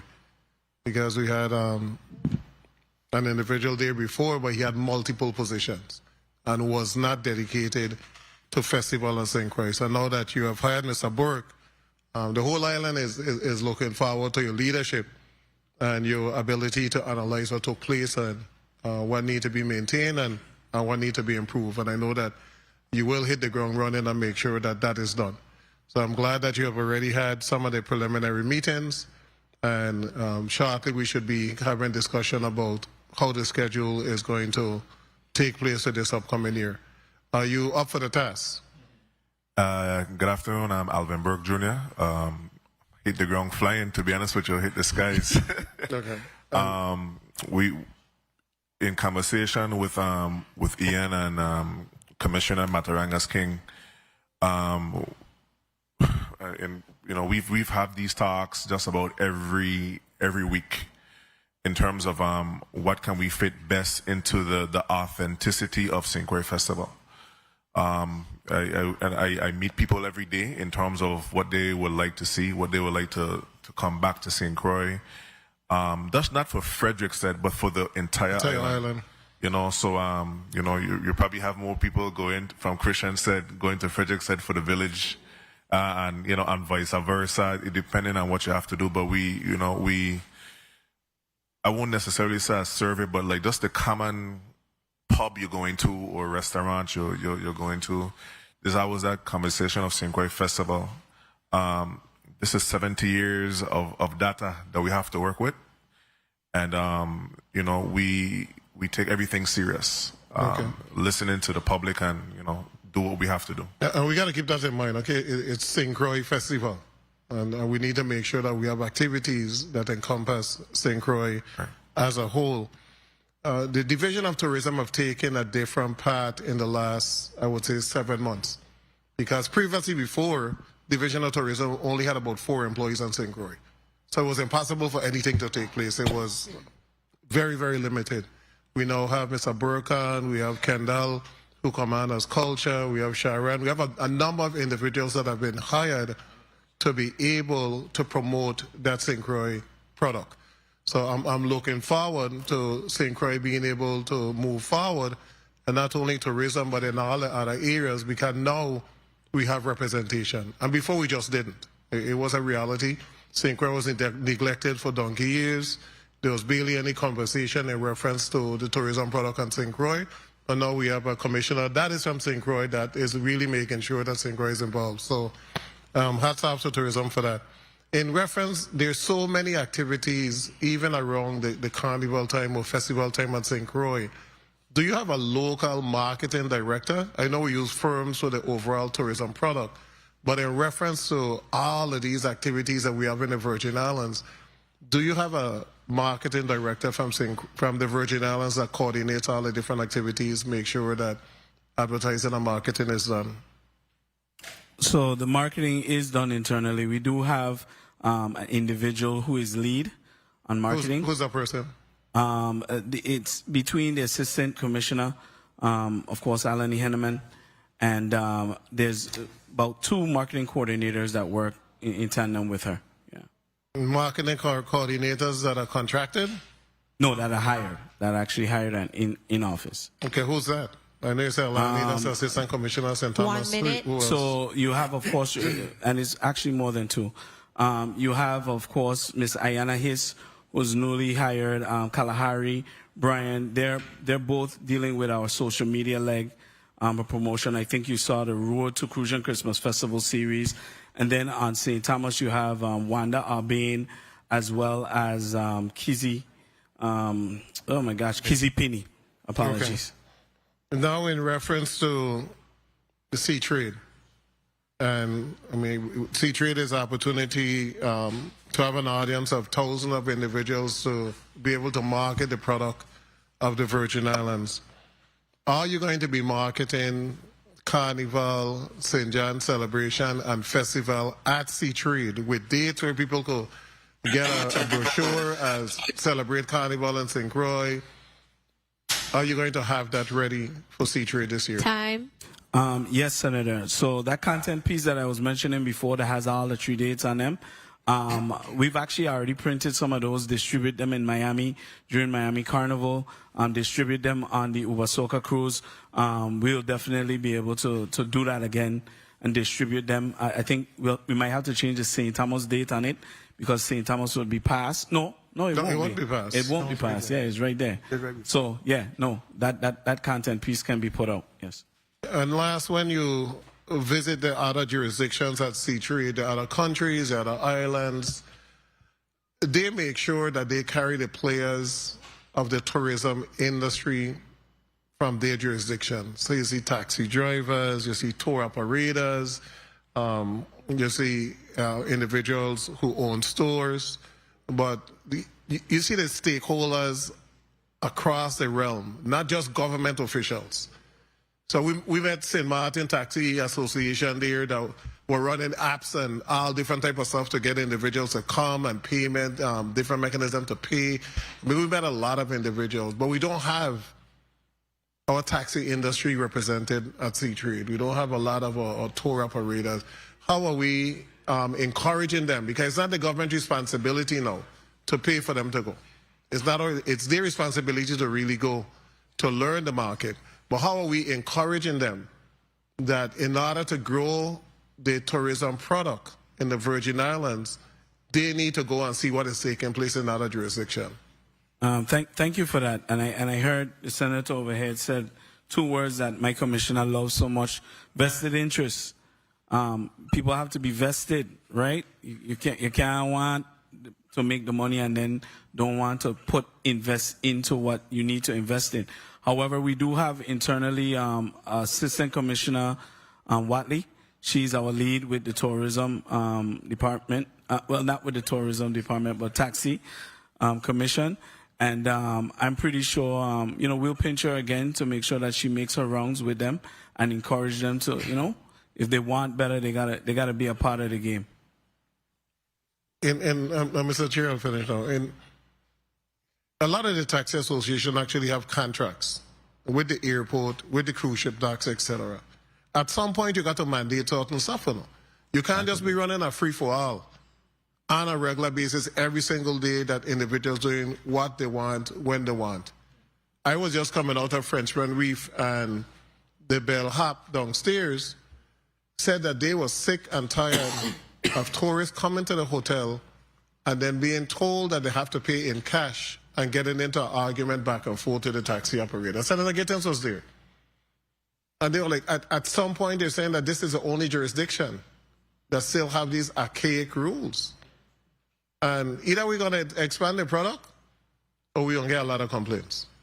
So at some point, we got to say, hey, this is what we need to do to be able to move the product forward. I saw some wonderful new stuff with festival. I saw groups that were actually doing excursion for troops. They're putting you up in a hotel, it comes with a costume, it comes with this and that, and there were individuals coming to the island to take part. We need to continue to expand our product because the other islands are doing that. Trinidad have a cruise ship going there February 11th from Puerto Rico that is staying there for 9 days, epic carnival. And they're just sitting there at the dock. You party every night, you go to the ship, you have a room. If you don't want to go from Puerto Rico, you could go to Trinidad and board the ship in Trinidad. We need to begin to have some of those conversations with our tourist partners because, especially St. Thomas, the cruise ship capital, So we need to have those discussions, and Frederick said it's right for that because the dock is right there and the festival is right there. So a ship could come straight into Frederick said, stay 6 days and enjoy the festivities. Thank you so much, Mr. Chair. Thank you, Senator Vele. And I'd just add, Senator Vele, is us as leaders need to stand firm with the decisions we make. I was in the Emancipation Garden and some young ladies were selling candles and fragrances and so forth, oils and different things. They were taking PayPal, Cash App, Zelle, anything. They mean I wasn't leaving a garden without spending. But we make excuses for the taxi drivers and say, oh, he older, he don't know how to walk the machine and this and that. We have to stop. Because when they get on the plane and they go out with these same people to take out their credit card and their ATM card and whatever, they have everything. We have to stop. I know they're listening, you know. But are you ready for them? Because I'm telling them, I ain't getting in your cab and then you stop into no ATM machine, tell me take off $40 and they not me. They thank you for the ride. Well, they got to do what they have to do. But we have to demand the service. Nobody walking around here with no water cash in their pocket anymore. We know this. Them days are over. Just like all of us paying our taxes, everybody have to do their fair share. You know, and again, going back to what the previous senator was talking about, you all have links to many different businesses and so forth. We just had VIPCA in front of us. Send them a save the date for C-Trade. That's not your product. But let them know, hey, if you want to be part of this industry and you want to help us promote our business, and you want to help, promote your own, it behooves you to attend C-Trade. And before I close out, point of information, Senator Carla Joseph.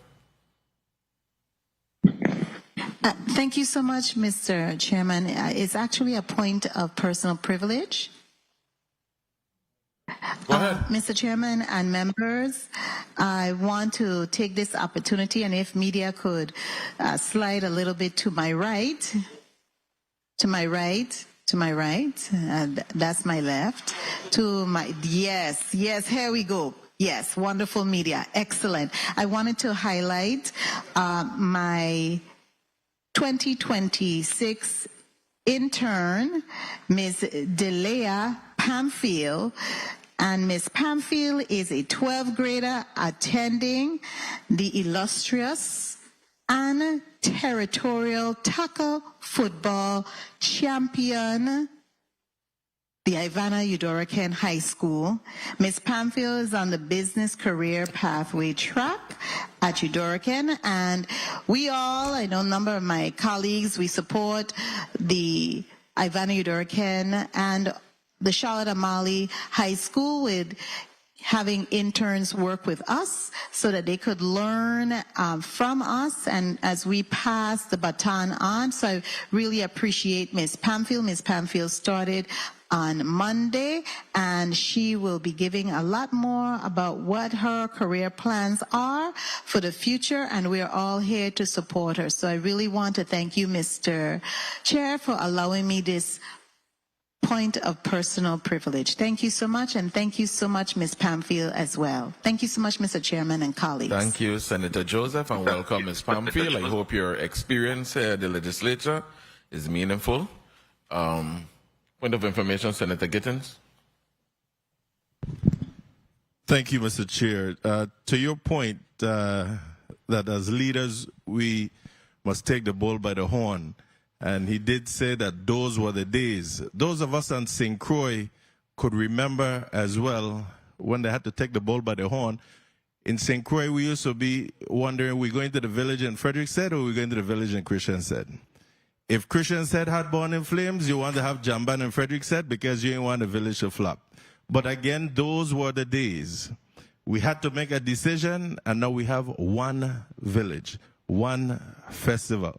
So it's the same concept that we need to take on when it comes to the taxi industry and ensure that they walk the chalk lane. Mr. Chair, don't worry about it. They might sing about you too. It's all right. The song about the three of us in here, but you next. Don't worry about it. Thank you, Mr. Chair. Senator, I don't care what they sing.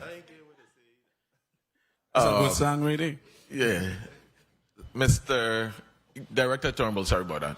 I gave you 30 seconds to close out. Thank you, Senator. Thank you, Senators of the 36th Legislature. Again, the challenges that we have in the Division of Festivals are trying at times, but with the renewed direction, new staffing that we have within the Department of Tourism, our CFO, cultural elements with Mr. Kendall Henry, and a more robust team, we feel very confident that we will be able to execute for the rest of the outlook of this coming year.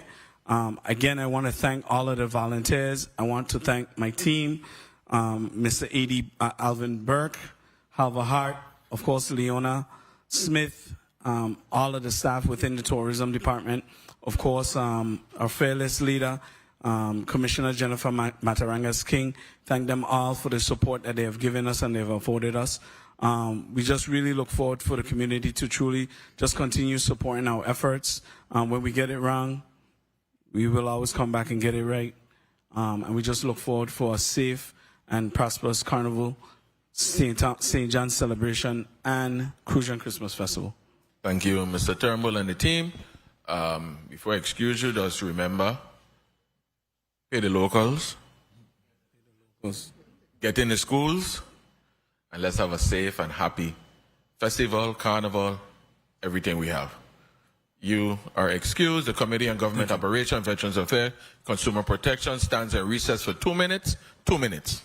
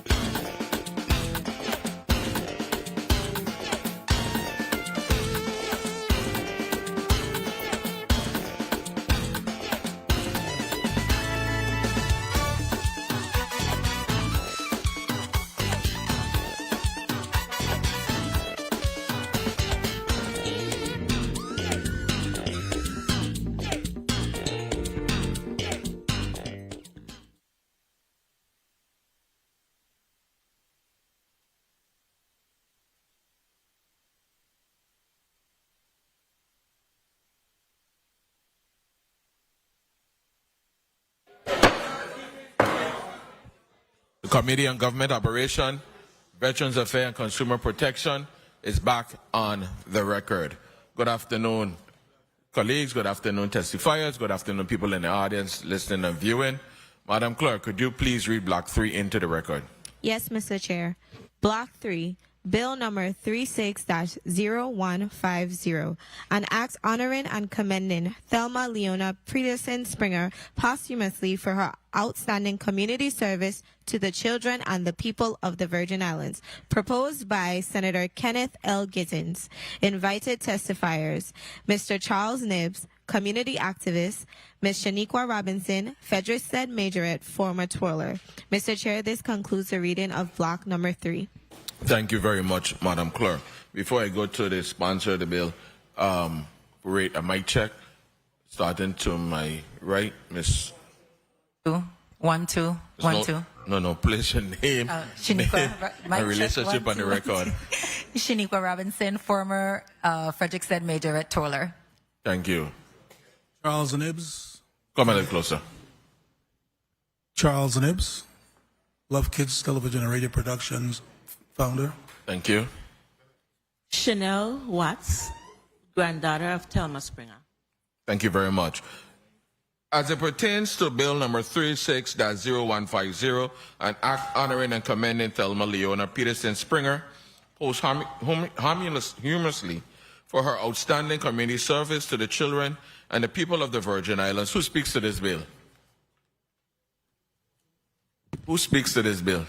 I do, Mr. Chairman. Continue, Senator. Good afternoon to everyone. I'm excited today to present this resolution in Bill number 36-0150, an act honoring and commending Thelma Leona Peterson Springer posthumously for her many contributions to the youth and the people of this territory, in particular the island of St. Croix. This legislation seeks to permanently recognize Ms. Peterson Springer's legacy by renaming a portion of Pine Drive Road in Estate Wim Frederick-Stead as the Thelma Leona Peterson Springer Memorial Drive. Her life was one marked by service, mentorship, and an unwavering commitment to uplifting young people and strengthening our community. The impact of her work continues to be felt here in the territory, and this designation serves as a lasting tribute to her dedication and compassion. The bill also appropriates $3,000 from the general fund for the erection of appropriate roadway signage. The Department of Public Works, in coordination with the Street Naming Initiative Office within the Office of the Lieutenant Governor, will be responsible for the installation of the sign, ensuring that this honor is properly and respectfully executed. It is fitting that we memorialize Ms. Peterson Springer in a way that is visible, meaningful, and enduring. I thank the committee for its consideration of this measure and look forward to today's discussion, and looking forward to also hearing a little from our former officer friendly here with us, Charles Nibbs, and our former Carnival Queen. I can't remember what year it was, but Ms. Shaniqua Robinson. Thank you, Mr. Chair and colleagues, and looking forward for this discussion. Thank you very much, Senator Gittins, for our presentation on Bill number 36-0150. At this time, we'll go to the testifiers table, and we'll recognize Ms. Shaniqua Robinson for her testimony. Thank you. Honorable Senators, distinguished guests, and members of the Virgin Islands community, good afternoon. My name is Shaniqua Robinson, and I am here before you today with deep gratitude and pride to testify in recognition of Ms. Thelma Leona Peterson Springer, whom I affectionately call Ms. Springer, a woman whose life's work has been dedicated to the children of the Virgin Islands. I am not here today speaking from theory or observation. I am here as one of her children. As a former majorette twirler from the tender age of 6, under Ms. Springer's organization, the dynamic, the magnificent, the one and only Frederick-Stead Twirlers, I experienced firsthand the discipline, structure, and care she poured into young people. For many of us, this organization was not just an extracurricular activity. It was a safe space, a training ground, and in many words, a second home. Ms. Springer understood something powerful, that when you give a child purpose, consistency, and belief, you give them a future. She taught us far more than routines and performances. She taught us commitment, self-respect, teamwork, and pride in who we are as Virgin Islanders, especially being from West. As an OG West girl, she demanded excellence, but she gave love just as fiercely. She showed up consistently, selflessly, and without fanfare. For many children, including myself, Ms. Springer filled gaps that society often overlooks. She kept us focused when distractions were plenty. She kept us seen when it was easy to be forgotten. And she kept us disciplined without ever stripping us of our joy. What made her community support exceptional was not just longevity, it was impact. The children she guided are now adults, contributing to this territory as leaders, parents, professionals, creatives, and public servants. Her legacy is alive in us. Ms. Springer represented the quiet power of community leadership, the kind that doesn't wait for recognition, but earns it through decades of service. Honoring her today is not just acknowledging one woman, it is acknowledging the importance of investing in children, culture, and mentorship. On behalf of the many young people whose lives she shaped, thank you for seeing her, and thank you, Ms. Springer, for seeing us. Thank you very much, Ms. Robinson, for your testimony. And I must say, we have not seen this chamber so full since we opened this legislature. We have actually bring in an overflow. Cheers for this full day. So we have a lot of stalwarts here being honored and recognized today. So again, welcome to all of you. And I'm still waiting to hear, because my mom is a Peterson as well. So we're still waiting to hear this whole story about these Petersons and what's happening here. But I'm honored to have my colleague and friend, my classmate from the Virgin Islands Police Department, Charles Hollywood Nibs. You're recognized for your testimony at this one. 87-1, Magnum Force. Magnum Force. You're recognized. Good afternoon to everyone that's present. The overwhelming support I can feel, Ms. Springer's spirit here today among us. For those of you who doesn't know who I am, I'm Charles E. Nibs, also known as Chaz Hollywood Nibs on WSTX, radio personality, as well as Police Officer Charles E. Nibs, retired. And I'm founder of Love Kids Television and Radio Productions, Inc. I appear by invitation before the Senate Committee on Government Operations, Veteran Affairs, and Consumer Protection to give testimony in support of an act honoring and commending Thelma Leona Peterson Springer posthumously regarding the God-given gift of caring for children and having turned her home into a safe, productive, and educational place for children to learn about their musical and performing talents they possessed, and at the same time instill discipline in their actions with her eyes and vocal commands. Ms. Springer, affectionately called Mama by the children she mentored, had the opportunity at Ms. Springer's expense to join her founding majorettes groups and band and perform at Crucian Christmas Festival parades and other events. No girl or boy was left behind because their parents couldn't afford to pay for their majorette outfits, including batons, shoes, and band instruments. When the children left Ms. Springer's house, their bellies were full, as she loved to cook and feed her garden of children. Approximately 7 years before she transitioned to her heavenly home, in the presence of others, including a person that's here today with her daughter, that's Apostle Eleanor Estrada. She can remember this at Ellie's house. She made it known that when she died, she requested that Police Officer Charles E. Nibs deliver her eulogy by using 2 microphones. To the laughter of those present, including my lovely wife, Miss Anita M. Osborne Nibs, and me. Her request was fulfilled with honor. In conclusion, a person like Ms. Springer is rare, and her legacy must be preserved.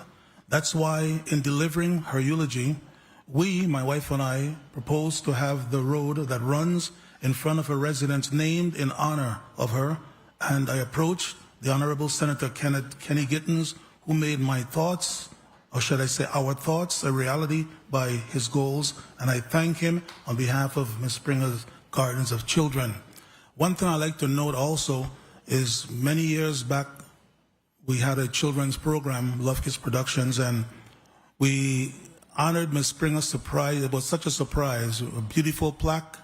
She cried. My wife had to console on stage and whatever. I also submitted photograph in testimony to this to the Avery Lewis, the chairperson, and it was such a beautiful thing. One thing she said to us is, no one never honored me. And that hurt me so badly because too much times in our community, there are people that's doing a lot. We don't have to go out and just get something and honor them, okay? And let them see and feel the love and support of us. So again, I say thank you very much. An opportunity to be here. This is my first time actually testifying in here. I've testified by computer, should I say, but not here and whatever. And thank you very much, my classmates, I should say, the Honorable Kenneth L. Gittins and also Noble Francis Jr. You like that? Thank you. Thank you very much. The only thing, too, lastly, is I know that you all had previous questioning of the festival persons. They need to have McGruff, the crime dog, in the children's parade. McGruff needs to be come back. Yes, sir. Seriously, that's a very impactful thing on children. Thank you very much for saying that. And yeah, we're hoping that the Virgin Islands Police Department certainly hear that and will bring back McGruff. I think that seems to round out the testimony thus far, unless, granddaughter, you have anything that you want to say at this point? I know you're here just for questioning, but if you wanted to add anything in the essence of time, you may make some comments. Yeah, I would just like to say thank you to, first off, to Mr. Nibbs for actually coming up with the thought, and Senator Gittins for following this through. It's really it's a memorable occasion for us, for the family. So thank you. Well deserved. Thank you very much. And while we wait for my colleagues to return so that we could start the round, I will go ahead and just ask a few questions in the meantime. And of course, we'll go back to Ms. Robinson because what year did you started with Ms. Springer? I was 6. You want me to tell my age? You want a year? I was 6 years old. Let's talk a little bit about that experience. I mean, I remember certainly Ms. Springer at all of the parades, going back. Yeah, like I said, I joined the police force in 1987, and I know that annually she'd definitely be at the Children's Day parade there with many, many children. So if you want to talk a little bit about your experience. Yeah, so Ms. Springer was, as Mr. Nibbs said, a very strict disciplinarian, but she always led with love and food. Everybody know I like my belly, and Ms. Springer definitely led with food, but that experience in a majorette was surreal. It's very memorable for me because I was one of the youngest twirlers, and then she had me come down the road with 2 batons. Not 1, but 2. And I remember complaining like, I can't do this. I'm trying to learn how to twirl 1. And she's like, no, you coming down Frederickstead Street with 2 batons in your hand. And lo and behold, I came down Frederickstead Street, 6 years old, with 2 batons twirling in my hand. I submitted some pictures to the office. We had the classic majorette costumes, the white and gold, and she was very adamant about being a trailblazer in Frederickstead. People from Frederickstead, we just have a different type of fire. If you know, you know. And Ms. Springer definitely exemplified that. So being a part of the parade was something very prideful that she instilled in myself and the other twirlers from a young age. So it wasn't just that you're in the parade having fun, smiling. You're representing an organization. You're representing yourself, and you're representing your family. So that's what I remember at that tender age from being a part of Ms. Springer's organization. Very well. Thank you. Thank you for saying that. Media, do we have some photos at this time?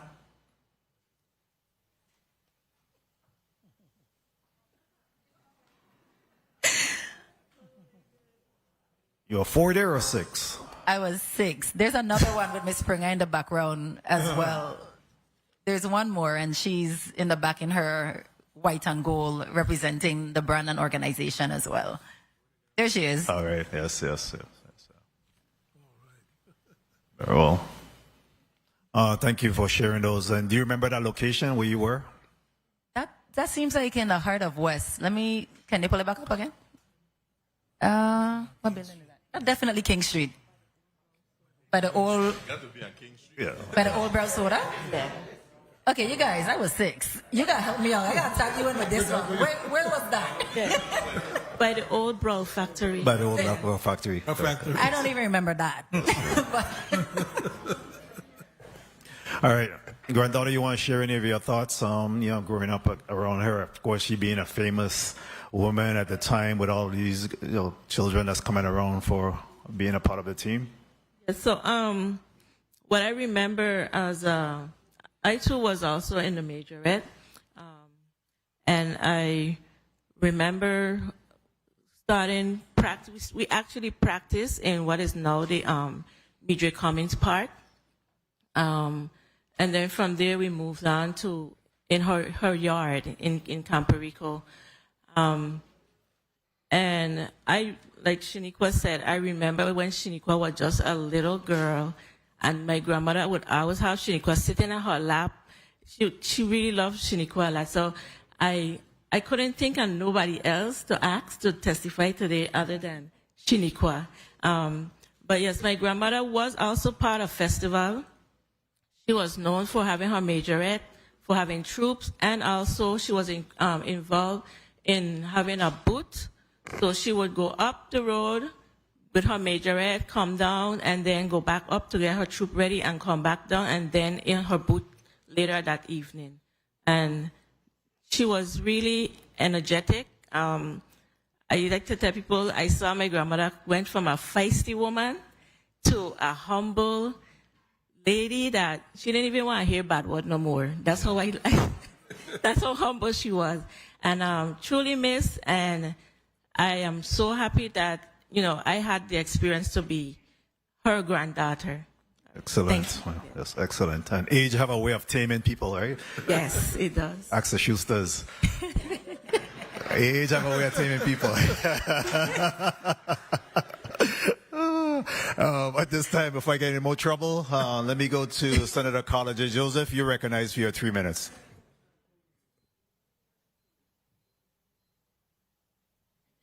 Thank you. Thank you so much, Mr. Chairman. And I was skimming through the bill and the whereas clauses, and I want to say that this woman, this lady, was a strong woman. You're telling me she had 14 children? Is it 14 children she had? And she was a single parent. God bless her and God bless her heart. Tell me, I wanted to ask her grandchildren especially, tell me how you saw your grandmother in your eyes when she was doing her community service work in whatever capacity she served and providing a shelter over your heads, because I know I had a grandmother, God bless her, and it wasn't only her immediate children she sheltered and provided that shelter and love to, but she also did it to extended family and friends. How did you see your grandmother interacting with those persons?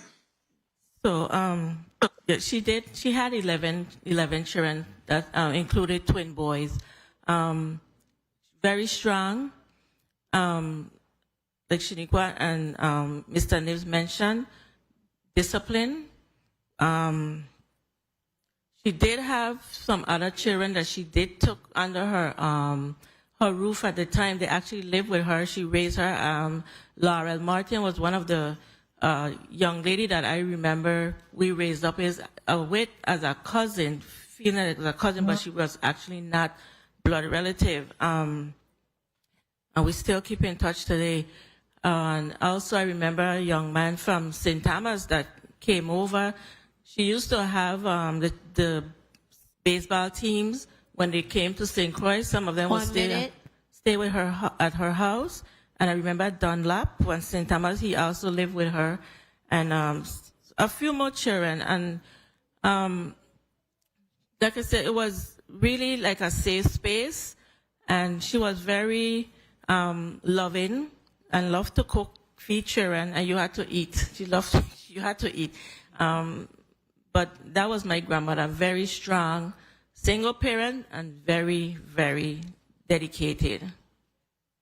Now, I wanted to ask you, because you said she liked to cook, and I love a Crucian-specific dessert, red grout. Did she used to prepare that? So, no, I don't know how to make red grout, but I know she used to make mafe. Time. And Mafe. yes, but my mom do make red grout today.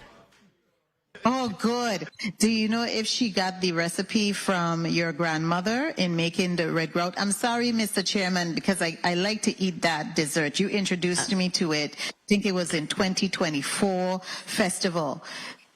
So I'm not sure where my mom got the recipe from, but I know she is a boss in making red grout, because Claudio School usually around this time for Black History, and in March for VI History, they usually call on my mom to make the red grout for them at the Claudio School. Okay, I'm interested in getting that, because I asked Senator Clifford Joseph to have his mom make the red grout for me so I could bring it over. I'm coming over for the fair. I hope you have a booth there so I could, or connect so I could get some red grout. That is a very divine dessert made from our brothers and sisters in St. Croix. Mr. Chairman, I do have one more final question, if you would allow me, please. You may wrap up, Senator, certainly. Thank you so kindly. I wanted to know, even when your mom was serving and doing her work, I didn't note in here that she was a member of any church. Was she a church-going woman? Yes, she was a member of the Frederiksted Holy Trinity Lutheran Church. She was also a member of the American Legion also. Yes, and I know she had to be. I just had that sense that she was, at least I didn't see it here, but that would be something that should be noted, because it's typically those type of person who have that strong sense of faith who do these kind of work. Congratulations, and I stand in full support of this resolution. Thank you so kindly, Mr. Chairman, for the leeway. Thank you, Senator Joseph. Senator Ray Fonseca, you're recognized for your 3 minutes. Yes, thank you, Mr. Chair, and congratulations to Ms. Peterson Springer. I am definitely in support of this. You know, I want to follow up on what the Madam Rules Chair just mentioned. 14 children, 36 grandchildren, 76 great-grandchildren, and 7 great-great-grandchildren. Well, Sir Papa, you know, it take a village to raise a child, but Miss Thelma Peterson, she had her own village. So this is awesome that she's been able to do what she has done for her extraordinary service to children and to the people of the Virgin Islands. And also, I want to ask specifically about the technique of setting the bone. Because I remember my mother used to get her bone them set. And from how she used to tell me it was done with the pain, I realized what I really want that. So tell me which one of the family members can tell me about her techniques.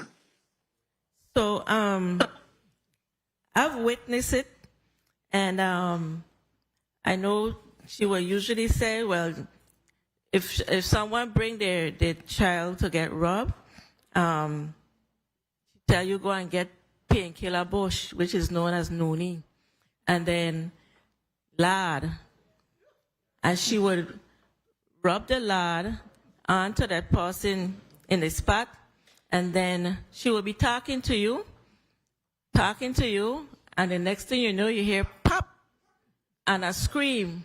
But then those individuals happen to always leave her house walking better or swinging their hand better.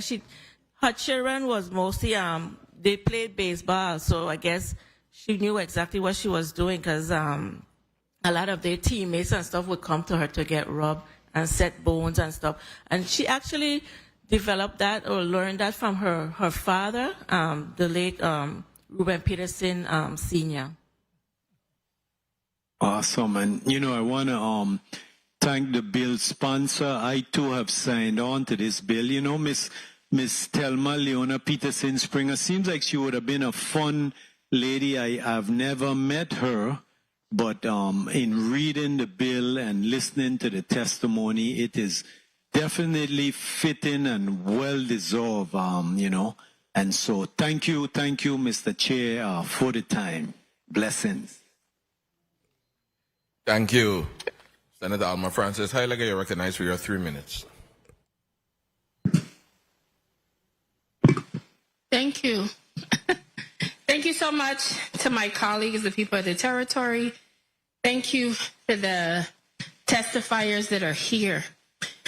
I was listening to some of the testifiers as well as my colleagues speaking about the individual as it relates to what she's done. And when I was just listening to when she spoke about the healing qualities and various items she used, I was thinking about my grandmother, because it almost sounded like some of the remedies my grandmother used to make for us as children. It sounded I was actually feeling home. But I want to ask a question when it comes to dealing with one of the things I don't think people realize, that music and the arts play such an impactful role on the lives of people. And I know we focus a lot of times on academia. Sometimes we focus on sports. But I am one that believes in the arts. And I was very happy to hear and just reading through the bill of the type of impact she had. And the question I want to ask to the testifiers, and even anyone that might have been impacted by her life, do you believe if she had not played this role in the lives of so many children in our territory, do you believe some of them would have grown into the adults that they were? Do you think that this impact is life-lasting? Tell me a little bit from that aspect. Okay, Shaniqua Robinson, testifier, former majorette and twirler. I definitely feel that being a part of the majorette has shaped me in particular into the field that I'm in. I believe that students and children should be active, whether it's basketball, softball, but more importantly, music. Ms. Thelma, it wasn't just about the musical aspect of it. Let me just make that clear. It was about the structure and the discipline.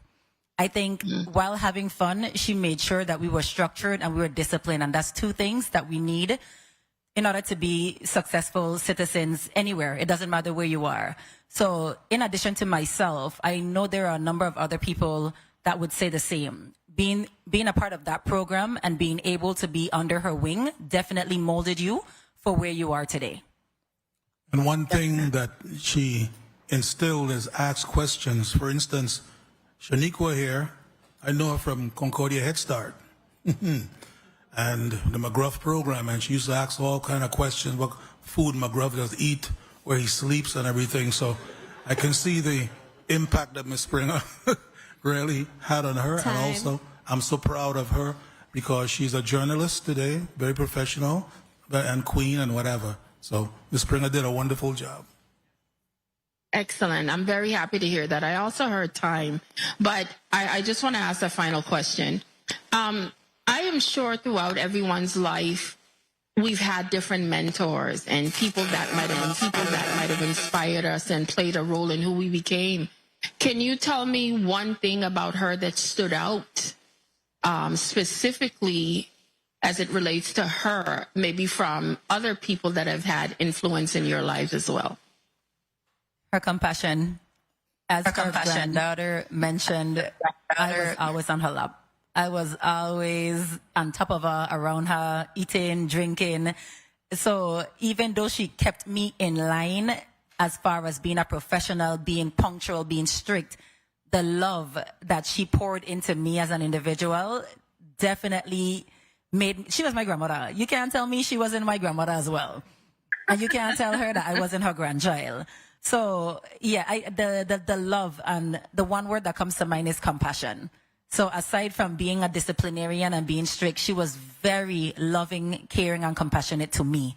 So as a mentor, at that point in my life, clearly I didn't even know what a mentor was. But she was nurturing and loving me into the stage that I'm in now. So yes, compassion would be the word. Good. Well, thank you. I know I heard time, so I really appreciate that response. I will definitely be supporting this piece of legislation, because anytime that we can really pay homage to those that help build the very people in this territory, I think it's a blessing and a wonderful thing. So thank you so much, Mr. Chair, for the time. Thank you, Senator Francis Heiliger. Senator Clifford Joseph.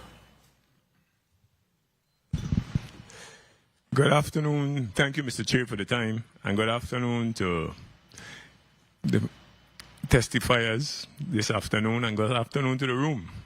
Because the funny thing about this room today, you're saying it's full, but it ain't just full.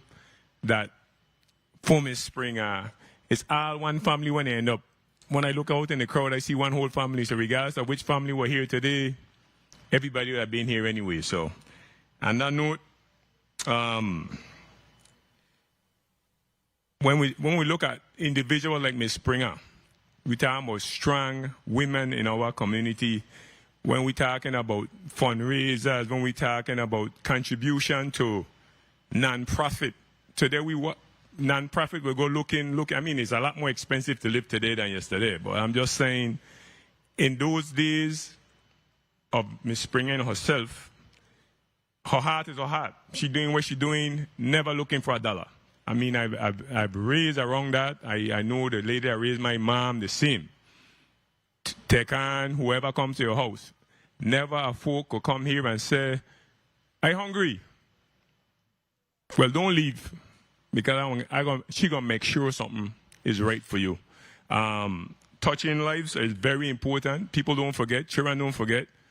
So, and then a safe space is where everybody right now, every one of you, I could ask Ms. Robinson too, because when you speak about safe space, I know you've been wondering now, like, I wish I had a Ms. Springer to drop my son off to, because everybody wants a safe space for their child to be in. And, you know, looking at the news worldwide and local, and we see some of the foolishness that do happen, we're really thankful for individuals like Ms. Springer to have been around, to give what they had to give. And it's here still. She might be gone, but the spirit for sure is still here. Looking at Ms. Robinson, looking at you too, Mr. Charles Hollywood Nibs. I want to make sure I can't narrate. Anyway, and when it comes to myself, every girlfriend I ever had come out at Frederick Stage. So I know Ms. Springer had a good role play and each. My chief of staff also was in the majorette, so I saying Jamila herself was in the majorette. So I thank my colleague for this. I'll be supporting for sure, and I thank him for taking the time for this resolution to bring it forward. So thank you again, Mr. Chair, for the time. Thank you, Senator Joseph. Well, my mother keep telling me, if you come to church every Sunday, you're going to find a good wife. But I know you're going Frederickstead now. I don't hear the word. So me worrying about me to the church no more. I come in Frederickstead, Papa. And I ain't leaving till I find a good one. Senator Vele, you're recognized for your 3 minutes. Thank you. Thank you so much, Mr. Chair. We need some additional help with that. My good fireman buddy, you're going to need a point of information to tell the people that Christian said you were looking there too.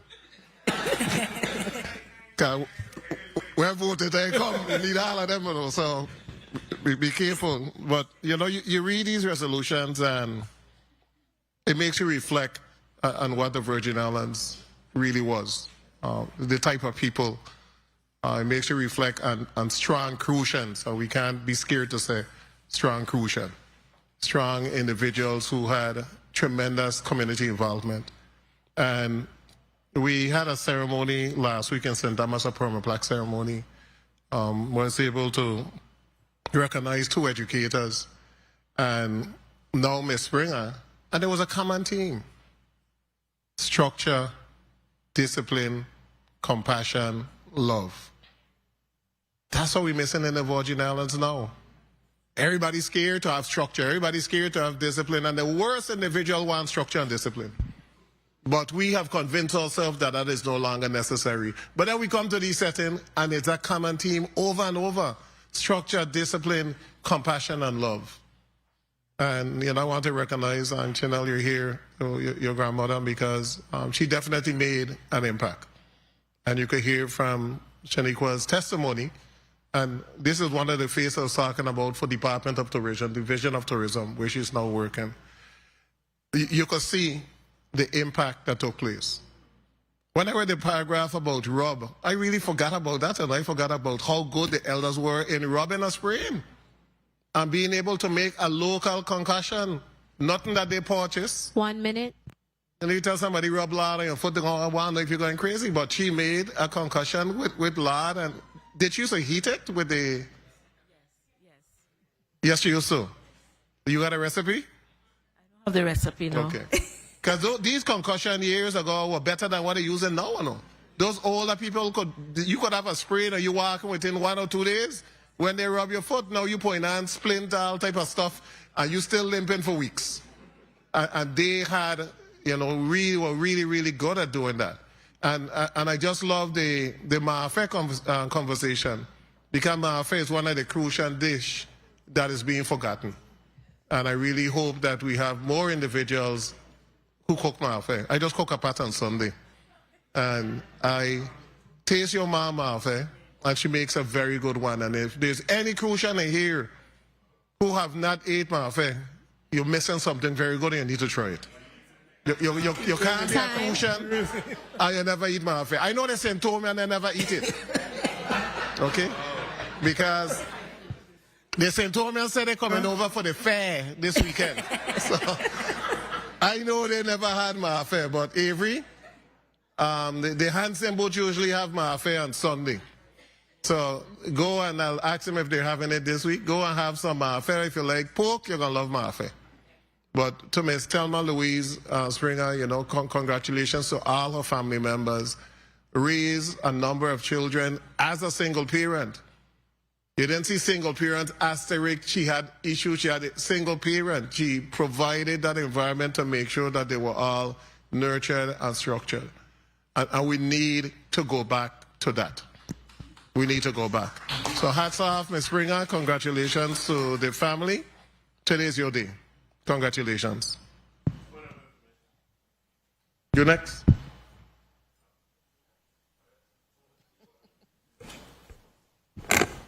Point of information, Lenny. Thank you, Mr. Chair. I'd like to strike in that last statement from the record from the senator there, that he cook a pot of Mafe and he make a phone call. This ain't right at all. A one-man pot. Thank you for the time, Mr. Chair, and good afternoon to all again. Good afternoon, St. Croix, well represented. Good afternoon, St. Croix. Cheese and bread. I can you come over for the fair too. Listen, man, I'm so excited sitting here. Let me make clear up the record a little bit there. I ain't part of his class, okay? I ain't no classmate of his. They older than me. I was a cadet in high school, feeling my way around the police department when I used to be at the police academy in '87. But back in those days, I was in high school, being taught by people like Miss Sharon Williams, who coming up here just now. But that picture that you saw earlier from shown with Miss Shaniqua Robinson at age of 6, and we were trying to figure out where it is. It is King Street, but we're telling her all our parades are on King Street anyway. But that's King Street, Frederick said, right by the Brow Soda Factory and the corner. All right? And I happen to know this because back in those days, I used to walk the parade route like 14 times. You want to see proof of that? See proof of that there? 14 times, 7 times each way, back and forth going up. You see how slim I was? Now, you could take it down now, ain't about me, it's about Miss Springer. But I wanted to show that proof because, you know, back then they used to, people never believed that I had on a bulletproof vest all then, our MAGA, what you call MAGA. But growing up in Campo Rico and getting a chance to be part of the clubhouse, you get to eat good too. So by Miss Springer, Mr. Nibs said it well when he said when children left Miss Springer's home, the bellies were full. 1 minute. That's a fact. Even in school, we used to call it back then Hungry House. And if you never used to go in the Hungry House, when you see Thanksgiving coming or that time come when those old-time cooks were doing red pea soup and thing inside there, you were going to the Hungry House. And you didn't care who were watching you then. But, you know, I was listening to someone, I think it was Senator Viale, spoke about the community lacking that love and compassion around. And it always takes me back to Barrington Levy's song, What We Need Is Love. And we need to really, really hone in on this community. I'm asking, I'm begging, I'm pleading, because the police department can't do it all. It was people like Ms. Springer who really galvanized and had children, if I may conclude here, Mr. Chair, had children in her yard, at her place. Sometimes she got to be chasing you to go home. But the food was so good, you didn't want to leave either. You know, today, sadly, you may have children that can't even get a good meal at home. So this is a type of community love that we need in this place. And I always say, and I'm going to say again, I said it at the last Palmer Plaque ceremony, if we truly want to take back our streets, let's take back our homes. I want to say congratulations in advance. Thank you, Charles Hollywood Nibs, for bringing this idea to our attention. It took a little time, besides making sure that the information is right. You know, at times we have a whole bunch of things going on. And we have a bunch of naysayers too that will say, oh, all they're doing is a bunch of resolution when they get more important things happening. So at times things get pushed back a little. But I really thank you all for your patience. Thank you, Chanel, because you two have been behind me to when is this going to get done. But as you see, each time I send you back the document, you could always find something to adjust. Again, congratulations, and community, thank you for your support in all these resolutions. Thank you, Mr. Chair. Thank you, Senator Gittins. Ms. Watts, Mr. Nibs, and Ms. No, Robinson. I apologize, Ms. Robinson. I'll give you 30 seconds to give a 30-second closeout before I excuse you. I would just like to thank you guys and Miss Springer's granddaughter for giving me this honor. This is definitely an honor to be able to speak on her behalf. I'm sad that she isn't here with us physically to see this, because I know she would have been beaming with pride. Her chest high. You know how Miss Springer operates, you know, and I just want to thank each and every one of you for having me today. And I just pray that her legacy continues to live on, and I can't wait to see the signage. I think that's going to be the icing on the cake. Thank you for having me. Thank you. Well, I'm so overjoyed. I'm in tears, basically. But let me tell you, Ms. Springer was a wonderful person. I've got a picture. It didn't make the screen, but if you could see, this picture is my wife is comforting Ms. Springer when we honored her, when she said no one never honored her. And when I did the eulogy, I was thinking in terms of, you know, this was her next honor. I was going to propose it. Had she lived, I would have done the same thing. The difference is that she's not here with us, but she's here with us in spirit.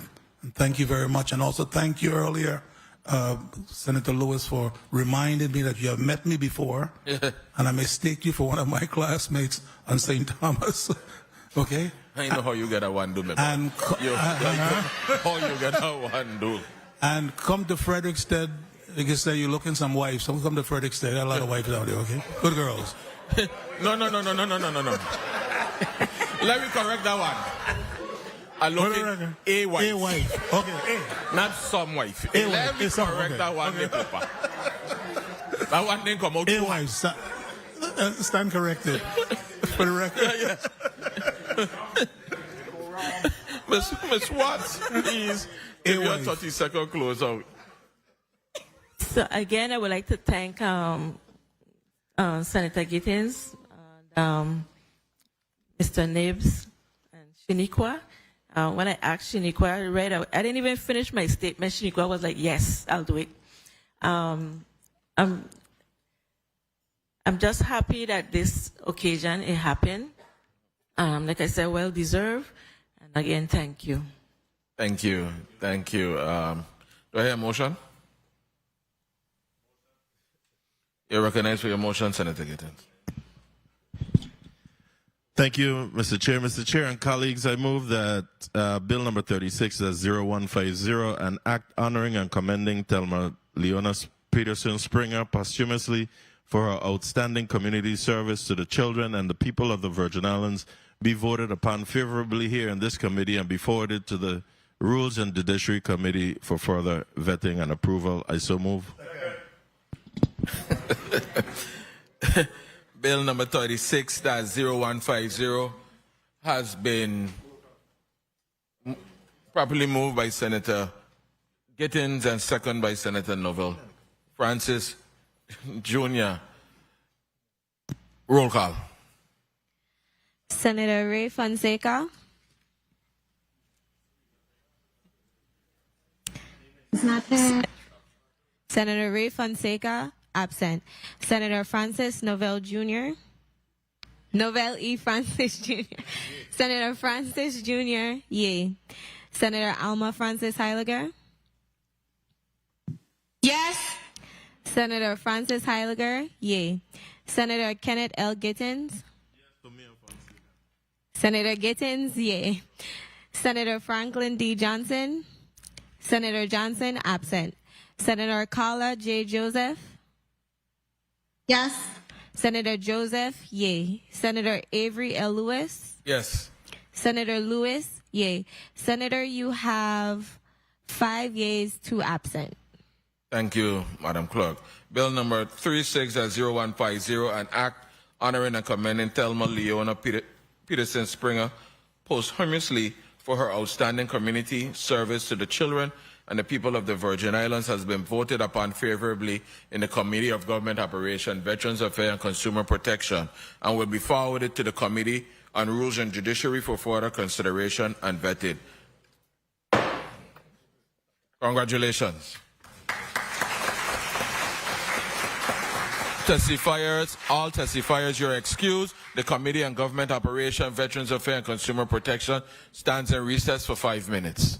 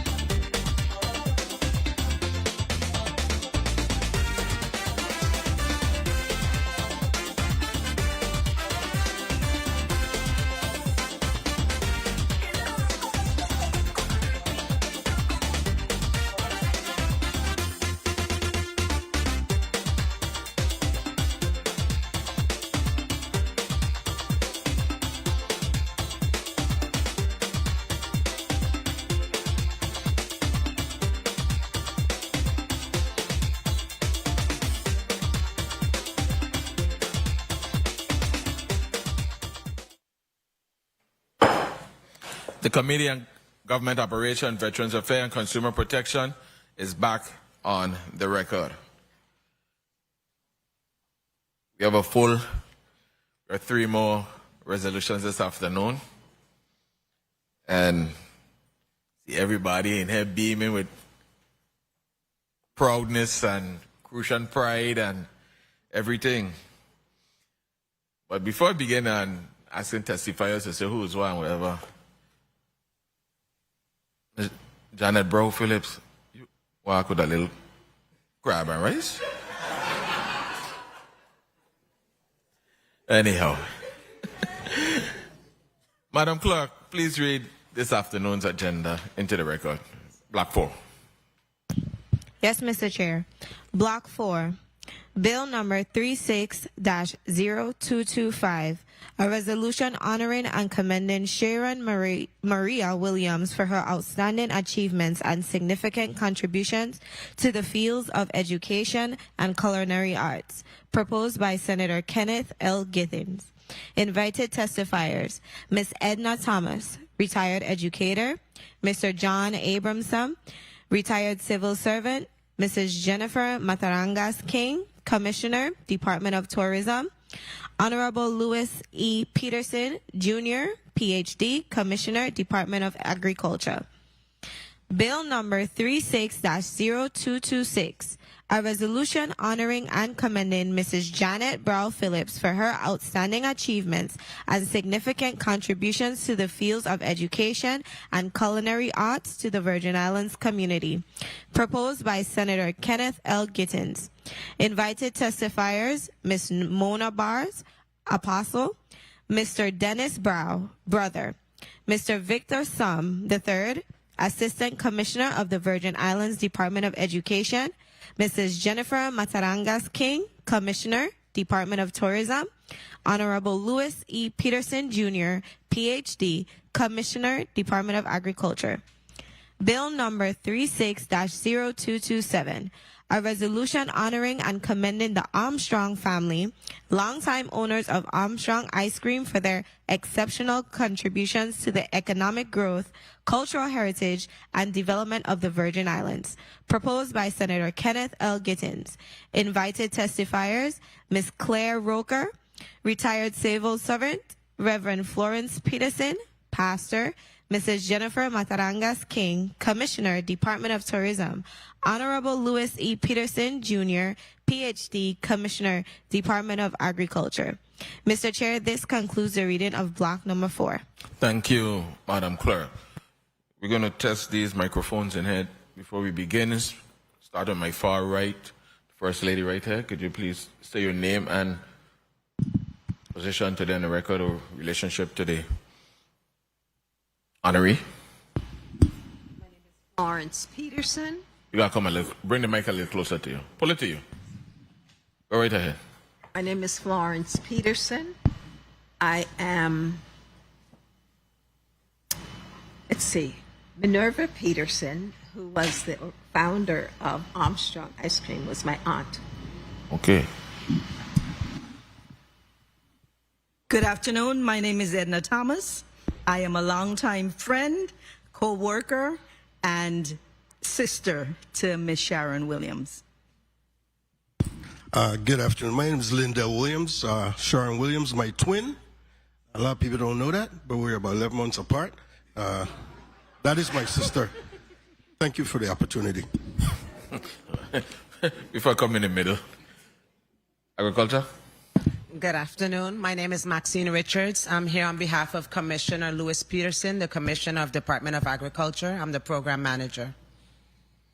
Good afternoon. Victor Sum and just Victor Sum. Good afternoon. I'm Mona Barnes. Good afternoon. Dennis Brow. Janet Brow is my sister. I'm here to answer questions, and I'm here to eat. Good. You talk about the crab and rice. Okay, good. Okay. However, you guys going to take a piece of it too.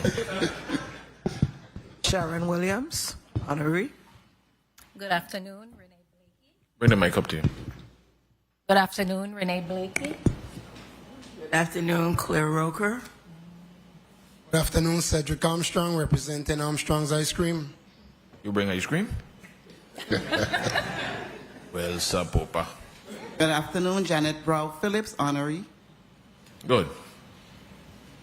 As it pertains to Bill number 36-0225, a resolution honoring and commending Sharon Maria Williams for her outstanding achievements and significant contribution to the fields of education and culinary arts, and Bill number 36-0226, a resolution honoring and commending Ms. Janet Brow Phillips for her outstanding achievements and significant contribution to the fields of education and culinary arts to the Virgin Islands community. Also, Bill number 36-0227, a resolution honoring and commending the Armstrong family, longtime owners of Armstrong Ice Cream, for their exceptional contribution to the economic growth, cultural heritage, and development of the Virgin Islands. Who speaks to these three resolutions? Chair. Senator Gittins, you may proceed. Thank you, Mr. Chairman, and good afternoon to everyone. Mr. Chair and colleagues, thank you for the opportunity to present these first two resolutions that are being heard together today, along with a third, but I'll speak to the third after. But together, Bill number 36, that's 0225 and 0226, I'm honored to serve as the chief primary sponsor, joined by Senator Avery Lewis as the primary sponsor on this measure. These resolutions seek to honor and commend two extraordinary Virgin Islanders, Ms. Sharon Williams and Mrs. Janet Brow Phillips, both distinguished educators, both cultural ambassadors, and both beloved culinary icons whose lives and work reflects the depth, resilience, and pride of Virgin Islands. These recognitions are especially timely and meaningful as they take place during Black History Month and in conjunction with the 54th Annual Agricultural Arts, Craft, and Food Fair. We also have a representative here from the Department of Agriculture. Thank you, Maxine, for being here with us.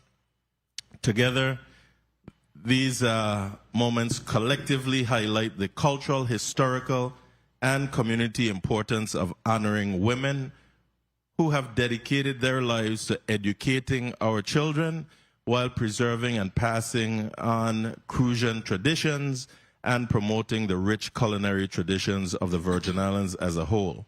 In advance, I want to thank the testifiers speaking on their behalf, and at the same time apologize to those who wanted to also speak on their behalf but couldn't because we had to limit the testimonies. You see, we're already full up here. We have some honorary senators sitting around the desks. I also want to thank you, colleagues, for your serious consideration of these resolutions. I have written to each of you expressing the importance of resolutions of these types and asked for your support. Therefore, let's begin the process to grant them their roses while they can actually feel them and smell them. As it pertains to Bill number 36, that's 0227, it is certainly with great pride again to present this resolution honoring and commending the Armstrong family, the longtime owners of Armstrong Ice Cream, for their extraordinary contributions to the economic growth, cultural heritage, and community life of the U.S. Virgin Islands. For more than 125 years, Armstrong Ice Cream has stood as a testament to the Virgin Islands' entrepreneurship, resilience, and family tradition. From its humble beginnings in the early 1900s, when Minerva Peterson sold homemade ice cream and Vienna cake from a cart, to its continued operation today under the leadership of Mr. Cedric Armstrong, who is here with us. This family-owned business has remained deeply rooted in Frederiksted and beloved throughout our territory, St. Croix, St. Thomas, St. John, even Wat Island. This resolution now only recognizes a business, not only recognizes a business, but a legacy one built by generations of the Armstrong family including Ivan and Irenia Armstrong, who carried the business forward and passed on the knowledge, values, and craftsmanship that continue to define Armstrong ice cream today. Through local flavors, job creation, and a steadfast commitment to community, the Armstrong family has helped shape the identity and economy of St. Croix and the Virgin Islands as a whole. It is fitting and proper that this legislature formally acknowledges their lasting impact and celebrates the important role that small, family-owned businesses play in sustaining our economy and preserving our culture. Colleagues, I ask for us to have a robust conversation here today and grant the flowers while these individuals can actually accept them and embrace them. I thank you in advance. Thank you, Mr. Chair, and thank you for pushing this matter so that we could have this honoring going. I'm sorry that they didn't walk with no crab and rice or no roast goat or even a cup of gooseberry ice cream, but the fair coming up, so you'll have an opportunity to enjoy each one of them. Thank you. Thank you, Senator Gittins. And before I go to the testifiers, just make this clear so we could be understanding here. We have 3 honorees, and it's only who have submitted testimony will be reading their testimony. Anyone else will be just in a position to answer questions or give some kind of commentary. So let's be mindful, if you didn't submit a testimony, sorry about that, but you only will be allowed to give commentary. We have 3 powerful honorees here, and we need to get through and make sure, because I'm heading back to St. Thomas tonight, but I'll be back this weekend to go Frederickstead on a journey, okay? So we're going to start.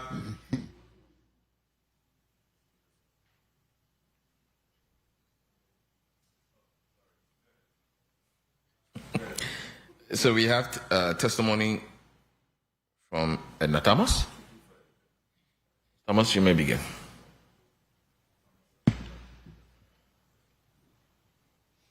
Good morning. Afternoon. Good afternoon. Thank you for that reminder. Miss Sharon Maria Williams began her journey as an educator at the Arthur A. Richards Junior High School in 1978. She left Arthur Richards School in 1985 when she accepted a position at the University of the Virgin Islands Extension Service from 1985 to 1988. In 1988, she joined the faculty of St. Croix Central High School. She remained there until 2007 when she retired, thus ending that phase of a fruitful, successful career as a lifelong educator. Over the span of those 30 years, Sharon Williams taught the strata of students from preteens to teenagers to adults who in some cases were much older and had more life experiences than herself. But long before Sharon embarked on the road to receiving her formal education, she was trained and instructed by her mother, Mrs. Inez Williams, a lady of impeccable taste. It was in her mother's kitchen that the love for cooking and all things related to food preparation was sparked in Sharon. In that family, Sharon lived and learned the value of service to others. This was the home where everyone, from princes to paupers, were welcomed openly and treated equally. every governor of the United States Virgin Islands was graced to sit and partake at the table of Mrs. Inez Byron Williams. They came because of their friendship and political affiliation with her husband, Mr. Patrick Williams, but they left with great admiration, love, and respect for the charming Mrs. Williams. Other members of her family also played a major role in developing Sharon's love for cooking. Her aunt, Iselma Byron Christian, stirs up some of the best callaloo you can taste. Her other aunt, Mrs. Florabelle Byron Miller, is well known around St. Croix for her tart making. Sharon was also mentored by distinguished ladies in the field of cooking and homemaking, namely Mrs. Lena Schultebrand and Mrs. Olivia Henry. In 1978, Sharon earned a Bachelor of Science degree in Home Economics from Cheney State College. In 1983, she graduated with a Master of Science degree in Special Education from the University of Phoenix. Without a doubt, Ms. Sharon Williams was well prepared for the rigors of teaching.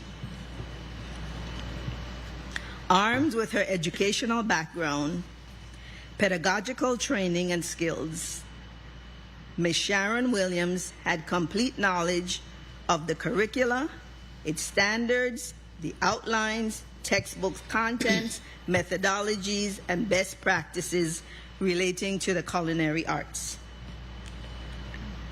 She was capable of entering into any classroom, opening any textbook on the subject of home economics to any chapter, and delivering a lesson without hesitation or advanced preparation. In her classes, she impressed in her students' mind the reality that cooking is as much an art as it is a science.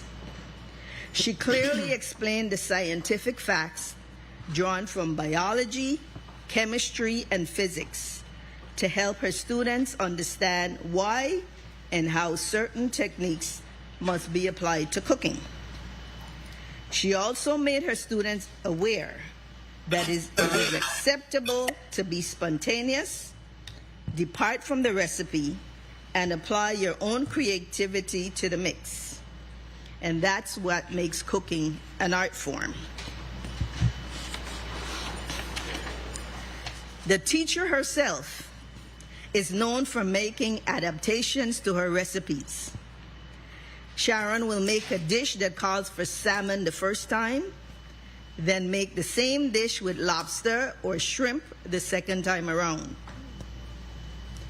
When it came to adaptability in the classroom, Sharon was first rate.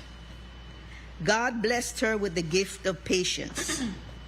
Her positive attitude and engaging personality naturally carried over into her teaching style. She believed in making real personal connections with her students. She believed in encouraging her students to explore, learn new methods, expand their knowledge, and change the trajectory of their lives. She believed in warm hugs. She believed in instant communication. She was committed to the idea that her classroom would be a space where all her students felt accepted and cared for. She was adept at nonverbal communications. She could instantly detect when something was off with one of her students. Her reaction would be direct eye contact, a smile, a nod of the head, and a look that communicates, let's have a conversation. Sharon Williams was the consummate home economics teacher. She taught nutrition, cooking, parenting skills, budgeting, consumer education, clothing construction, sometimes called sewing, interpersonal relationships, and human sexuality. All of these topics presented occasions for much dialogue and classroom discussions. Quite often, the expressions, reactions, questions, and ideas from the students were unfiltered. However, as long as their curiosity and responses were sincere and respectful, Ms. Williams allowed them their freedom to express themselves in their way. Their delivery was addressed at a later time. Every student in the room was invited and expected to contribute. As you can imagine, some students shared secrets buried deep in their hearts, and had their parents been privy, they would have wished that those secrets remained at home. In today's terminology, students would say the room was lit. These teaching and learning experiences required a delicate balancing act between maintaining boundaries and maximizing her students' learning opportunities, while at the same time encouraging their awareness, introspection, and self-expression. There was nothing to be concerned about. Ms. Sharon Williams possessed the communication skills that are indispensable to teachers. She was an active listener. She had good timing. She knew when and how to lean in and redirect, and when to reserve her comments and when to speak. She was attuned to all this in order to guide her students through the process of thinking critically, resolving conflicts, making wise choices, and setting goals for their future. Ms. Williams' years as an educator has long since ended. She has moved on to other phases and stages and interests. Being busy in her catering business now, she still gets to demonstrate that for her, cooking is an act of love. Across generations, grade levels, and various ages, Ms. Sharon Maria Williams has maintained her zest for life. As a teacher, she made her mark. Her influence goes beyond many borders. Evidence of this can be found in the multitude of former students who claim her as their mother, their second mother, godmother to countless, or their coolest teacher. But for every one of them, and for many more, she's a treasured friend. Thank you. Thank you.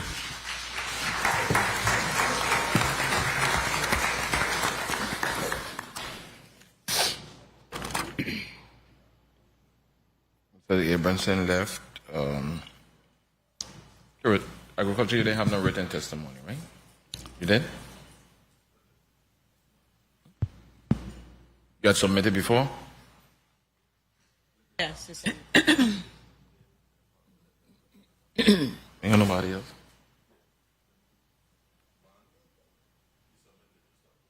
Oh, you're going to do yours one for everybody? Agriculture? Yes. You're doing it for everybody one time? One time, yeah. Oh, one time. Okay, sorry. Apostle Barnes? Honorable Senator Avery Lewis, Chairman of the Committee on Government Operations, Veteran Affairs, and Consumer Protection, other senators of the 36th legislature, listening and viewing audience, family and friends, good afternoon. Today is my honor and privilege to speak briefly on the life of Mrs. Janet Brough Phillips.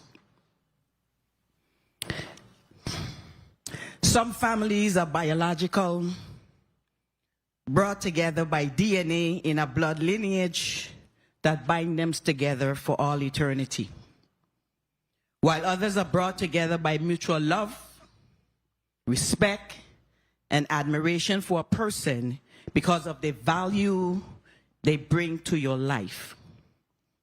Janet Brough is not my biological sister. We share no DNA. We share none of the trapping or associations that society would recognize as traditional definition of family. But without question, Janet and I are family.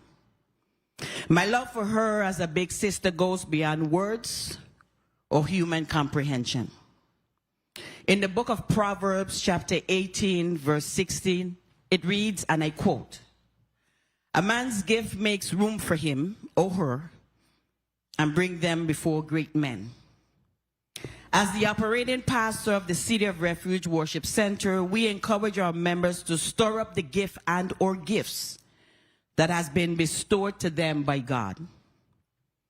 God in his graciousness has granted many gifts to my sister Janet, two of which has made her an icon in this community: the gift of being an educator and the gift of cooking. As a former educator, I've seen Janet build a parent university from nothing to something great.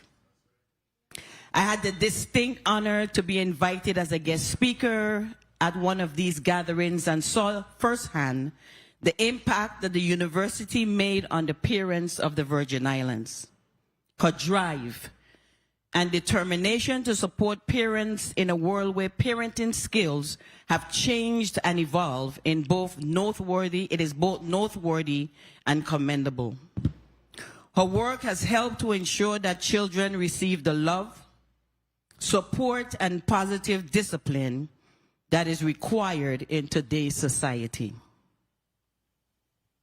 Now I'd like to talk about one of the best cooks in the Virgin Islands, bar none.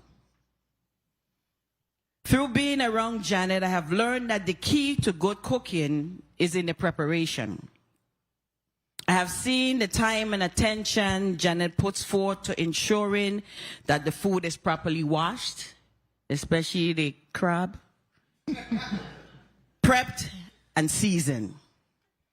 Janet believes that her customers must get what they pay for.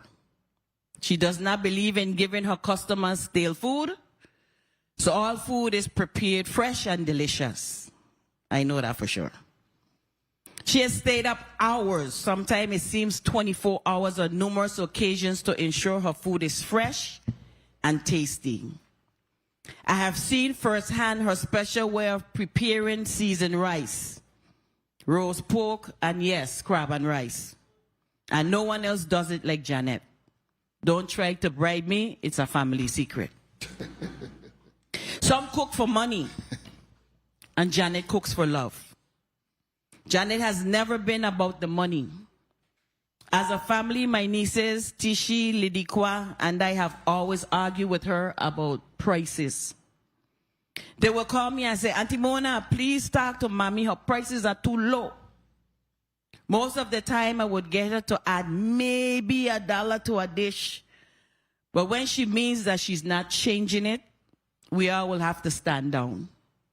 When Janet serves you a dish, it comes with mac and cheese, stuffing, rice, and coleslaw. And if you ask, you get red beans and provision. We would always say to her, other cooks that charge for sides. She would say, I don't care. This is what I'm doing. Where else do you get all of that with a meat for $18, $20? Only from Janet. Her heart is set in her craft. She does it to the best of her ability all the time, even placing her health in jeopardy. She puts her heart and soul into every dish. If she prepares a dish and it doesn't taste just right, she refuses to serve it. She is truly a cultural bearer in the culinary arts of preparing native cuisines. You don't believe me? Ask former Governor John P. DeYoung or present Governor Albert Bryan Jr. But then I don't have to ask them. You in the room know exactly what I'm talking about. People are placed in your path during this journey we call life for a purpose. In the book of John, chapter 4, verse 21, it reads, and I quote, "As he has given us this command, anyone who loves God must also love their brothers and sisters. Janet, know that I love you, and I'm extremely proud of you and your accomplishments. Your name will go down in history as one of the greatest cooks in the Virgin Islands and the ones that they've ever seen and known. Make no mistake, when one knows their gift, it will make room for them. Your gift made room for you, and today we recognize and celebrate you for it.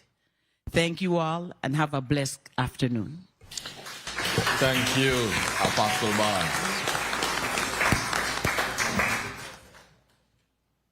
Mr. Soames? Greetings and salutations. Yes, sir. Greetings and salutations.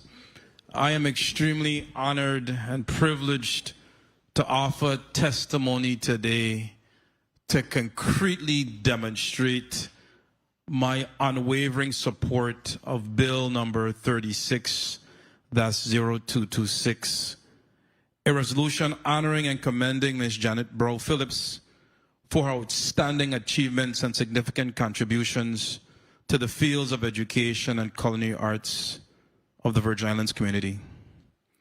I am Victor Sum III, and I am here today, as my daughter tells me, a multi-generational Crucian educator and a native Virgin Islander.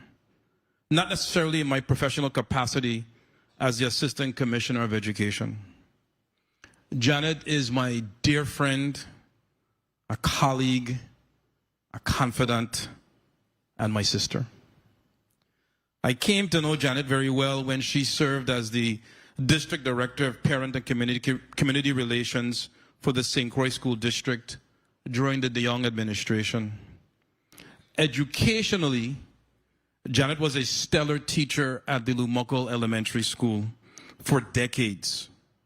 I often tease her that she thinks like her students. Her students, all of whom are now adults, hold her in the highest regard and with the greatest respect. Her instruction was impactful, rigorous, and relevant to the lives of her students. While as the district director, she was referred to as Director Brown, and she was well known for the creation, development, and successful implementation of the extremely popular Parent University, a project wherein parents and guardians would meet monthly in the evening to receive instruction on navigating within the Virgin Islands Department of Education, family counseling, learn effective methods for engaging common behavioral challenges in schools and at home, strategies for advocating in matters of grading, assessment, curriculum standards, and academic achievement, healthy eating and living, etc. Expert guest speakers and presenters were invited from across all spectrums to educate parents and guardians in critical areas. I had the opportunity to present on several occasions on the topic of maladaptive behaviors and alternative education. Parent University was by far groundbreaking, as Director Brow used federal funding from the district's annual consolidated grant to not only provide educational information, but also childcare services, meals, and transportation for parents to attend Parent University. She created a no excuses model for parent attendance. Additionally, Director Brow created parent resource rooms at all public schools in the St. Croix district. The purpose of the parent rooms was to provide a space where parents could come to school, meet privately with teachers and or school administrators, have a base from which to volunteer, obtain information and materials. The most popular parent room was the one at the Claudio Marco Elementary School, where one parent, Juliet, lived and treated Claudio Marco as her kingdom. She was truly appreciative of Director Brow's initiative. With respect to Janet's culinary masterpieces, I am very grateful to be one of her beneficiaries. Her culinary skills almost create manna from heaven, food of the gods. Her turkey wings are divine, and her crab and rice is exquisite. Even Governor Bryan commented on her crab and rice at the most recent Crucian Festival Food Fair. Now, I must say, Janet, I have one complaint. And she absolutely refuses to take the crab out of the shell, as I have requested on many occasions. She comments... That's just a Santo in me. She comments that that's too much work. By the way, for more than 10 years, she still owes me 50 gallons of red pea soup.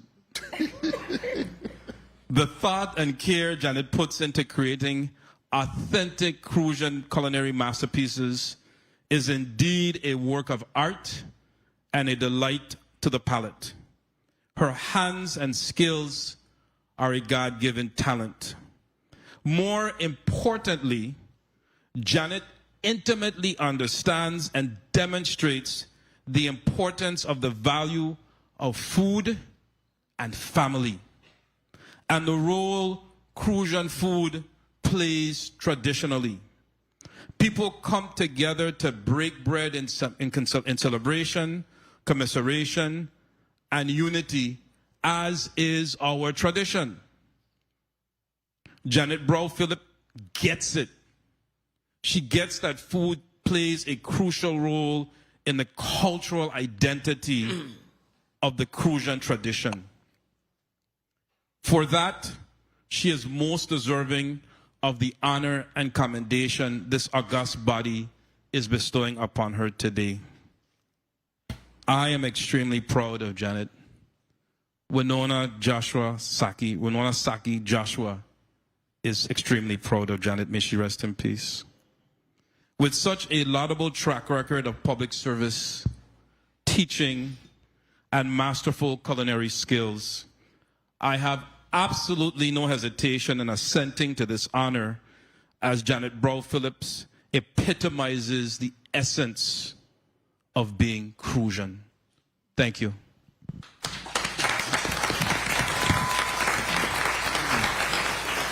Thank you. Victor, so I'm going to say, as a commissioner, you're in the role today. Miss Roca?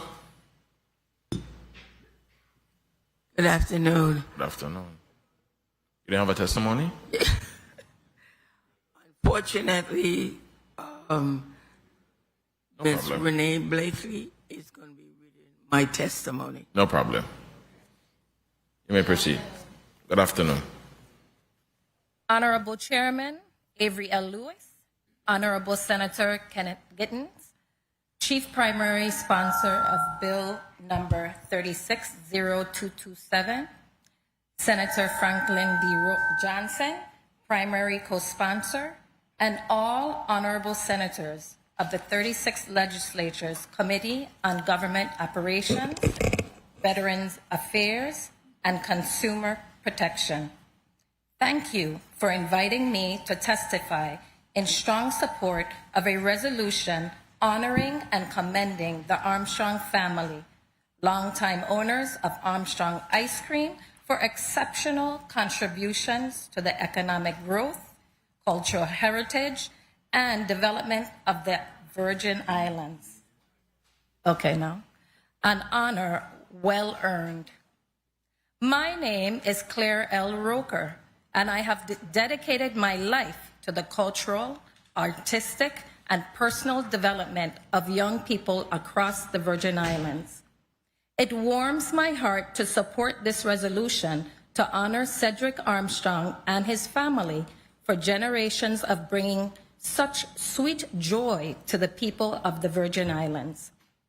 I fondly remember, as a 6-year-old child, my aunt, Delta Minerva Jackson Dorsch, taking me on outings to King Street, Frederiksted, to purchase ice cream and Vienna cake from Minerva Peterson, the founder of Armstrong Ice Cream.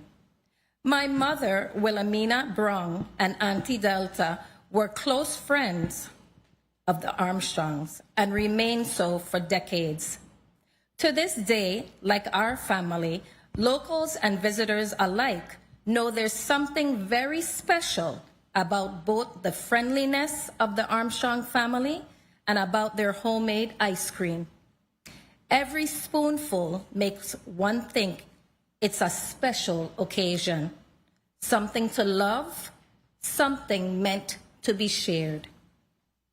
As the business grew from a cart to other Frederiksted locations, and the famous green Armstrong ice cream truck frequently parked at Sunny Isles Shopping Center, folks would come from around the world to enjoy the delicious treats.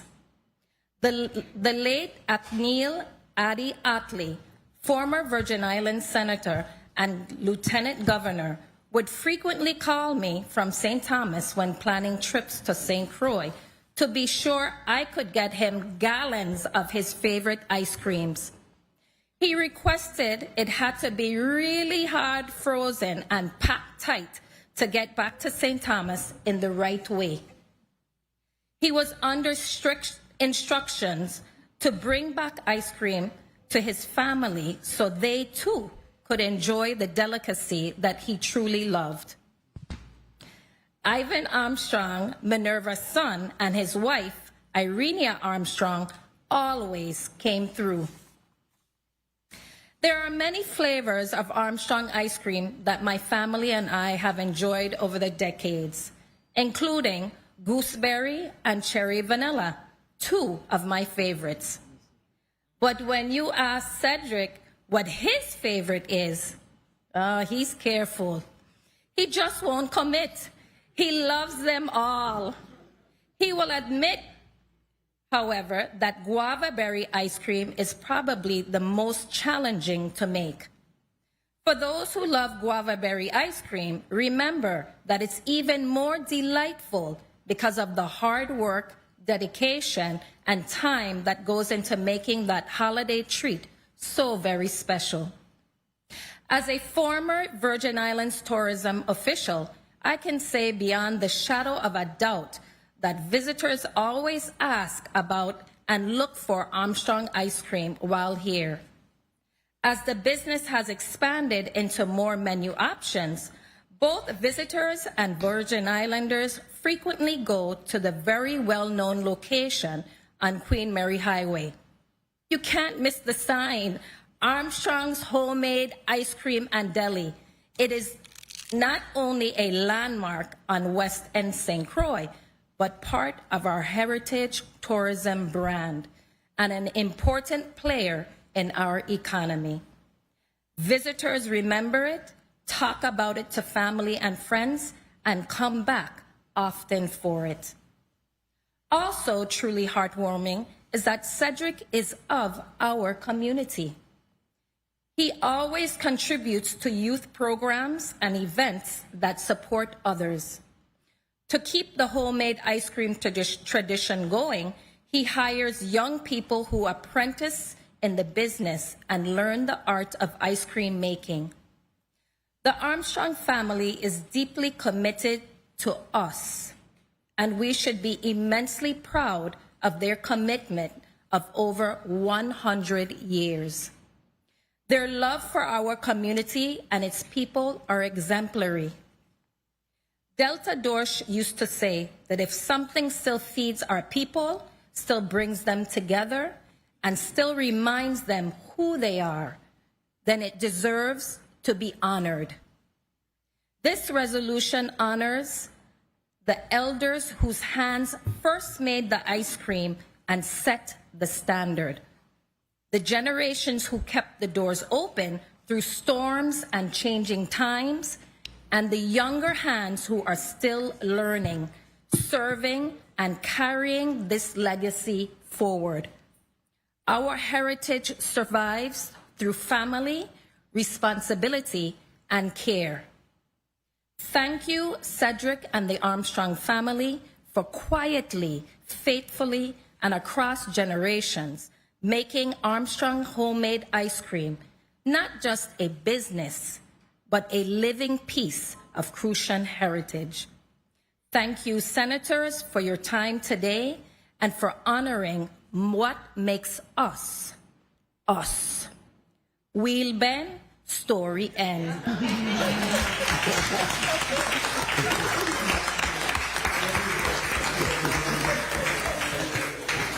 With that kind of ending, we could go straight to a motion. The representative from Agriculture, Department of Agriculture. We could go eat.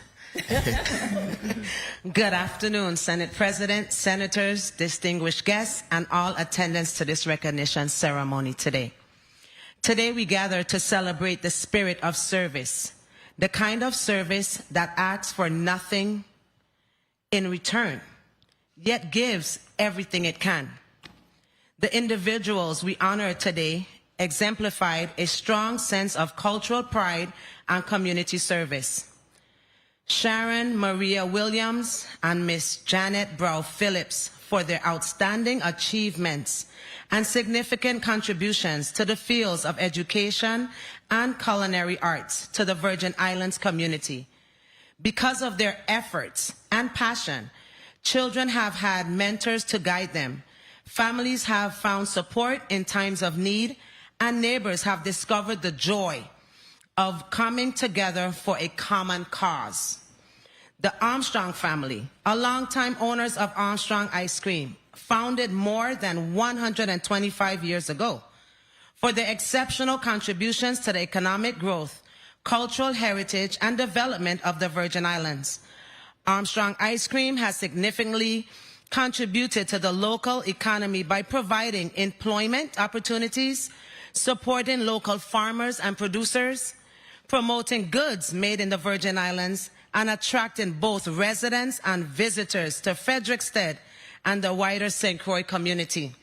So today, these honorees have shown us that true leadership is not about titles or positions, but about action, compassion, and commitment.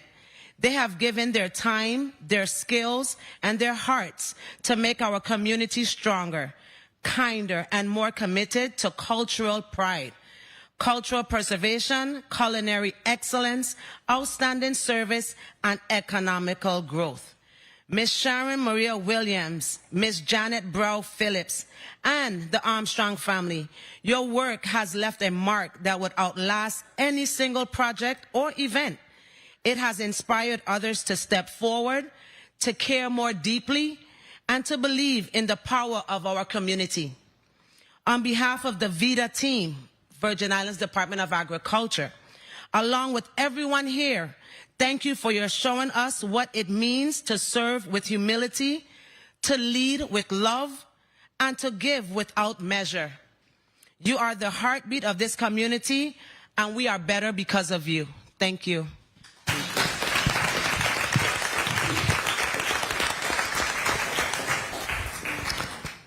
That ends out all the testimony. Before I go to my colleagues, Ms. Williams, you'd like to put something on the record? Go right ahead. So this is your day. I just want to say thank you to my former student, Senator Kenneth Gittins. He keep calling me all the time. I need this. I said, what do you need? He said, don't worry. And I just want to say thank you. My students from 1978 to 2007, when they see me with their children, they say, you see this lady here? Don't pass her. She taught me this, she taught me that. They will call me on the phone, can I get a recipe for pate? Can I get this? Can I get that? And sometimes I say, okay, I'm going to send it to you, and I send it right away. I just want to say thank you to my family, all my brothers and sisters, my aunts, my uncle, all my cousins, and all my friends. To my sorority sisters of St. Croix Alumni Chapter of Delta Sigma Theta, thank you so much for being here. To Senator Gittins, thank you so much. I'm so excited. I don't know how I have myself today. Thank you so much.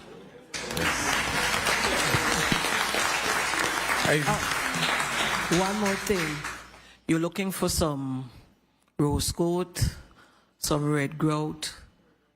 Ask Kenny, and I'll prepare it for you. Thank you. But I want a problem here today. One Janet don't have it. Yes. I want a piece of problem here today. Ain't no problem at all. Okay, good. Good, Family. Good. I want a trouble here today. I come in peace and I go in peace. But I must say this, when I see the names, them, right, you know, and Senator Gittins calls, say, hey, Senator, we have to do this. It's okay. And I'm looking at them and say, but I've forever eaten Armstrong ice cream. I know Janet, but I ain't know the other lady.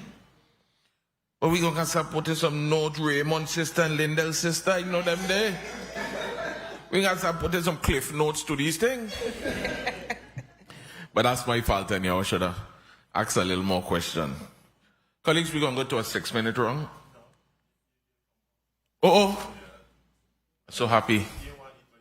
You know what I mean? Mr. Armstrong, you want to put something on the record? I'd like to begin by saying that the honoring of the Armstrong family, I think it's perfect that it's family, because the whole operation for all the years have really been like a all hands on deck type thing. Just beginning with myself and my family members that assist me in everything that I do. My wife is here. She is my backbone in the business, day in and day out. My 2 brothers are here, Frank and Orville. They're by my side to assist me in anything that I need. I have my 2 daughters, Eva and Amanda, here. They give of their time to the business whenever they can, and they are the future of the business. And so for me, it's an honor and a privilege that I'm the one here in the seat as the face of the business, but there's so many people that I represent in saying thank you. And the people that I say thank you most for are the people that are no longer here, which is Minerva Peterson. Her niece is right here, Flo. My father, Ivan Armstrong, my mother, Irenia Armstrong. I don't even want to say they paved the road. They chopped down the bush. They graded and made a road. They paved the road. They striped the road. Maybe what I did is maybe put reflectors on the side of the road. But when I took over the business, I only had to continue and make sure that whatever pitfalls were there, that I go over the pitfalls. But it's truly an entire family operation. We talk about the guava berry. My mother-in-law is here, Jolene Payne. When it comes to the guava berry, she is my backbone with the guava berries. And so it's a complete family, the Armstrong family. And so thank you for the recognition of the Armstrong family. Thank you very much. Thank you. And you know, with all this, everything we're hearing here today, you know, this will never die. This gonna outlive all of us. These memories, these good times, you know, the flavors, the culinary arts, you know, the teaching, the educating. Ms. Brown, Phillips. Good afternoon. Good afternoon. Everything that I have ever done in my life, I have never done it because of myself. I've always done it for children, the community, and for my family. And I would like to thank Senator Gittins for this honor. I gave him a hard time because I didn't find out about this until second week of January of this year. And I said, no, not me. I said, I getting ready to go on a plane to deal with my health. He said, well, you're going to go, deal with your health, you're going to come back, and when you're done with this, you're going to go back where you're going. And you know, something was very fishy, but I never, ever thought this was it. My brother asked me in January of last year for a resume. I said, what do you want a resume for? He said, don't forget I'm doing this Vikings Development Club, and I need you to be a part of it, to do the cooking part of it, to teach boys how to cook. I said, okay, that sounds like a nice plan. Then my daughters them came up telling me the children doing a research paper for Ricardo Richards School, and they need to interview me. Gave this children them this long interview. Still ain't know this what it's about. So Kenny, I want to thank you. You think you got one up on me today? I two-step in front of you. I brought 20 bowl of crab and rice today, 20 bowl of cancan ponji today, and 10 bowl of arroz con pollo to show the Spanish and the Bad Bunny side of me. So every...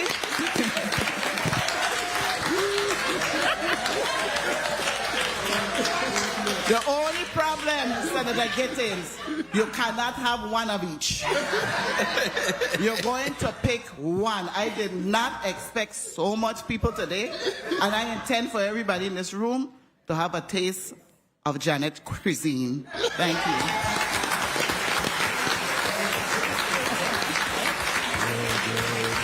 Well, Ms. Brown Philip, I hear saying things going good, Miss so they going over what I eat. Then Vele come through the door, buddy. Then Vele come through the door and said, he caught me short. Yeah, that's funny. No, he didn't know that. No, nobody knew. But what I have to tell you, though, this was a well-kept secret because Kenny told Lashe tell me, don't say nothing, can't know you.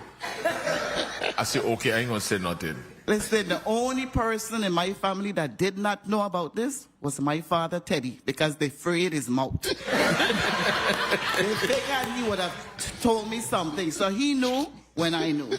Yes. Well, so we're going to a 5-minute round. We're going to a 5-minute round because time is of the essence. Sorry about that. So we're going to begin with Senator Marvin Blyden is not here. Senator Carla Joseph, you're recognized for your 5 minutes. Thank you so much, Mr. Chairman. A pleasant good afternoon to everyone, including the honorees who are here with us. I think we have Ms. Rao, Ms. Phillip, Ms. Williams. Is Ms. Williams? Yes, ma'am. Yes. I believe I remember tasting your cuisine as part of the 175th Emancipation Commemoration Committee, and it truly a taste to behold and divine, definitely. And also Armstrong ice cream. Every time I come to, not every time, because I'm trying to watch my weight, I try to make a visit at Armstrong ice cream and taste your ice cream as well. So, and they have it over in St. Thomas too, so you don't have to travel over to St. Croix to enjoy Armstrong ice cream. Now, Ms. Williams, I wanted to ask you a question. You have on red today, and I noted that you were part of the Homemakers organization one time. I'm not surprised that the nominees, the resolutions actually, are part of Culinary and sponsored by Senator Gittins. He really appreciates fine food and can cook himself. So I wanted to ask you, Ms. Williams especially, you have on red. Is that part of the Future Homemakers Association? I remember. You have on red and white? Yes, ma'am. I'm an illustrious member of St. Croix Alumni Chapter of Delta Sigma Theta Sorority Incorporated. Okay. Okay. And give me a moment here because I just run upstairs from eating because the chairman had us here. So you are a Delta. And Ms. Williams, you are a Delta also? Miss Brow Phillips. Ms. Brow Phillips, you are a Delta also? I'm just asking. Yes, Sorry. ma'am. 42 years. That's why the both of you have on the red and white. Okay, well, congratulations to the two Deltas. Now tell me, what was one of the most critical items that you took pride in when you were working in the schools, Miss Williams, and teaching? What one of the things that you say you left behind as part of your legacy? Well, when I taught special education students, nobody would want them in the classrooms. And I took all of them in, spent all my money, and taught them how to do certain little things with their hands, especially cooking. And when they meet me today, they say, "That's my teacher."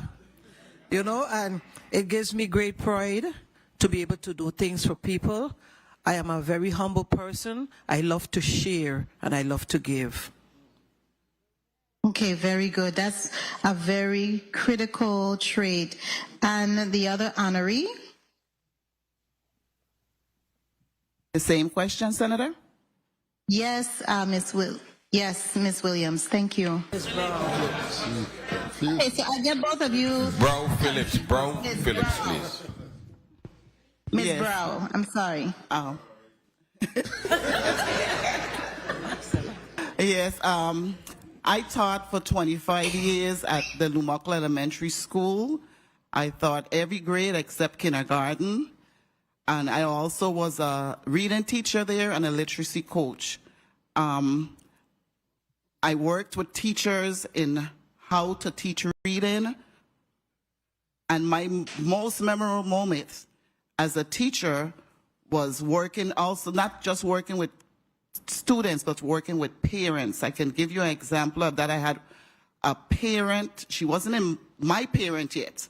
I didn't know the next year I would have her. But when I first got there at Lumaco's, time, Carlton? Oh. You go ahead. Sorry. When I first got there, I heard her threatening a teacher next door to throw her off the balcony. And I said, "Not under my watch." This woman didn't know I come from Grove. Not under my watch. So I approached her and I said, "Miss, you ain't gonna do that today. We're gonna have a problem." I said, I don't know you, you don't know me, but we're gonna have a serious problem. You know, she went off and all of that. But the next year I got that parent, nobody wanted her. She cussed out every principal. She wanted to fight. As a matter of fact, she was banned from the campus. And I said, there's something special about this parent. And we had what you call Grub Day. It's a day where a Friday you sell stuff and make money and buy stuff for your classroom. I said, well, I ain't gonna sell no chips and all of that. I gonna sell food. So I was almost the first person at Lumaco School to sell food. And I said, that same parent that want to fight the world, she gonna be my accountant. Everybody said, you crazy. That woman going to castle with all the money.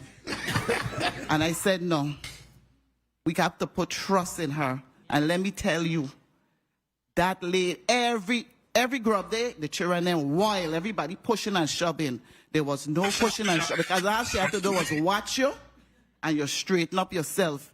And that woman put everything in order, all my money to the penny. She gave me a report. She told me how many plates of stewed chicken I sold, how many salmon balls. I sold how many chips. Nobody ever did that. And that lady came to me and she said, Miss Brown, I want to thank you for trusting me and believing. That's all I wanted somebody at this school to do. I know I'm rough.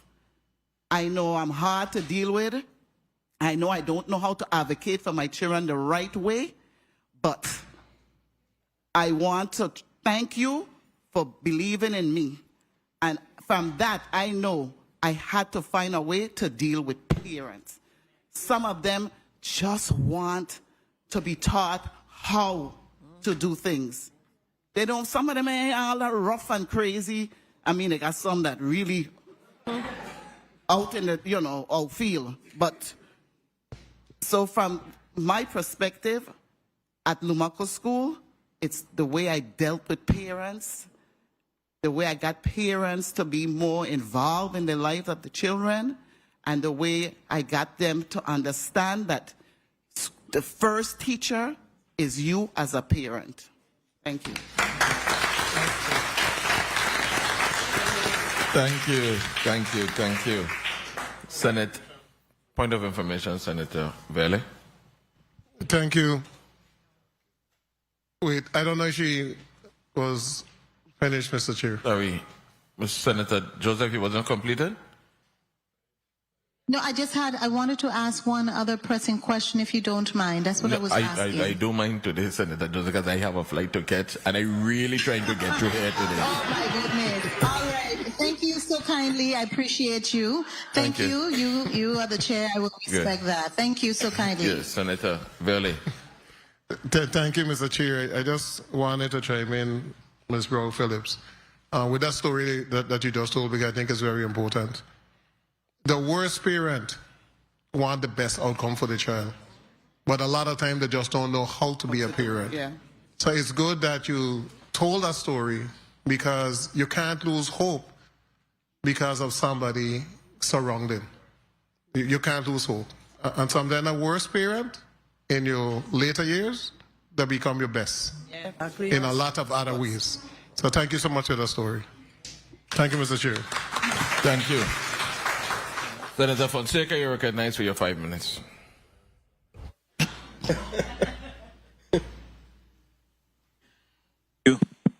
Yes, thank you. You can hear me over there in St. Croix? Loud and clear. Okay, good. Congratulations to all of the to-be honorees. I want to start first with Miss Sharon Maria Williams, because I notice you're a multiple grand champion in the cook titles. And congratulations. I want to ask Miss Brown Phillips, who could cook the best crab and rice between the two of you? Self-praise ain't no praise.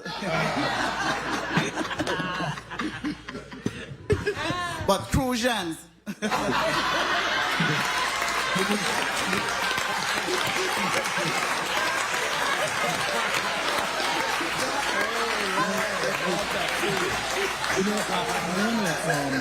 want to highlight the preservation of Crucian culture. We got like an echo over here, so I ain't really able to hear your response quick. But I want to highlight the preservation of the Crucian culture. Tell me if you notice today, right, if the younger generation, attaches or likes the crab and rice, or if we have to continue to push it.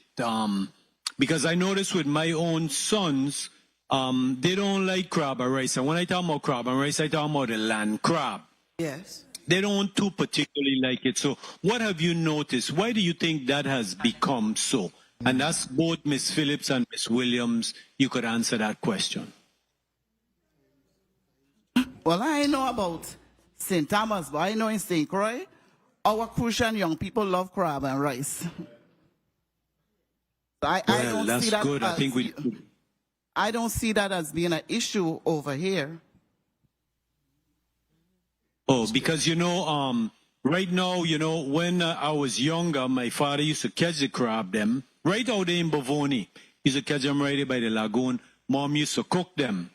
But she always used to have the shell on them. But I noticed the crab was always sweeter with the shell. But see, people don't got the technique. You just take a scissors, right? And you push it from the small point and then chop it up. Most people don't know that technique. I know it. You know that. I still know crab but today.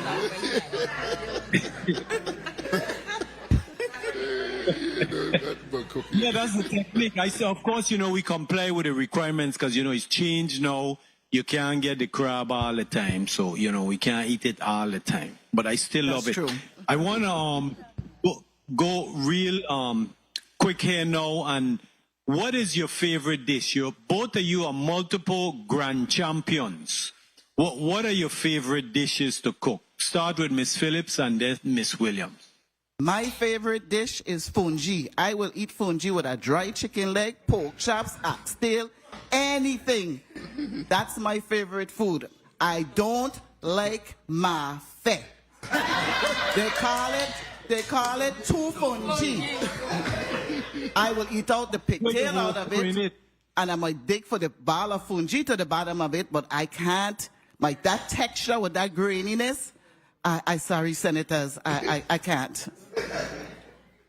Of course, that's with the okra in it, right? You can't have fungi without okra in it. Miss Williams, how about you? What's your favorite dish? 1 minute. It's time up. Williams, what's your favorite dish? My favorite dish is roast pork, roast goat. Roast pork, roast goat. You know, I have a lady that come over here from St. Croix to help me, right? She to cook the best goat water. I'm telling you, she over here in St. Thomas, she's still the best goat water. Them cushion, well, I can't say it, but I love the cushion cooking. I got to give the cushion cooking Time. Well, Sir Popa, Mr. Chair, can I just wrap up real quickly? I want to congratulate the Armstrong family. Of course, you know, you're just as important, and your ice cream and everything is a legacy. You know, we love it every time we go over there. I want to ask you real quickly, what has changed in the recipe? Because over 120 something years, I imagine back then you used to have the lard or the pig fat.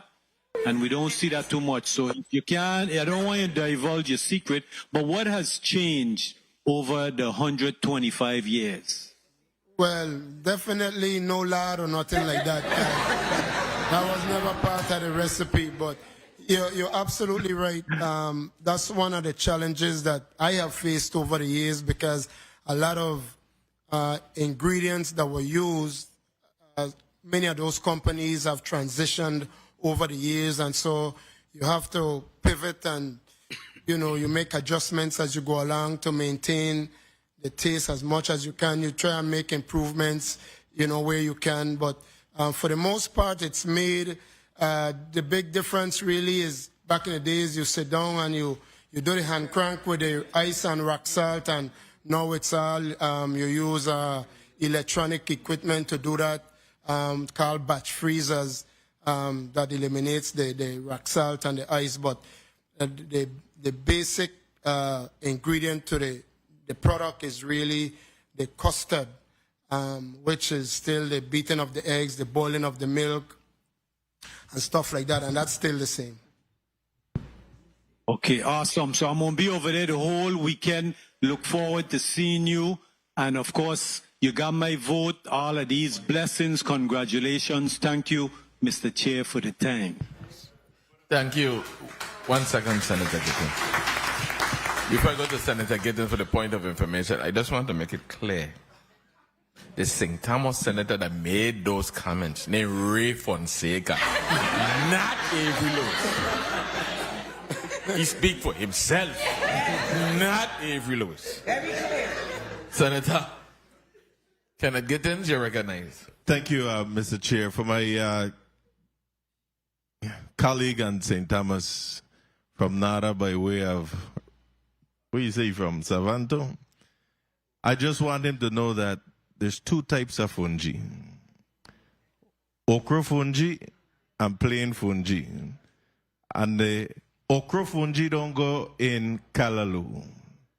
That's when you're eating fish. And before you all leave from here, ladies, please tell some of them the difference between sauce and gravy. Thank you. Senator Alma Francis, highly recognized for your 5 minutes. Thank you so much, Mr. Chair. I wanted to say, my mother's best friend was from St. Croix. Her name was Miss Knight. And as a child, I spent quite a bit of my summers in St. Croix.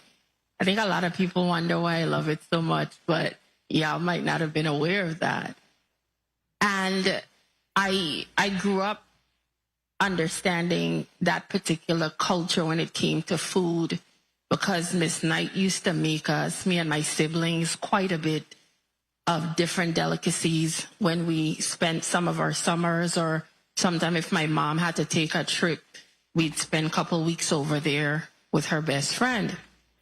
And when I was younger, I was introduced to Armstrong ice cream in one of my summers in St. Croix. And I have to say that even now as an adult, when I was in St. Croix and I went to Armstrong, I was telling them I need some ice cream. It was like, oh, let me head over to Armstrong ice cream. And what struck me is when I walked through the door and they were like, Senator, it gave you a feeling of home. Like, it felt like this was really a family establishment. It felt like so comfortable to walk in. Everybody was coming in. Everybody knew each other. It was such a beautiful feeling. I said, you know what? This is the feeling of St. Croix that I love so much. And it brought me back to a time when I was younger. And when you have landmarks, when you have businesses that have been around in our territory and our culture for so long, that to this day they're still affecting the lives of people, whether it's through introducing them to new things, nostalgia, just feeling that homeliness of St. Croix.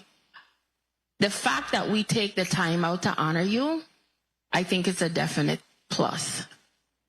And I witness and I see all of these people in the chambers today, and I'm so happy to hear all the positive and the stories of everyone that has participated in making this business and instilling so many values and different types of cooking. And, you know, this is what makes us the Virgin Islands. This is what makes us one.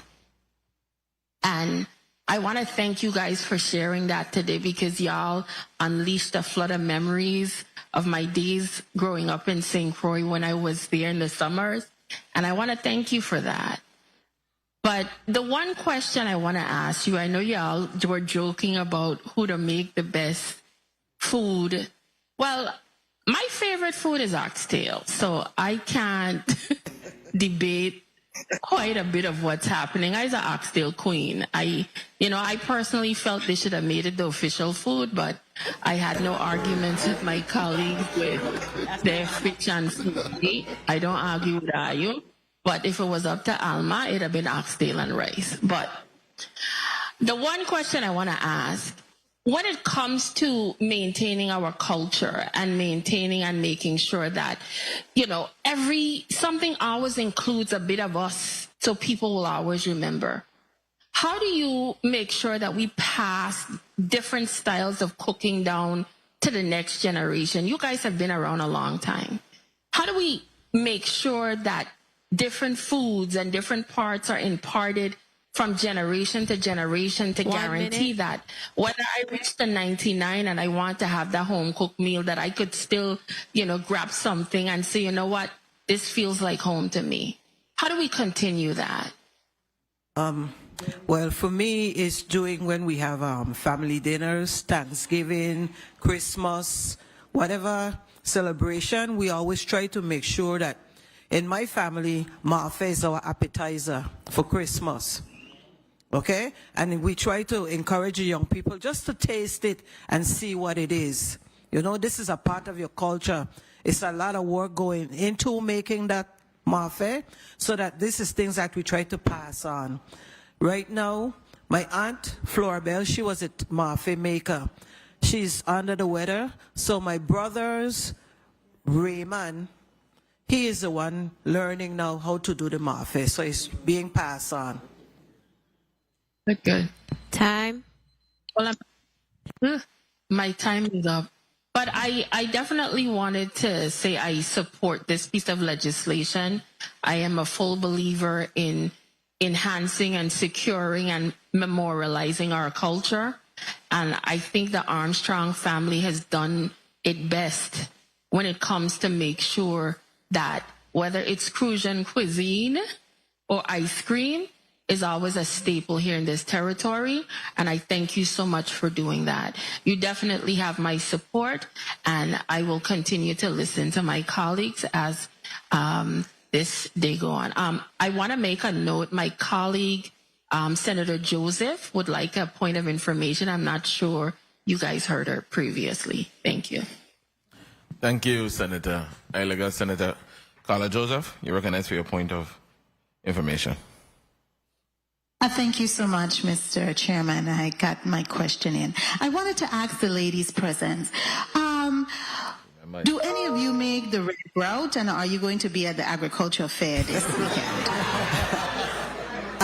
I do. I really like that dish. I really love that dish. I do, but I'm not going to be at the agricultural fair selling any red grout, but I do make it. Okay, I must get your You got number. red growth over here, and I ain't bringing none for you. I could get my own. Thank God. Ms. Brow, Philip? No, I don't make red grout. I know how to make it, but I'm not really a fan of red grout. Okay, I am allergic to dairy products, but I am going to brave it because I love that red grout. Thank you so much, Mr. Chairman, for that time. I appreciate it. Thank you. And before I go to Senator Nobel Francis Jr., just to give you, good spirit today. Mr. Armstrong, I just want to give you this story here. When I was younger, I used to say, man, St. Thomas Dairies, we got a lot of products, man. They take me on a field trip. We only had about 2 cows on the hill, so they go kill them 2 cows. So they kill me them 2 cows. Hey? And I think one of the cows must see with a sign. But anyhow, but Island Dairies had come. And Ms. Brown, before I move on, tell me something. That's real quick. The Brow family is part of the Brow soda, or yourself?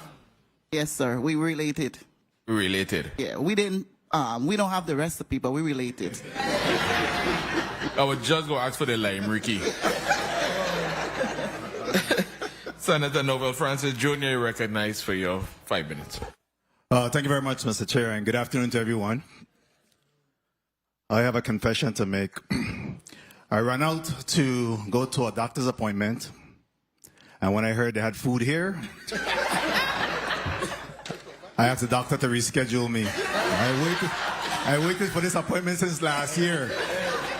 And I said, reschedule me, doc. So I got a March 13th new appointment. I want to certainly commend each and every one of you, Sharon Maria Williams, Janet Brow Phillips, and the Armstrong family for, again, I think it's a very, very deserving recognition. I want to thank my colleague, Senator Gittins,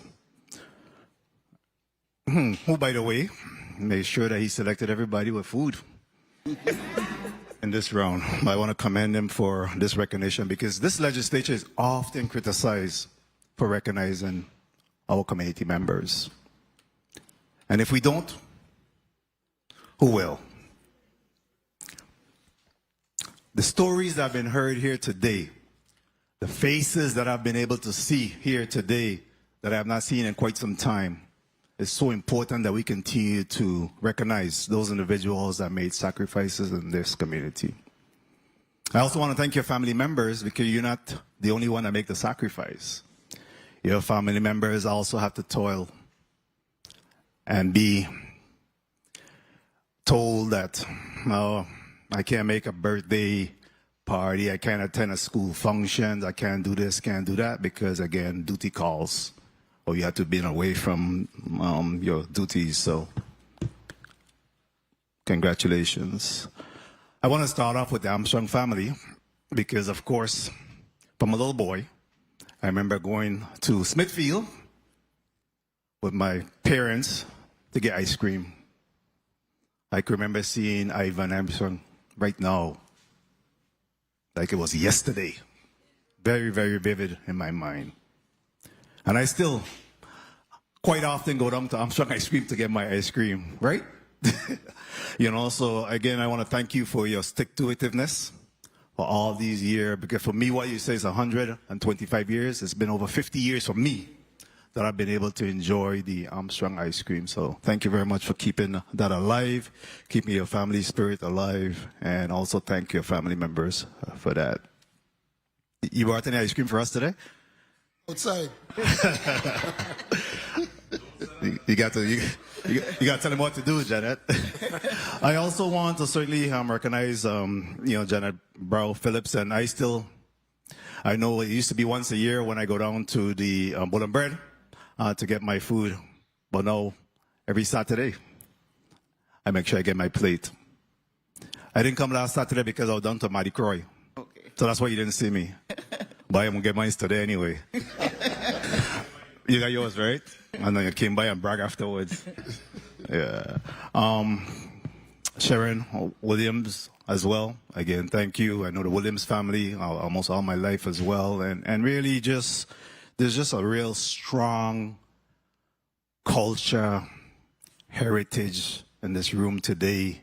And I want to bask in it because it's so important for us to be able to enjoy that. We're in a vortex here in this community where the same individuals that you see growing up, and that's why it's so important for this small community. And, Janet spoke about trust. It's so important that we're able to trust each other because that's what it takes. 1 minute. As we move forward. So I wanted to ask each and every one of you, what does this day represent to each of you? To start off with you, Sharon. What does this day represent for you, this recognition? Well, this recognition means a lot to me. My mom, Inez Maria Byron Williams, she taught me a lot about food. I remember at 7 years old, she gave me a cookbook, and from then it started. And I try to partake that in all my students and everyone I know. Could you teach me this? Could you teach me that? And I'm always willing and obliging to do that. And I just want to say thank you guys so much for today. Thank you. Cedric. Oh, by the way, we used to work together as well, right? So yes, Cedric. Yes, we did. Yes. What today means to me is just really gratitude. Gratitude that you work every day. You work from before the sun come up to after the sun is gone. And sometimes nothing matters other than just repetition, taking care of your customers. And so when you could take a moment and somebody show appreciation, it's gratitude. It's gratitude for me, gratitude that my entire family is being recognized. Total gratitude. Thank you very much. Very well. Ms. Brow Phillips. Yes, I'll piggyback off of Cedric. I am extremely grateful, even though I resisted at first. It's always good to give someone the flowers before they pass.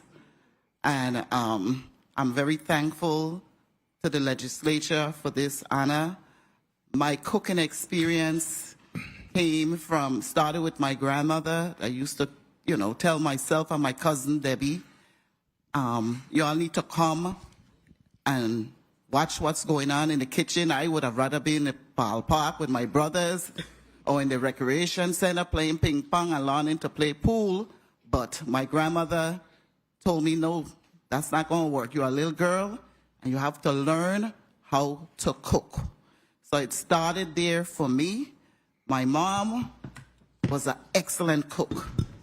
But for some reason, she used to chase me out the kitchen. She never liked people howling all over her. She used to say, Holly, you all over me, give me space. But I would peep around the corner and look at all the ingredients she put in. She was an I can't tap her when it comes to crab and rice. And the point with crab, she used to take all of us, myself and my two brothers, and put us on the hood of the car, and we'll drive all around the back of La Valley with flashlight, torching crab as small children. Dennis and Steve, they weren't ready. They used to scream. I was the one that would jump off and run in the bushes. Up to this day, Dennis and Steve will not catch a crab. They'll probably kick it in the bucket, but they ain't bending down to touch no crab. My mom... You're a sellout, man. He said I'm a sellout. I learned the art of cooking from my aunt Dolores Miller, my aunt Dolorita Watts, who they refer to as a cake maker in Grove Place. She was a great cook. And Midland Moravian Church had the best cooks. The George Byron, the Lucita Brow, the Ann Watson, Miss Joe, Miss Acoy. They were excellent cooks. And that's where I learned some of my cooking skills from as a child. When I got older and I started to work, I got in business with my cousin, Marian Simon Plant, who is here today. We did the village for 15 years. We did the food fair, the Albiculture Fair for 10 years. I did the D. Hamilton Jackson celebration for 30 years. I'm still doing that. I mean, I just enjoy cooking. I'm a little slow now because of some health issues I'm facing, but I just love to cook. And every Sunday, my whole entire family, no, not every Sunday, that's an untruth, every day. Every day, every 12 o'clock, all of them to my front door to eat. Yeah. And a Sunday, I feed up to 24 people on a Sunday. Right, Miss Senator Gittins? Yes. Okay. Right, Victor Sam? Okay. Right, Senator Lewis? Okay. I don't mind. My door is always open. I'm always willing to teach young people, anyone that I don't hide recipe. I'm not afraid of sharing. I love to share recipe. So if you want to learn how to cook something and I could do it, call me up. I'm always willing and ready. Thank you. Thank you. Thank you very much, and again, congratulations on each and every one of you. I'm sorry for Dennis and Steve. maybe you can still catch crab now. Thank you, Mr. Chair. And if she didn't say that, he'd meet me and tell me, Mr. We used to go torch crab.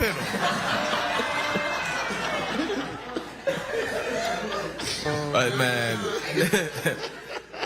you know, it's so funny because one time I came to the food fair, so my mother said, hey, bring me a couple slices of Vienna cake.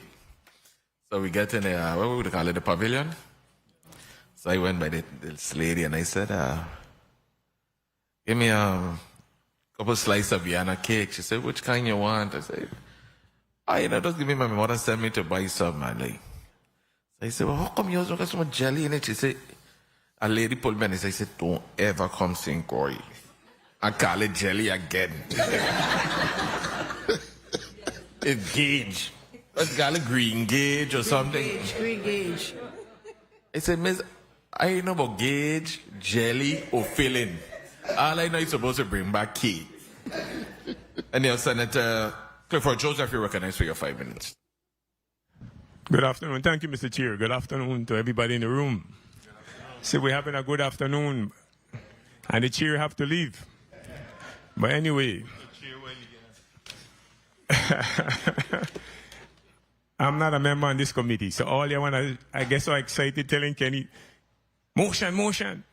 So when they say time for second. I screaming out second. I had to, I ain't on this committee. But anyway, I'm on the rules, so it starts here, end up in the rules. I'm in support of all three.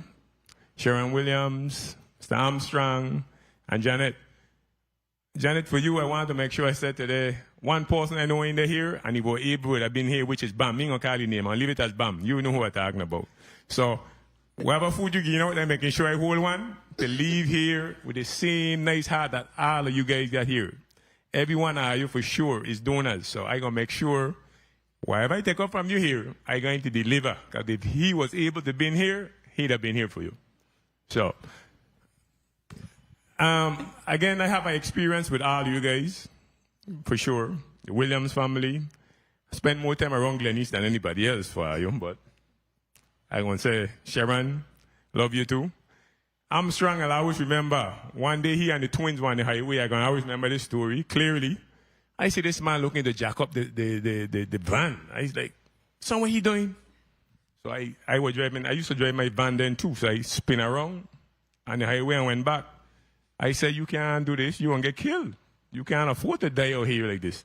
So I parked my van to block the traffic, and I pull out my jack. I tell you, hey, and the jack you're using, get rid of it. Because this is what you need. So I bring out a floor jack, and we jack up. So from then on, we really get tight, like past the business spectrum. Because when you hear we say about putting your head down, I think that's what's missing here in the board. Progress is based on the work that you're willing to put forward. We ain't moving because enough of us ain't willing to work hard. We have a few. We have to continue honoring and making resolution for individuals in the board now, because these are the folks that are working the hardest. You start to read and you see what you have here, and you look at yourself and you say, well, what? But I know for me personally, progress is continue working hard. And when you turn around and you look at what's there, based on what are you done. So that's what's missing. The discipline is missing. We spoke about discipline earlier with Ms. Peterson. That is missing too.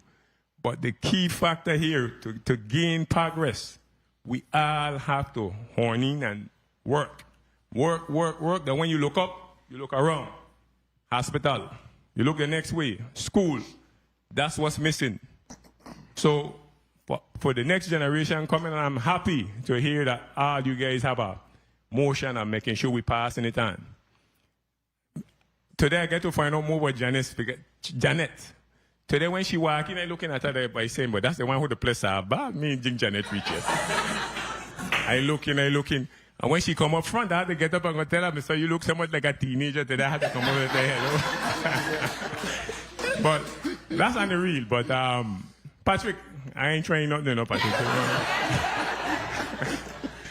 But overall, I am overwhelmed with joy for you guys too. And every one of the family members here, I look down in the crowd and everybody's smiling, everybody happy. Friend or family. Because at this junction in our life, everybody that walk in this room ain't came here for no friend.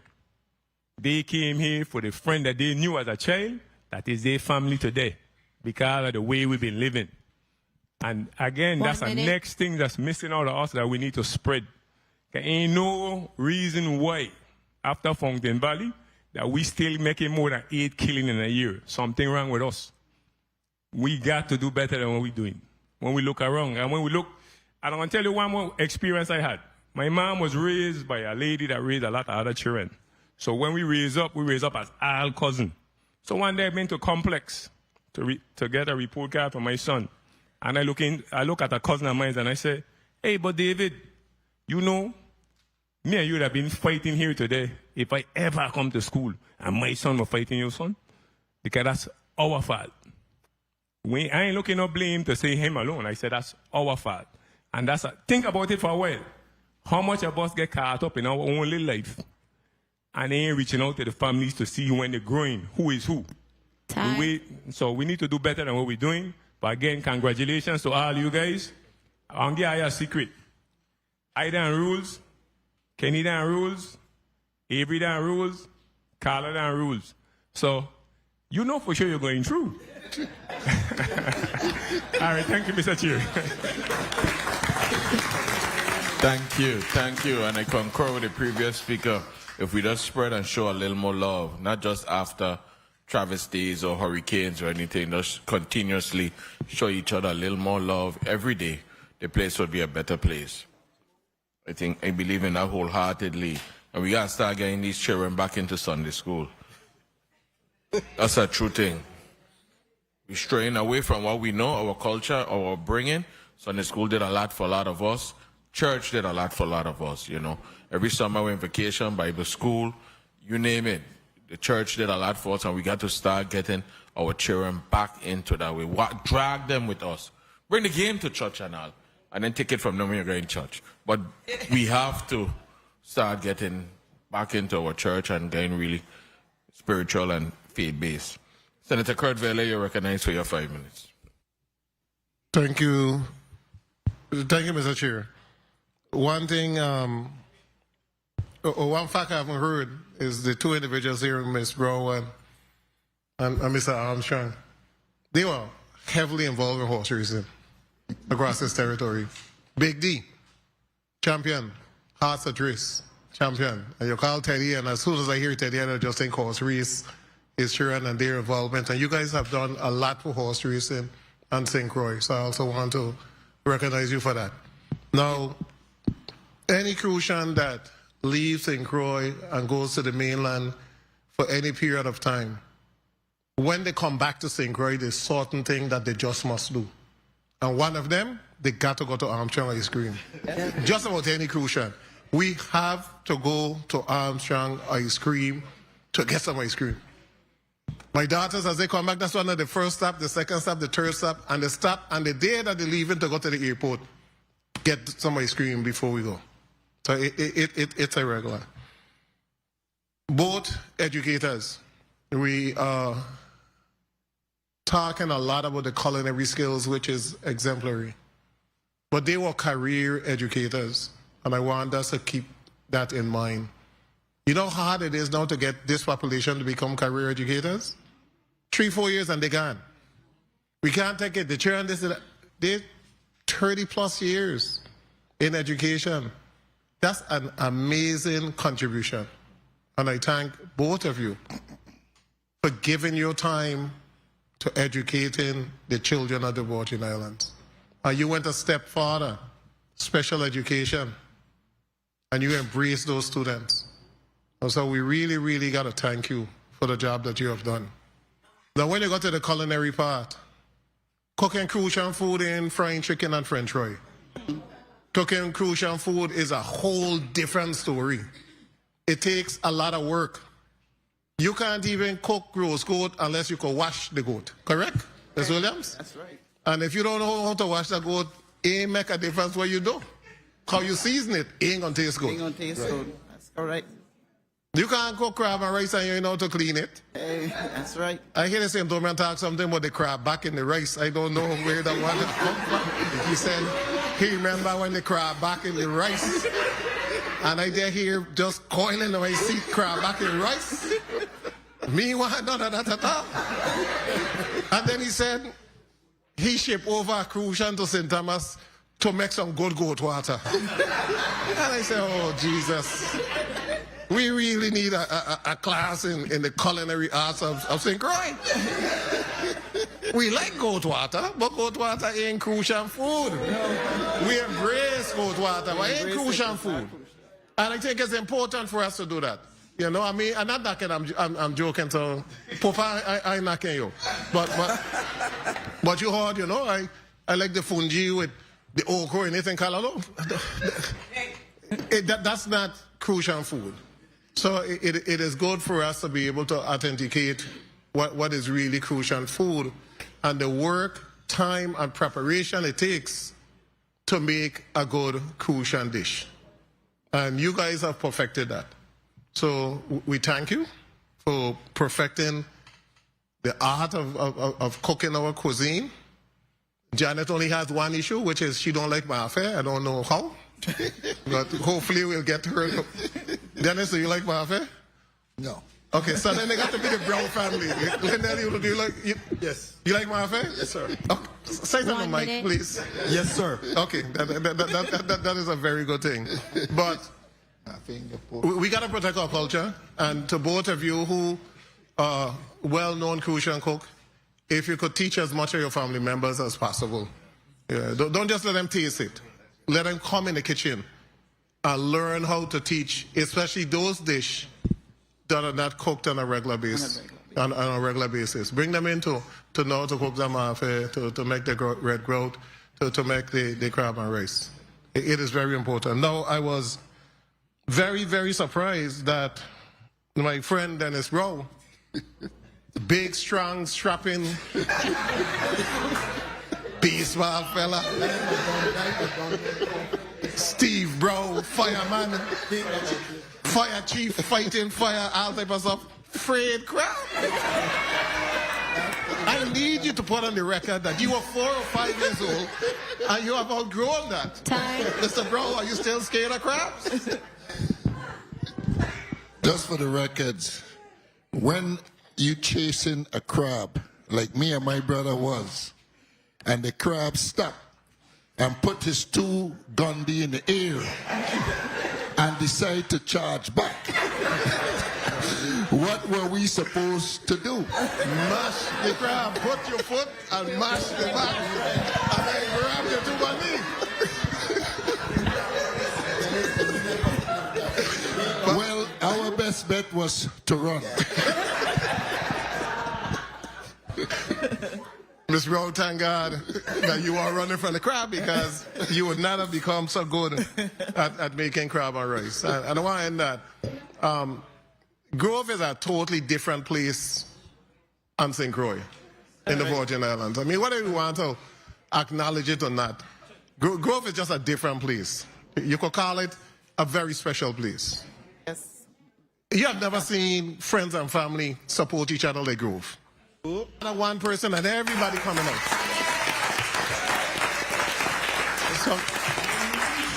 Sometimes I think everybody's cousin or something. But there's so much relationship. You hear cousin this, cousin that. How could you not know how to cook when everybody in Grove cooking? You were just consistently exposed to Crucian cuisine or excellent bakers. So it had to have the next generation. Now the challenge is for you guys to pass it on to your children so that this cuisine could live on forever. And I'll end by saying, Patrick, be careful, don't mind what the senator said. Earlier in the discussion, he said all his girlfriend come from West. He find a wife from West. And then all of a sudden, he telling Janet she look like a young girl at 16. Be careful, be careful. Don't take it as this is a built thing. Be careful, okay? I just gotta say that.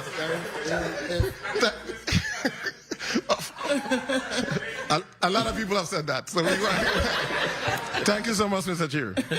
A lot of disclaimers going out here real quick, Mr.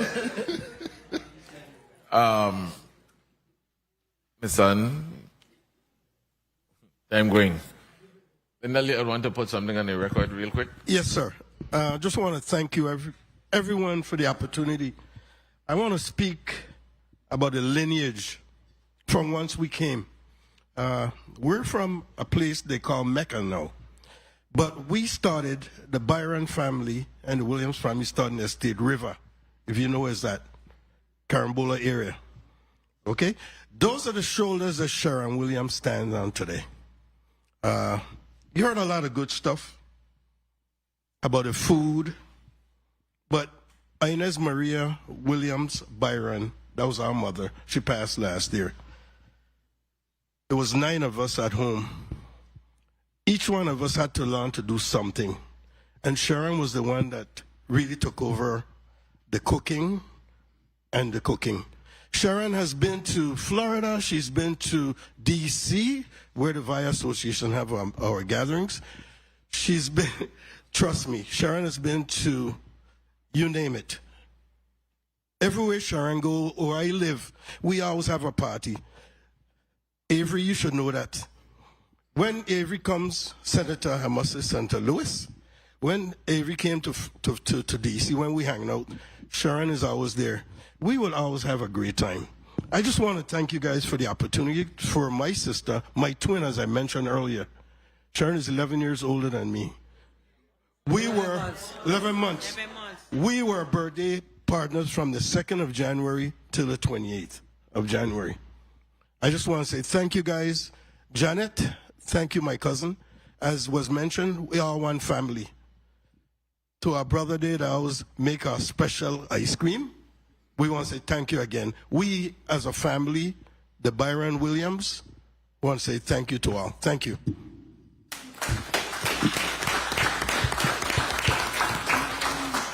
And Linnell, I must say to you that Raymond, that's about 3 times. Give my sister my love, Avery, from Washington, D.C. And congratulations to my 2 Grovian families. And to the Armstrong family, congratulations. So that's Brother Raymond. Dennis, the fellow who little scared of crab, you want to say something to this? Well, thank you for the time. I just got a message for my sister. I got to come back at you. While in the kitchen with our mother, you choose to say that she chased you, which was false, because you always ratted on me, and all I wanted to do was eat. I realized, though, that you had a passion for this thing called cooking, because every time we were ran out, you came back. And you sat and you learn, and you learn, and you learn, and you learn. In your trial and error period, my brother Steve, he missed many meals. But I did not miss any meal. So on Sundays, when we have this big family thing that you talk about, at 5 or 6 o'clock, we saw you get up. We always see you get up. And the guys them start to make sign because the food is getting ready to put up. So my father, Teddy Brown, will curse and argue and tell you why you always got to put up the food. And you will answer back, because you behave very rude. So while you go in the kitchen, me and my nephew, Lashane, we will follow you. And while in the kitchen, you say to us, what the hell the 2 are you want? And we would say to you, what you think? And you said to us, but you guys ate twice. I said, but what happened to 3 and 4 times? But your fire is blazing beyond recognition. You are a stellar cook. You are the best that I have ever seen, and I've been all over the world. I like food. I didn't miss many meals, and I ain't big for nothing. But with your talent, I'll take it to Africa, China, Japan, India, and anywhere around the world, and I will challenge them. And we bet in people. So I will put down my money with Chemo, with Kenny, and with Kenny with his $2. And all the fellas would place the bet. And in the horse racing thing, like Mr. Armstrong know, the word would be, can't lose. Thank you. You are amazing. You're the best. And you deserve this honor. You're the greatest. I will never, never, ever miss a meal. And every time you cook, I will be first in line. Thank you. Thank you. Thank you. And now, we're going to close out here today with the bill sponsor, Senator Gittins. And now, the end is near. 3 minutes. Let me don't start. Good afternoon, everybody. So I was trying to take some notes here because I know the boss man got to go catch his flight. But Janet, my mother used to run me out of the kitchen too. There's a story behind that I'll tell you later. And Patrick, today is a big day for you too. But before I start, I just wanted to recognize the folks that's out there and just ask those supporting Janet to please start. You got Charlie in here, Rashani in here to support you, but she sent her love. So I want your father, Teddy, your husband, Patrick, the whole crew, Marian, all of you, stand who is here to represent Media, could you Janet. turn the camera? All right. That's right. Thank you. And some of them go overlap, but it's okay. You could be seated. Those here to support Sharon, see Glenise, her sister, the Byron family, and everyone else. Yes. Thank you for coming out. And the Armstrong family, I see your wife, Etty, and his daughter flew in and surprised him here. How you doing, cuz? His daughters and his brothers are here as well. His brothers standing in the back, they like to go in the back. You know when you go to church, you don't take the first seat as you walk into the back of the church? That's his brothers right back there. I just want to reiterate again that what society is missing today is not talent and knowledge. Because we're seeing the talent and the knowledge right before us. Again, what we're missing in this place is love. Yeah. Love for family, love for people, love for life, and love for the responsibility that we actually share to uplift one another. So I'm asking the family once again to what they say, they take a village to raise a child. Let's continue to be that village. So I want to thank the honorees again today for all that you all do for this community. It goes much far and beyond. There's so much that I could say here today, but I can't. And I wanted to go back to some notes which I heard from, I'm going to go with first names today, okay? So, Sister Mona Barnes, you were correct. Janet don't believe in serving stale food. But I'd beg, please, if I ain't on the island, put it in the freezer, put it in the refrigerator. I gonna pick it up at some point. I sure Patrick used to want to know, but what the hell he think it is? But listen, when you see me pick up the phone, and somebody been on social media saying sometime back that I was adopted. My mother picked me up out how you call the place, Queen Louise home or something. But see my family all here. We all connected. And no wonder Janet stopped calling me to ask me about prices too. So she don't call me no more because she don't want to give away the food for real. Might as well just give it away. Parent University, both of you spoke about Parent University. That is something that the Department of Education truly needs to push right now. And you all heard the testimony from her when it comes to parenting. Sharon, I want to thank you so much.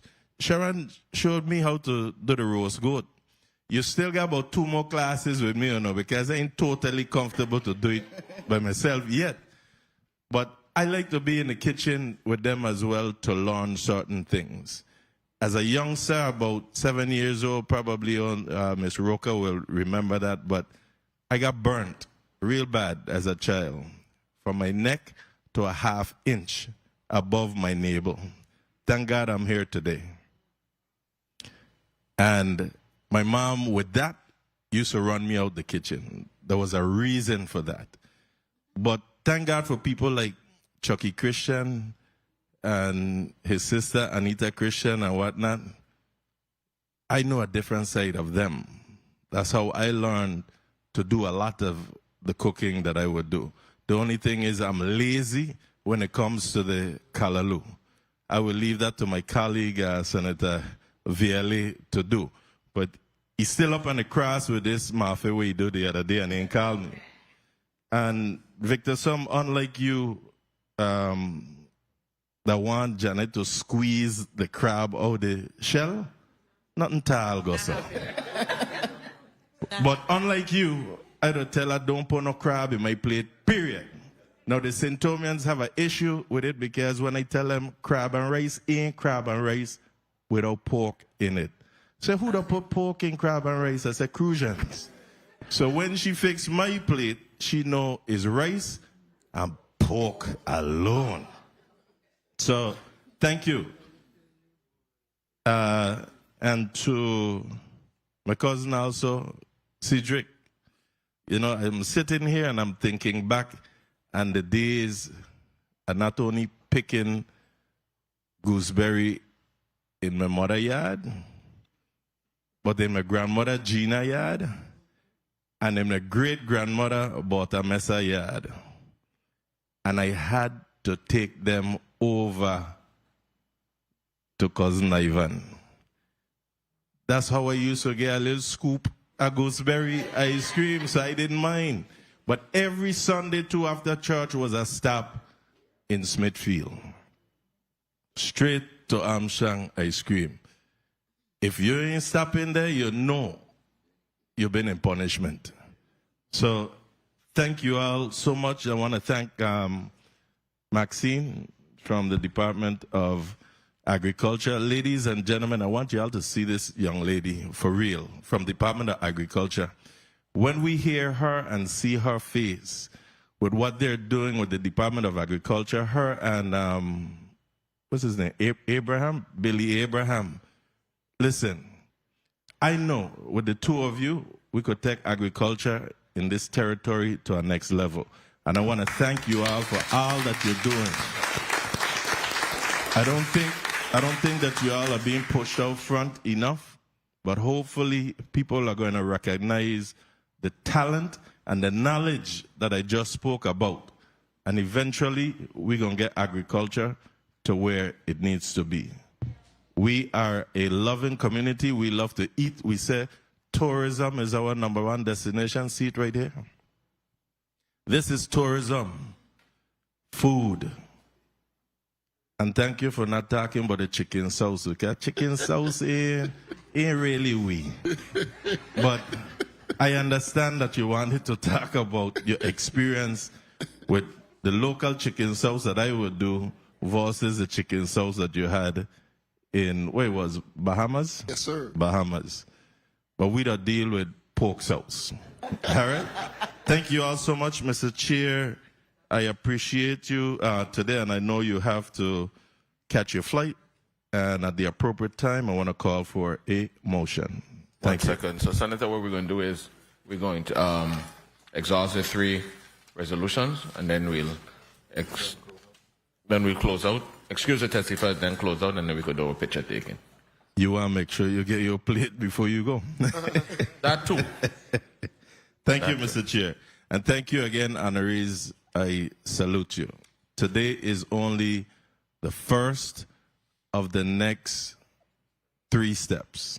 All right? From here, it goes to rules, then to the full body, and then we have a POMA session, which you need to put on all your bells and whistles. If you think Janet Sharp today, all right?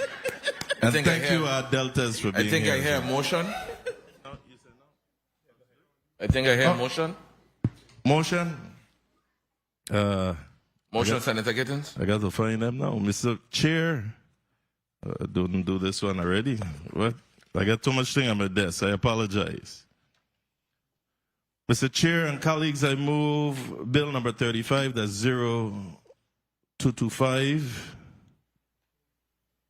a resolution honoring and commending Sharon Maria Williams for her outstanding achievements and significant contributions to the fields of education and culinary arts.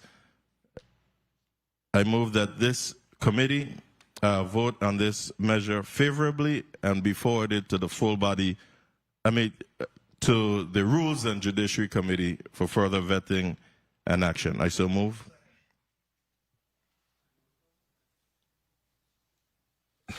Bill number 36-0225, a resolution honoring and commending Sharon Maria Williams for outstanding achievements and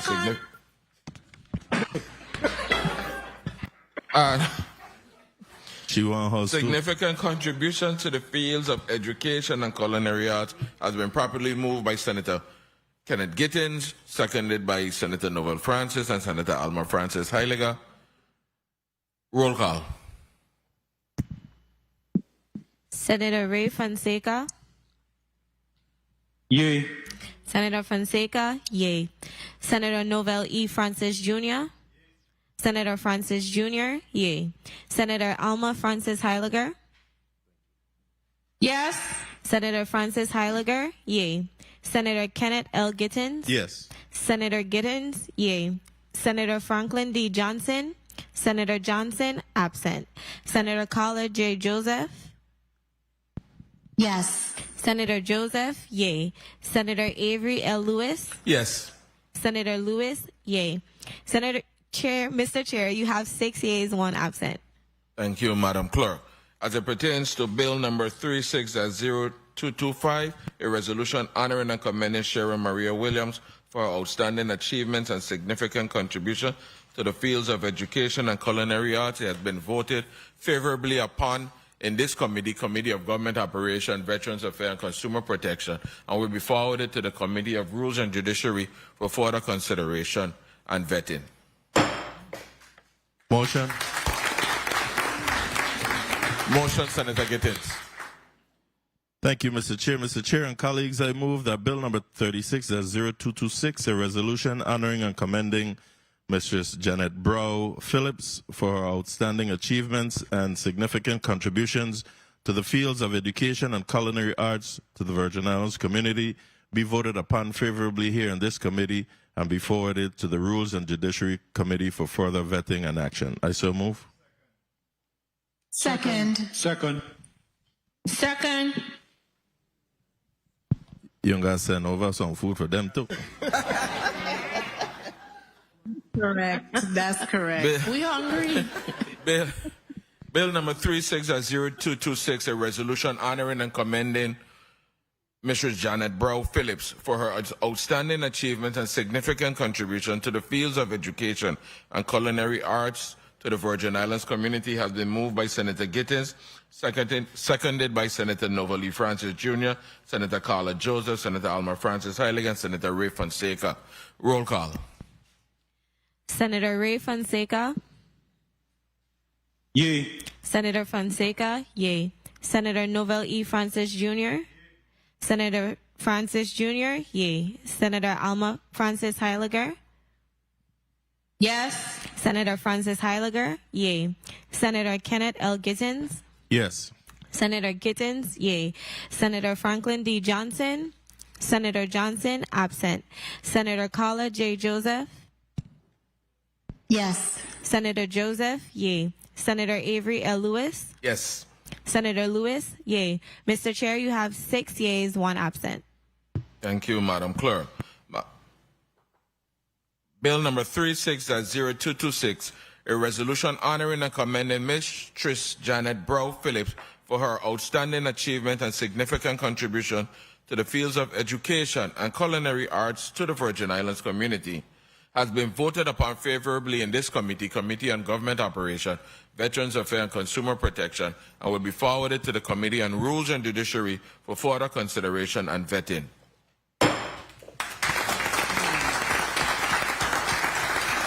Motion. Motion, Senator Gittins. Thank you, Mr. Chair. Mr. Chair and colleagues, I move that Bill number 36-0227, a resolution honoring and commending the Armstrong family, longtime owners of Armstrong Ice Cream, for their exceptional contributions to the economic growth, cultural heritage, and development of the Virgin Islands, be voted upon favorably here in this committee and be forwarded to the Rules and Judiciary Committee for further action. I so move. Second. Second. Second.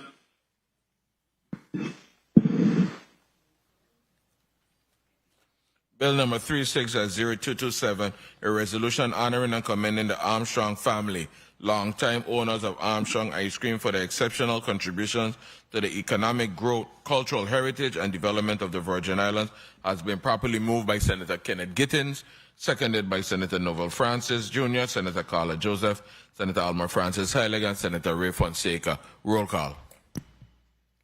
Senator Ray Fonseca. Yay. Senator Fonseca, yay. Senator Novel E. Francis Jr. Senator Francis Jr., yay. Senator Alma Francis Heiliger. Yes. Senator Francis Heiliger, yay. Senator Kenneth L. Gittins. Yes. Senator Gittins, yay. Senator Franklin D. Johnson. Senator Johnson, absent. Senator Carla J. Joseph. Yay. Senator Joseph, yay. Senator Avery L. Lewis. Yes. Senator Lewis, yay. Mr. Chair, you have 6 yeas, 1 absent. Thank you, Madam Clerk. Bill number 36-0227, a resolution honoring and commending the Armstrong family, longtime owners of Armstrong Ice Cream, for their exceptional contributions to the economic growth, cultural heritage, and development of the Virgin Islands, has been voted upon favorably in this committee, Committee on Government Operation, Veterans Affairs, and Consumer Protection, and will be forwarded to the Committee on Rules and Judiciary for further consideration and vetting. Congratulations.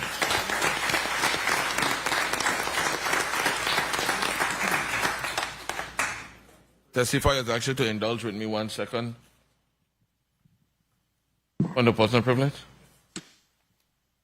Go ahead, Senator Gittins.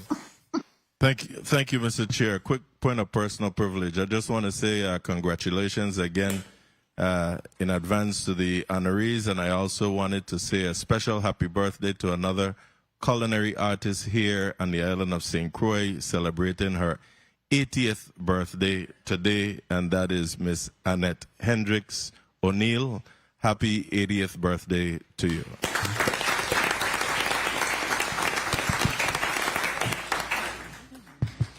All right. Colleagues, testifiers, people of the Virgin Islands, we had a wonderful day here today. And I think this day does end it perfect. The right people in the right place. And I'm going to talk about the cuisine and the other end. That's how I make it to the plane. But I'm just grateful that I could have been here and be a part of today. And thanks Senator Gittins, thanks my committee member, thanks my staff, thanks Central staff, Sergeant at Arms, thank everybody who had a part in making today possible. I really want to extend a happy Valentine's in advance to all. You know, whether you're a lover or not a lover, those happy Valentine's to you as well. And let's enjoy this AgriFest this weekend. I'll be over here. So, I mean, you don't have to give me all the food, but some I'll take. Huh? No, okay. So, Ms. Brown Phillips, I'll give you a 30-second closeout. Thank you again. I want to thank all my supporters, my sister, Momona, my brother, Victor, my 2 brothers, Dennis and Steve, my dad, my husband, Patrick, all my sorority sisters, my close and dear friends who are here to support me. Thank you all. Thank you all. I really appreciate you coming out. Senator Gittins, you're lucky because they had like 50 more that wanted to come. Oh, my children, Lord of mercy. My 2 daughters and my son, thank you for being here. And my granddaughter is here. She didn't run away from school. She's sick, but she's here also supporting me. Thank you. Thank you. Mr. Armstrong. On behalf of the Armstrong family, Flo Peterson, Etty Armstrong, Amanda, Eva Armstrong, Frank Armstrong, Orville Armstrong, Julian Payne, thank you very much. Thank you. Ms. Williams? I'd like to thank my brother, Lindell, my good friend from time we're 4.5 years old, Edna Thomas, my sister Denise, my nephews, my brother Wayne, my sister Glenise, all my cousins, all my friends, all my supporters, all my sorority sisters, and thank you to everyone, and have a blessed evening. Yes. Testifiers, Just indulge me for 30 seconds. You are excused, but just indulge me with this here. There being no further business to come before the Committee on Government Operations, Veterans Affairs and Consumer Protection, this meeting is hereby adjourned. God bless and peace and love to the people of the Virgin Islands.